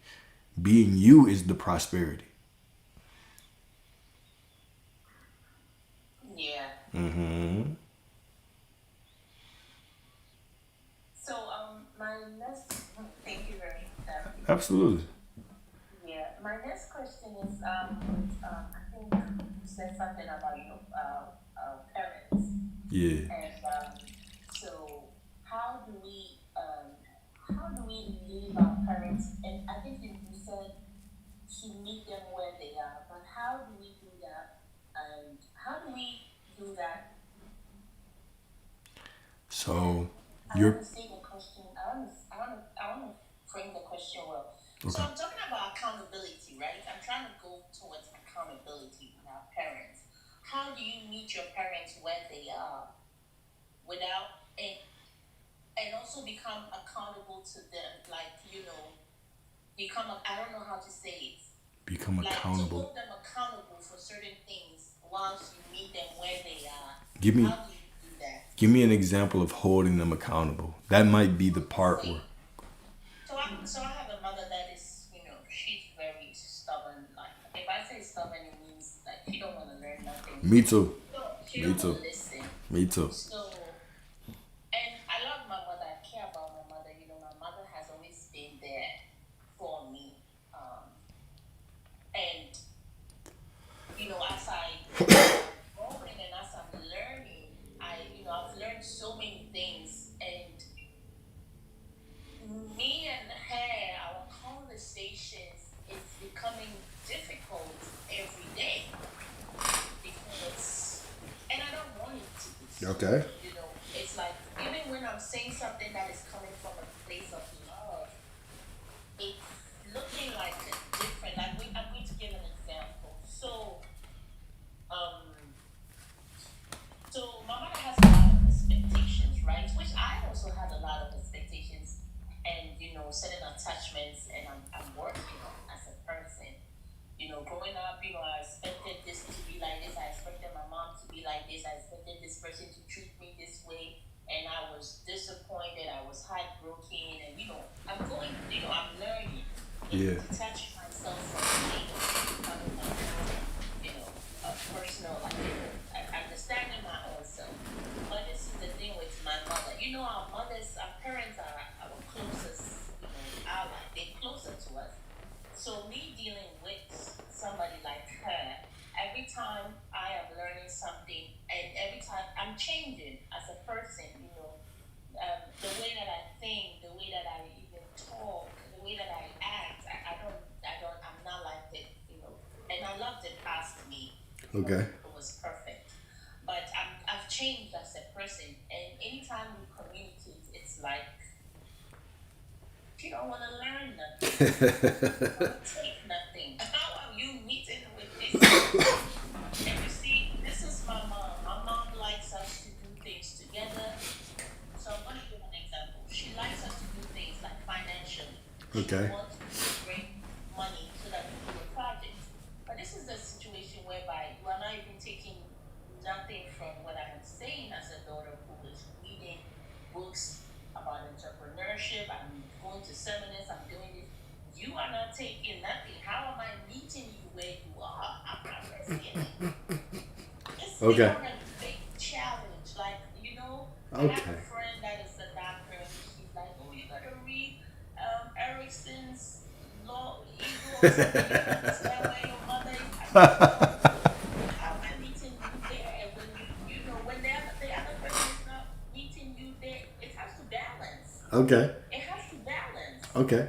I want you to understand. Yeah. I want you to understand that everything that you said was still just a story that you're telling.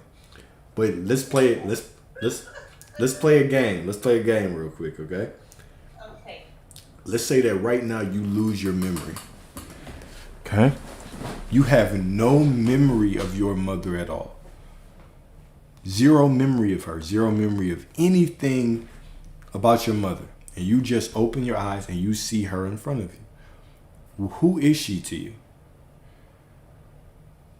She's nobody. To be a woman standing in front of me. Exactly. She's nobody, right? You basically, because of your story, you have created this version of her. All you are is consciousness. That's it. You are just awareness.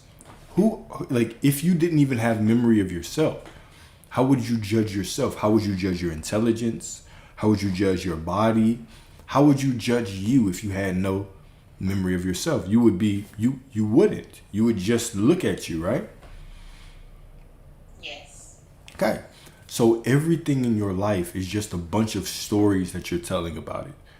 Right now, even the story of your mother, it's just a bunch. It's just you pulling from a past that you perceive as real and solid and unchangeable. You believe that, okay, right now I'm going to go in the past and I'm going to give you all these examples of why life is the way that it is. But honestly, that's not what it is. What you are doing is you're just saying that right now I'm somebody who cannot agree with my mom, and now I'm going back to the past to pull situations into the present to prove my point. That's all we're doing. That's all we're ever doing. Is we're not telling it how it is. We're just telling it how we assume that we are right now. So the point is, your mother isn't fixed. She isn't solid. My mother isn't fixed, isn't solid.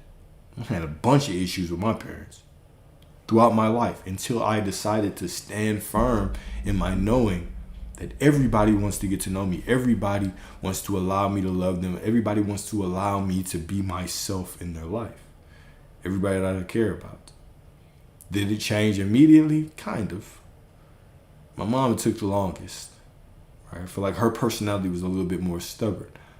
But meeting her where she was at was no longer trying to argue with this version of her. It was waiting for the version of her to step forward that actually not just agreed with me, but allowed me to be myself. That just accepted me for me. All right? It took some time. Go ahead. So this one, so you're saying that accept. Alright, I want to make sure. Mm-hmm. So I should accept her for who she is. Yeah. Accept her for who she is right now, knowing that if you make the choice, then everybody shows up for me and accepts me for who I am and meets me where I am and tries to understand me, then that version of her that you've been used to, it might show up a couple more times, but it will fade away and a new version of her will step forward that does accept you. That's what I'm saying. Okay, so going back to me. Yeah. To me. Yes. Cause yeah, like Liz said, right? She can change. Don't see her in one dimension. Your mother is infinite. That's only one. The version of her that you're seeing is only one of infinite versions of her. So the moment that you just go within yourself and you accept that you are this person and this is the version of your mother that you receive, now that version of her will fade away eventually. It might take a week, a month, a day, a minute. It might take however long it takes. It will fade away and a new version of her will step forward immediately because you have allowed her to. But when we start seeing that our parents are rigid and they are like this and they cannot change, well, that in itself is an affirmation. That's us creating that reality as well. Yeah, that's true. Yeah. That's true. Yeah. Well, thank you very much. I appreciate this. Absolutely. There's so much to talk about. I definitely enjoy your life again. Nah. Oh, I appreciate it. I look forward to the success story. I look forward to it. Thank you. You have a good night. Thanks, you as well.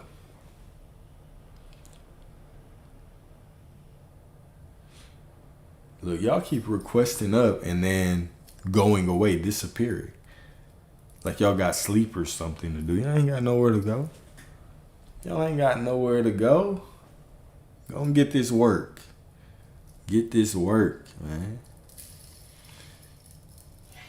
Miss Amanda, how you doing? I'm good. How are you? I'm blessed as always. We haven't talked before, have we? We have not, Will do. Will do. It's nice to meet you. Where are you from? If you don't mind me asking. All around, different places. Fair enough. I am from India. Gotcha. Fair enough. Yes, sir. Currently live in Canada. I lived in Canada for a little bit. I stayed in Toronto. Mississauga, but yes. Nice. Close. Gotcha. Pretty close. Gotcha. How's your day been? Man, I can't complain. I can't complain. Life's always good for you, boy. Absolutely, I 100% agree. Mm-hmm.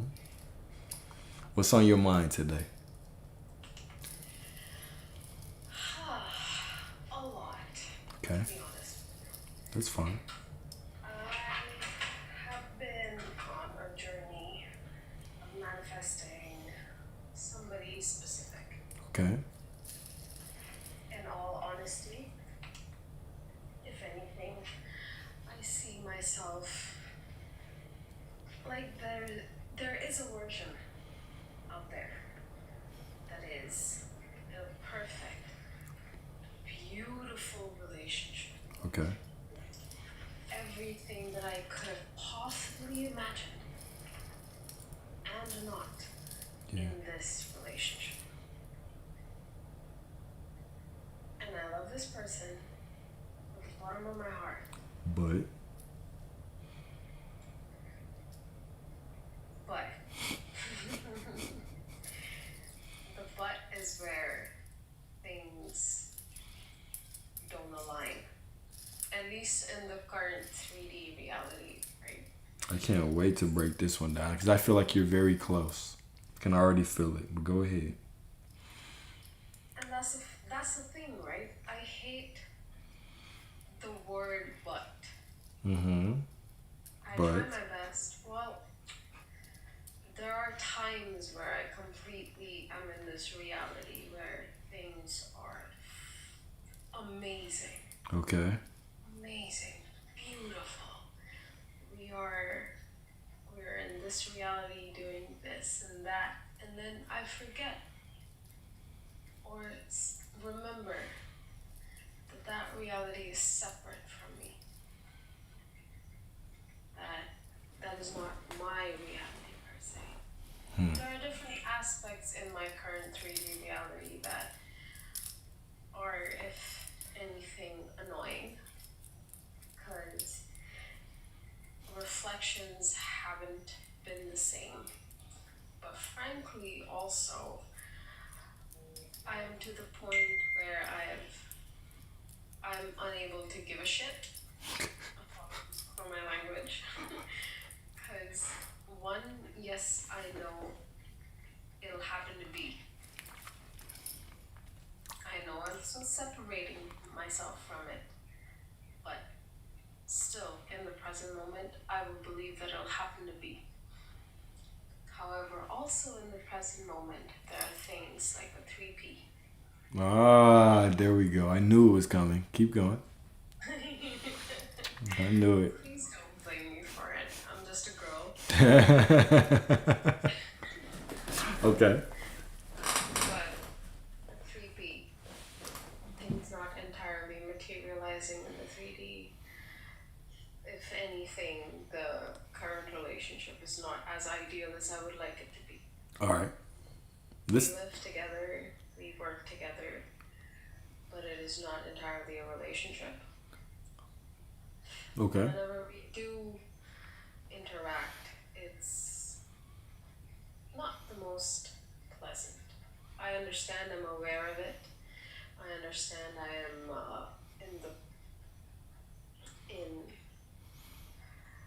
I just don't want to be in the process of it anymore. I've been into it too much for the last 2 years and I've just about had enough.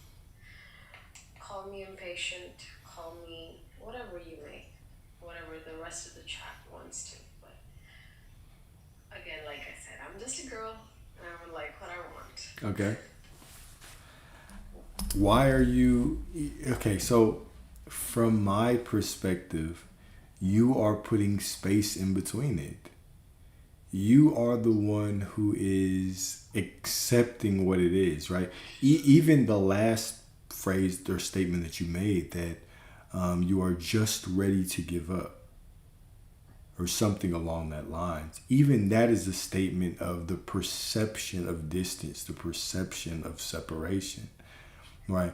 Me stating that I'm just about ready to give up is me stating that I do not have what I want. I am not that person. It is not here. I am not that version of me. So I still would challenge you and say, have you made the choice? Have you truly made the choice that he is yours? Yes. You I'm have? not gonna lie. Okay. I have. But again, there are days when the reflection is completely different. If I have gone, like the voice that you're hearing right now, trust me, it's a lot more calmer. It's a lot more understanding of how reality works. But when it shows things completely different, especially, so that's again the thing that I wanted to talk to you about is the fact that I was trying to deduce things. I was trying to deduce detachment versus attachment versus not wanting something as much, and I don't know, there's a bunch of different things. I'm sorry if I'm going on a tangent here. No, you go. You're good. You go ahead. Back when I never knew about manifestation consciously, is I would think about something, okay, whether it happened or not, and then It will show more up. or less it would come into fruition, Of course. which is essentially what I've thought that manifestation is actually about. Forget about self-concept, forget about the healing process, forget about everything else, forget about completely different timelines even. You being you in the present timeline that you are, without there being timelines and such. You think about something, you're not as completely attached to it. Somewhere down along the line it happens. It's happened to me. People have consciously manifested. Like I'll tell you a story. Right? Yeah. My grandfather, bedridden on the ventilator. This is me knowing about conscious manifestation for the longest time. Trying to get something that I wanted. Yeah. But this was completely out of the blue. My mom calls me, tells me that, hey, listen, your dad's not doing very well. Your granddad's not doing very well. He's on the ventilator. My life doesn't really go to shit, but yes, it does take a little tumble. Okay. Of course, I care about my granddad. I'm super attached to him. One night, I go to bed thinking, looking up at him, completely healthy, smiling at me, looking down at me. He's beautiful. He's healthy. Right? Next day. In fact, not even the next day. Within 12 hours, I get another phone call telling me, yo, he's off the ventilator. I'm happy as shit. I'm amazed. Honestly, I didn't even join the two dots thinking that that was me. I'm gonna be completely honest with you. I did not think that was me. But then I thought back on it. Okay. And I got attached to the thought. Right? Yeah. Attached. If I did it, what else am I able to do? So I started thinking more about it. And that's when he became worse. He went back on the ventilator.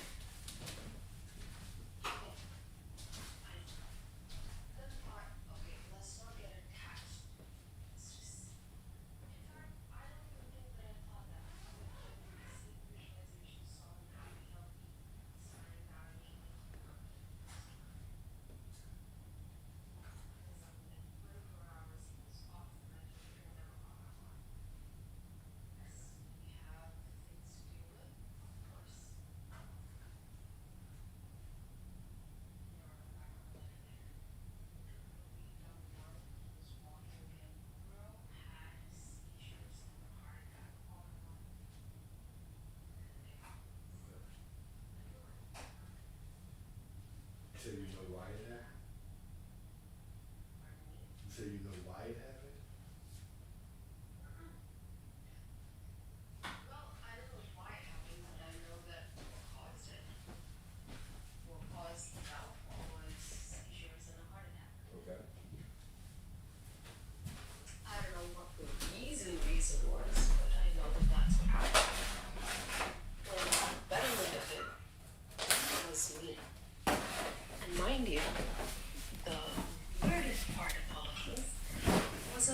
parents had to pay the loan.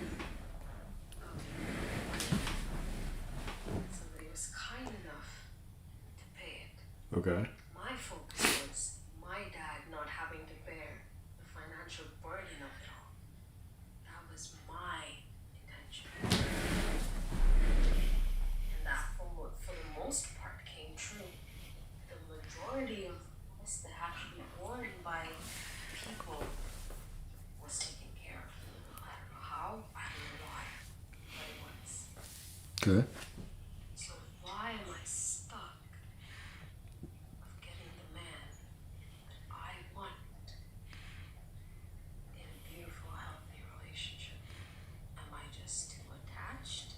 Am I just too in the needing energy of it? Okay. You know what? I'm not. I'm not in the needing energy of it. Fuck that shit. No.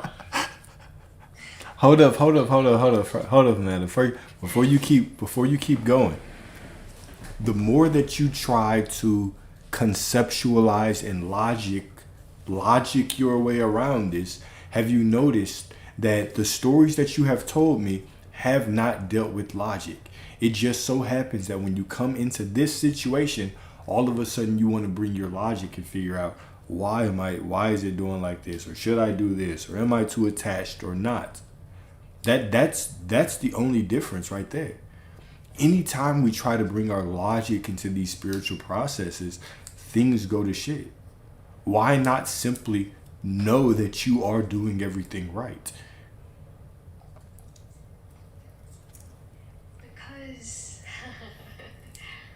Because I've been on this journey for a little too long that I would like. Okay, who's saying that? Whose assumption is that? I am. It's you, right? You're the one who's saying that. There's no too long, there's no too short, there's only right now. Right now you're making the choice that I've been on this too long, and so I must go and dig deeper, and something is going on. That's just an affirmation that you're telling right now about you. But you've been on this journey also long enough to know that you are everything you desire to be. That you can have whatever you put your mind to. You can do that same thing for this right now. You just have to make up your mind. You can't, the whole, I've been doing this for so long, and what am I doing wrong, and all, you already know all of those questions are the problem right there. Me saying what am I doing wrong is making the assumption that I am doing something wrong. I understand that. But It's just, let's say for example, Okay. tonight I go to sleep, right? okay. I go to sleep imagining everything that I want, as if it's already done, Yes. as if it's beautiful, perfect, as if it's exactly the way that I want. Okay. Tomorrow I wake up, my SP leaves our house without a word. I'm gonna be completely honest with you. Okay. I love my SP. Good. I love him from the bottom of my heart. I love him in a way that I'm sure that he doesn't even know it yet. Hold up. That's an assumption. Okay, I'm gonna let you finish, but girl, Okay, you know what you're just let me saying. finish, I'm right? gonna let you I'm finish, passionate but about this guy. go ahead. Here. If anything, if he doesn't call, if he doesn't text, I'm okay with that. It does not matter. I have my own life that I have to deal with. I have my own job that I gotta deal with. Everything on my plate is there. And I love what I do. Okay. I love the person I am. I love every inch of my body.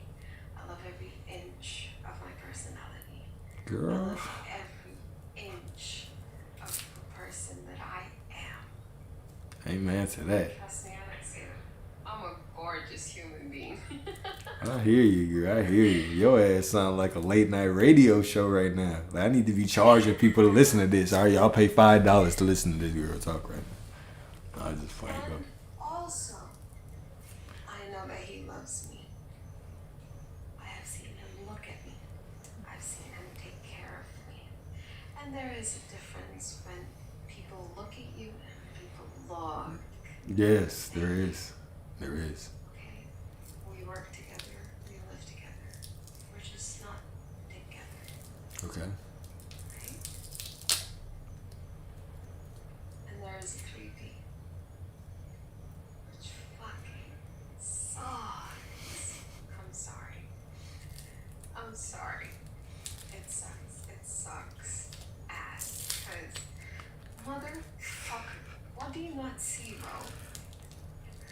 Amanda, you are making these assumptions. You're the one saying all this. You're the one telling these stories. What do you mean? What do you not see? You're the one assuming that. I know. You're gonna disregard that. You're gonna say, let me finish. Go ahead and finish. But I'm telling you. You right now in your story are already telling me everything that I need to know. You're already telling yourself everything that you need to know. You've been on this journey long enough. You saying that right now that he's got this 3P and you're going to go to bed and wake up and he's not going to speak to you and all these things, all of these assumptions that you're making about right now, that it's been this long and X amount, all of these assumptions that you're making are just built up in this present moment. Who is the one who is telling this story about what it is right now? It's you. You can just as easily change the story. And we will in a second once you finish your story. Go ahead.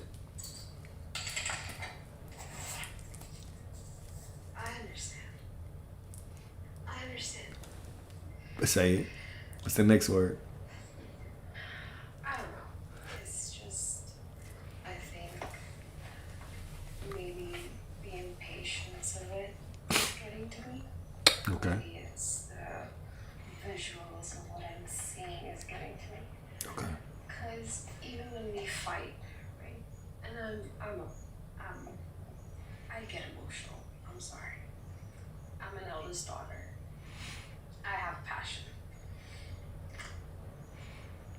When we fight, like, I know that he cares. He doesn't sleep till the time we don't get into bed. There are things that are quote unquote normal indicators of somebody giving a shit about you. Okay. Not even in manifestation terms, right? Yeah, for sure. When those things happen and I see the reality of mine versus the reality of the 3D and the difference in that, or the degree of separation, whatever you want to call it, I don't give a shit at this point. I'm confused on the terms even. Go ahead and say it. It's so confusing and it's a round circle of everything. It's pretty disheartening. I'm not gonna lie. Okay. Because how the fuck am I supposed to go on with my day when I care so much about somebody and somebody else's in that person's life? I'm not saying she's better than me. Fuck Good. no. Do you Good. know how good of a cook I am? Do you know how well I can take care of a house? I don't even care whether it's wifey material or not. I am amazing at it. All right. Let's talk about this, okay?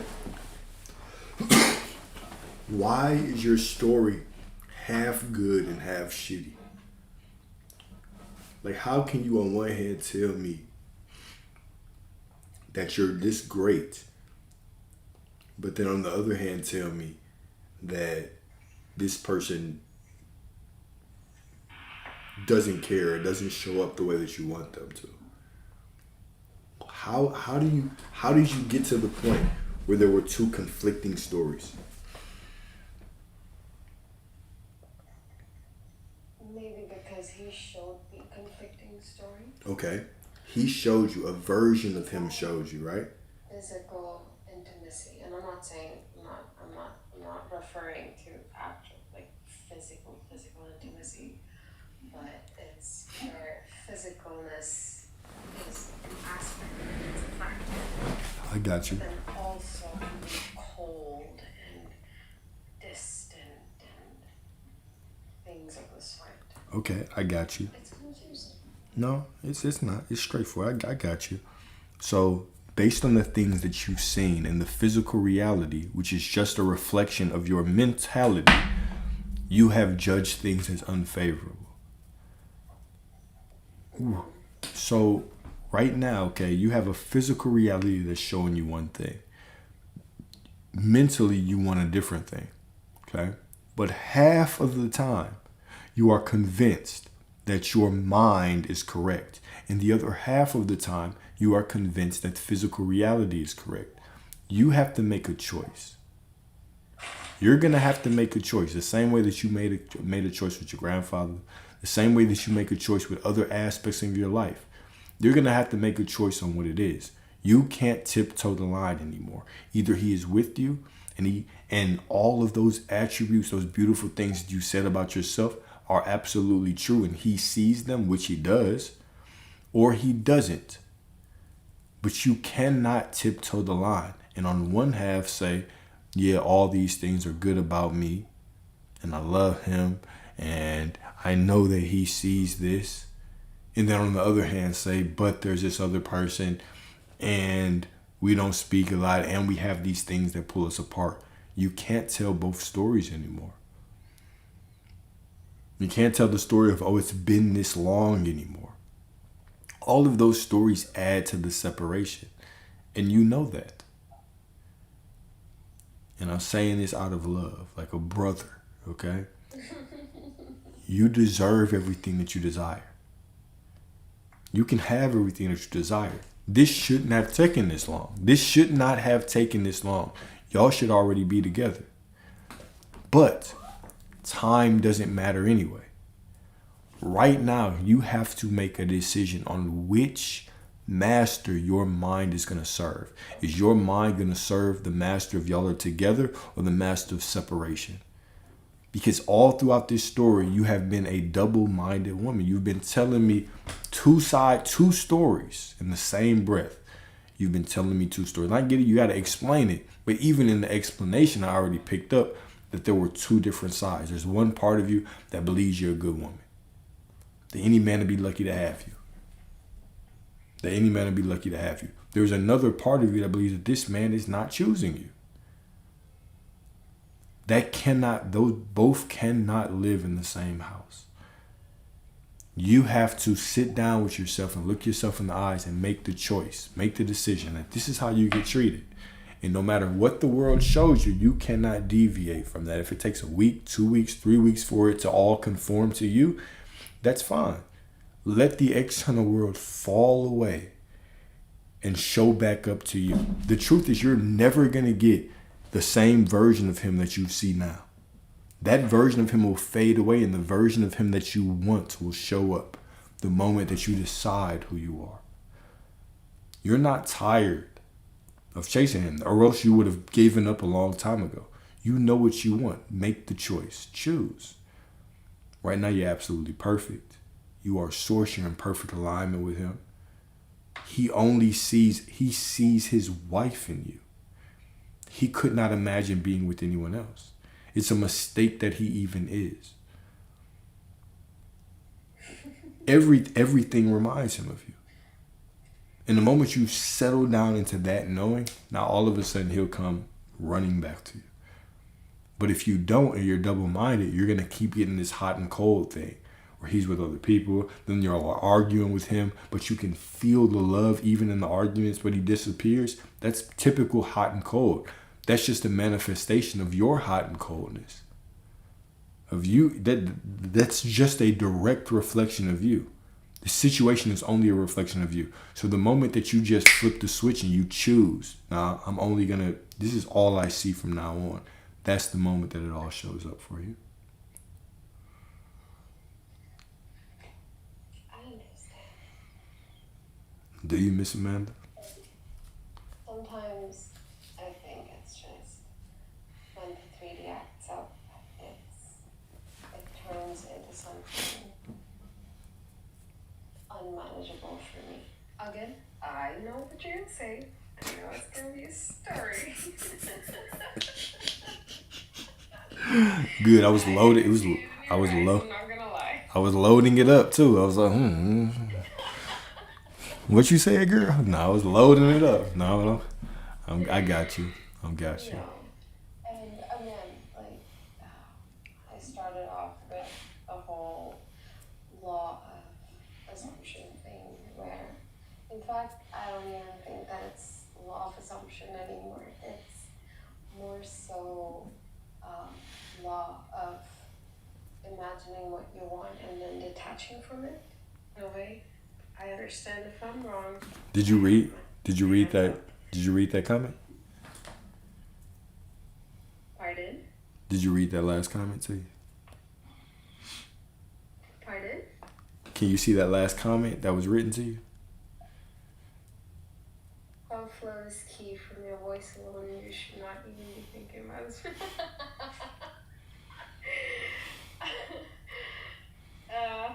Thank you so much. Amanda, let's pump you up right now. Which is so weird. I've had a man come into my life, and he's trying to treat me exactly the way that I would like to be treated. Oh, hold up,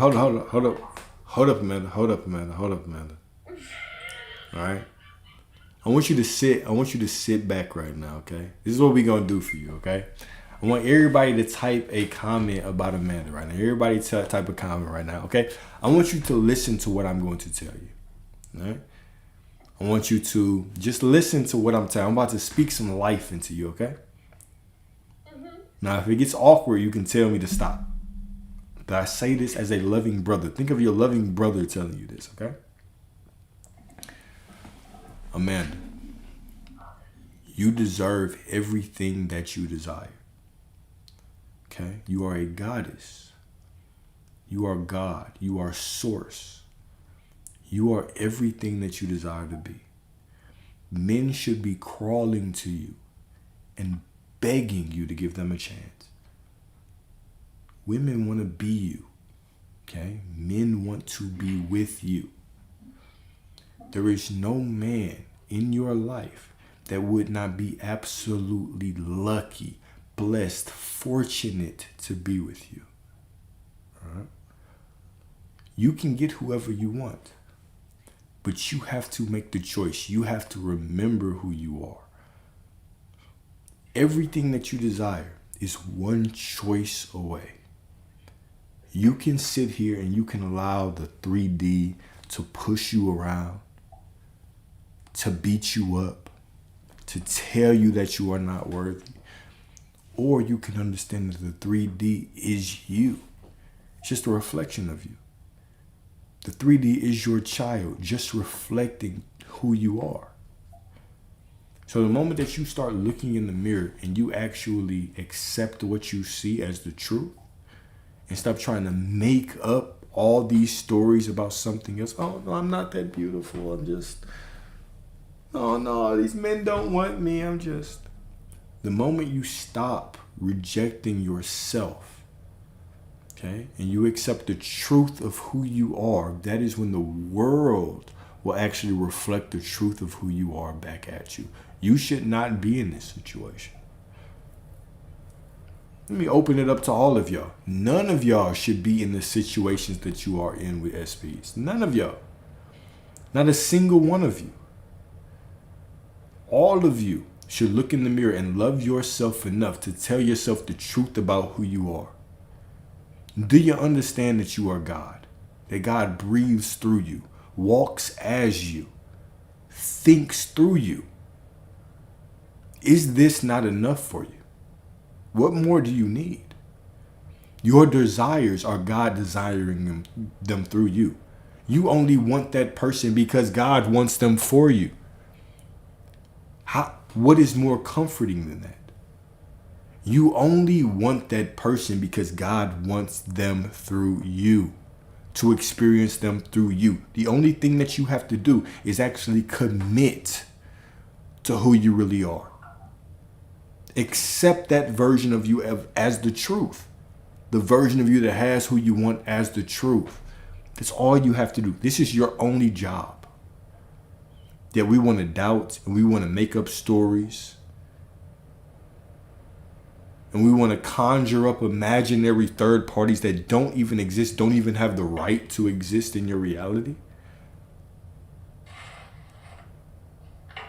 Remember who you are. You don't have to try to be anything. You don't have to reach or strive or try to be anything. You have been powerful your whole life. Remember who you are. That's all I got right now.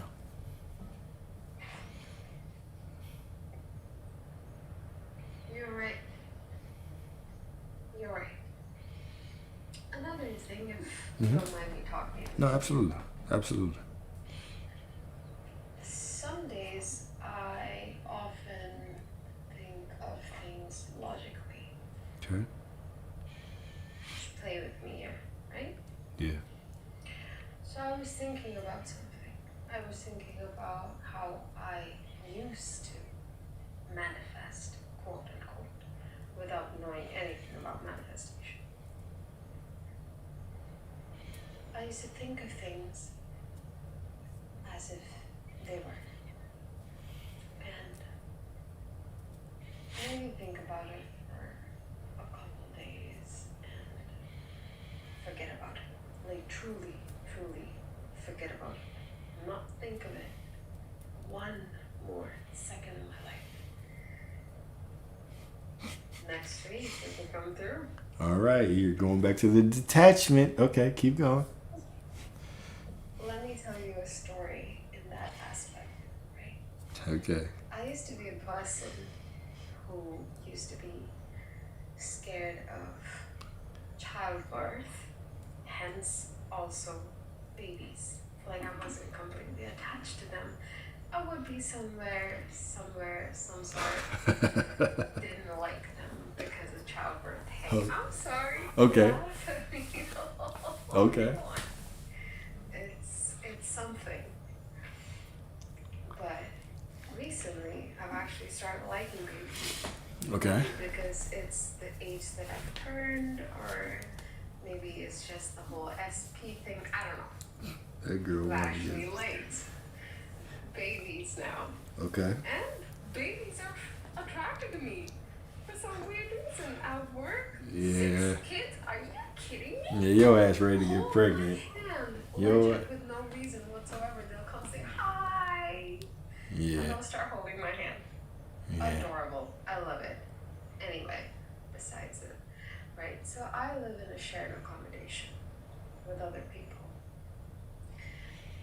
And I live in a completely different country than where I'm from, and it is what it is. But in my current home that I live in, there are no babies. I didn't sleep one day imagining the life I would have with my SP, right? Without any attention given to my SP. In fact, if anything, I was looking at my child. Curly hair, pink jacket, pink and purple pajamas, white socks, and a little white lace around the sock. Okay. Border with a bow attached to it. It was that vivid. It was beautiful. I loved it. It was so cute. Okay. Tell me why the next morning I go down into my living room, there's an exact baby in my living room. There's What the ba- flying fuck? I'm sorry for my language. I was shit scared. It didn't even hit me.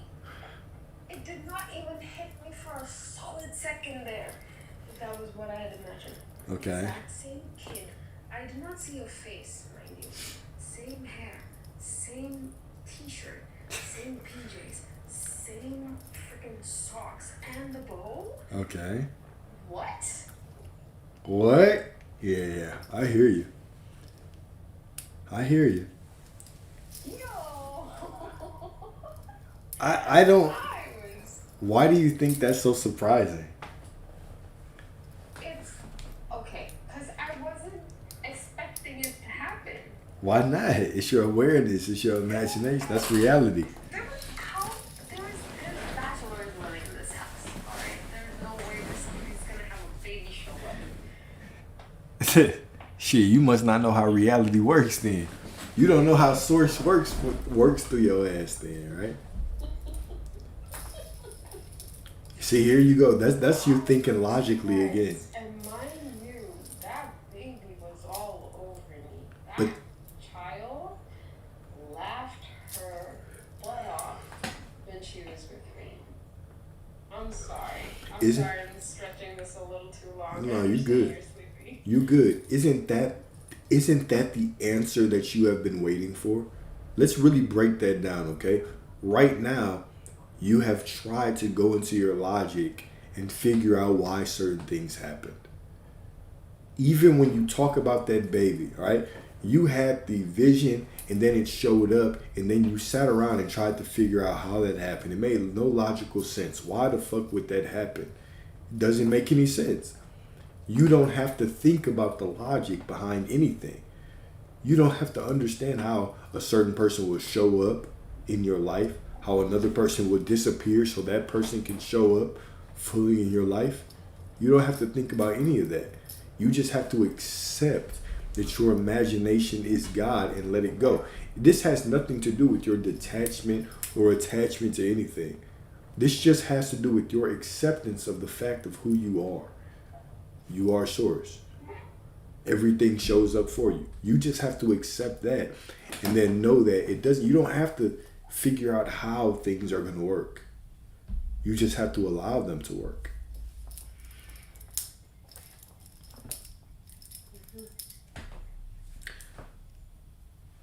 Thank you. I appreciate that. I can't wait to hear your success story. I can't wait for it either. I But can't I know wait. it'll come. I can't I wait. know it will come. No, I already know too. I hope you have a wonderful night. You as Thank you well. so much for the work that you do for us. Thank I you. appreciate it. Thank you. Thank you. Thank you. I appreciate you. I hope to talk to you soon. And take care. You as well. Take care.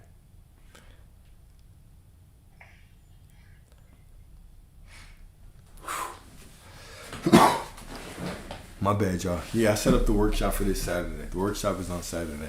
DM me and I will send you the link to it.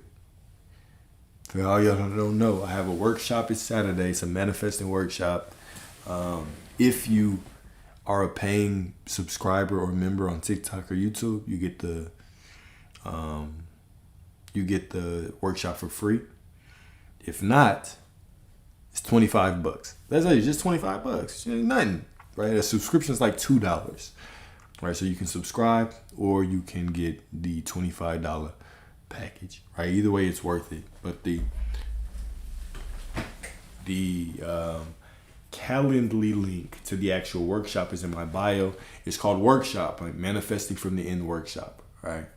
It's just really an opportunity for you to get a little bit of closer one-on-one space, right? And Liz, it's the exact same one as last time. It'd be the exact same type of workshop, right? It'd be the exact same one. I'll change it up next time. This time I was like, you know what? A bunch of people keep asking me, I'm gonna keep the same one. And I had a lot of success in the last one. So I'll keep it that way. I don't know how to subscribe. I don't know how y'all are subscribing, honestly. I don't even remember setting up subscriptions. Shit. I just see a bunch of people that have the sub by their name. And that's fine with me. I appreciate it. But you can either subscribe on TikTok or become a member on YouTube. And I'm going to do these workshops probably twice a month moving forward. I'm going to do one this weekend. I'm going to do one next weekend. Next weekend will be a new one. This weekend will be the same one that I did before. All right? then next month we'll keep changing it, we'll keep evolving, right? But this is just my way of giving back to subscribers. And if y'all don't want to pay for the full like one-on-one experience, because I ain't cheap, then these workshops are a good way for you to get just more hands-on experience, right? So workshops are cool. But anyways, if you're a subscriber, just please DM me and I will send you the link for the workshop. But yeah, I'm about to go to sleep. Hey, I appreciate y'all's time. Thank y'all for I feel like we had a good conversation. This was a good discussion today. I'll be on tomorrow. My legs feel sexy today. I feel like I got sexy legs today. I'm like, man, shit. And I've been squatting too, so no big deal. And then been squatting. But I appreciate y'all's time. All right, thank y'all for everything. Thank y'all for the discussions, the pushback. All right, thank y'all for the trolling, for the honest, genuine question. And I'm glad that we are all on this journey together, right? I'm grateful to be on this journey with y'all. Remember that you already are in alignment with everything that you want. It's already yours. Claim it. Claim it. Know it. Claim it and know it. All right? Now have a beautiful evening. Talk to y'all tomorrow-ish. And peace. Peace. Appreciate you, Miss Rose. All right? Just DM me, y'all. DM me, y'all, and I will send y'all the link. I probably will send it. I'm going to acknowledge y'all, but I'm going to send it in a second. Probably like Thursday-ish or Friday-ish. But it's from 11 a.m. to 2 p.m. Central on Saturday. Okay? DM, TikTok, Instagram, don't care. Wherever you DM, I will respond. Peace. Only one message is allowed. All right, I'm gonna find it. I'm gonna find your message. Peace.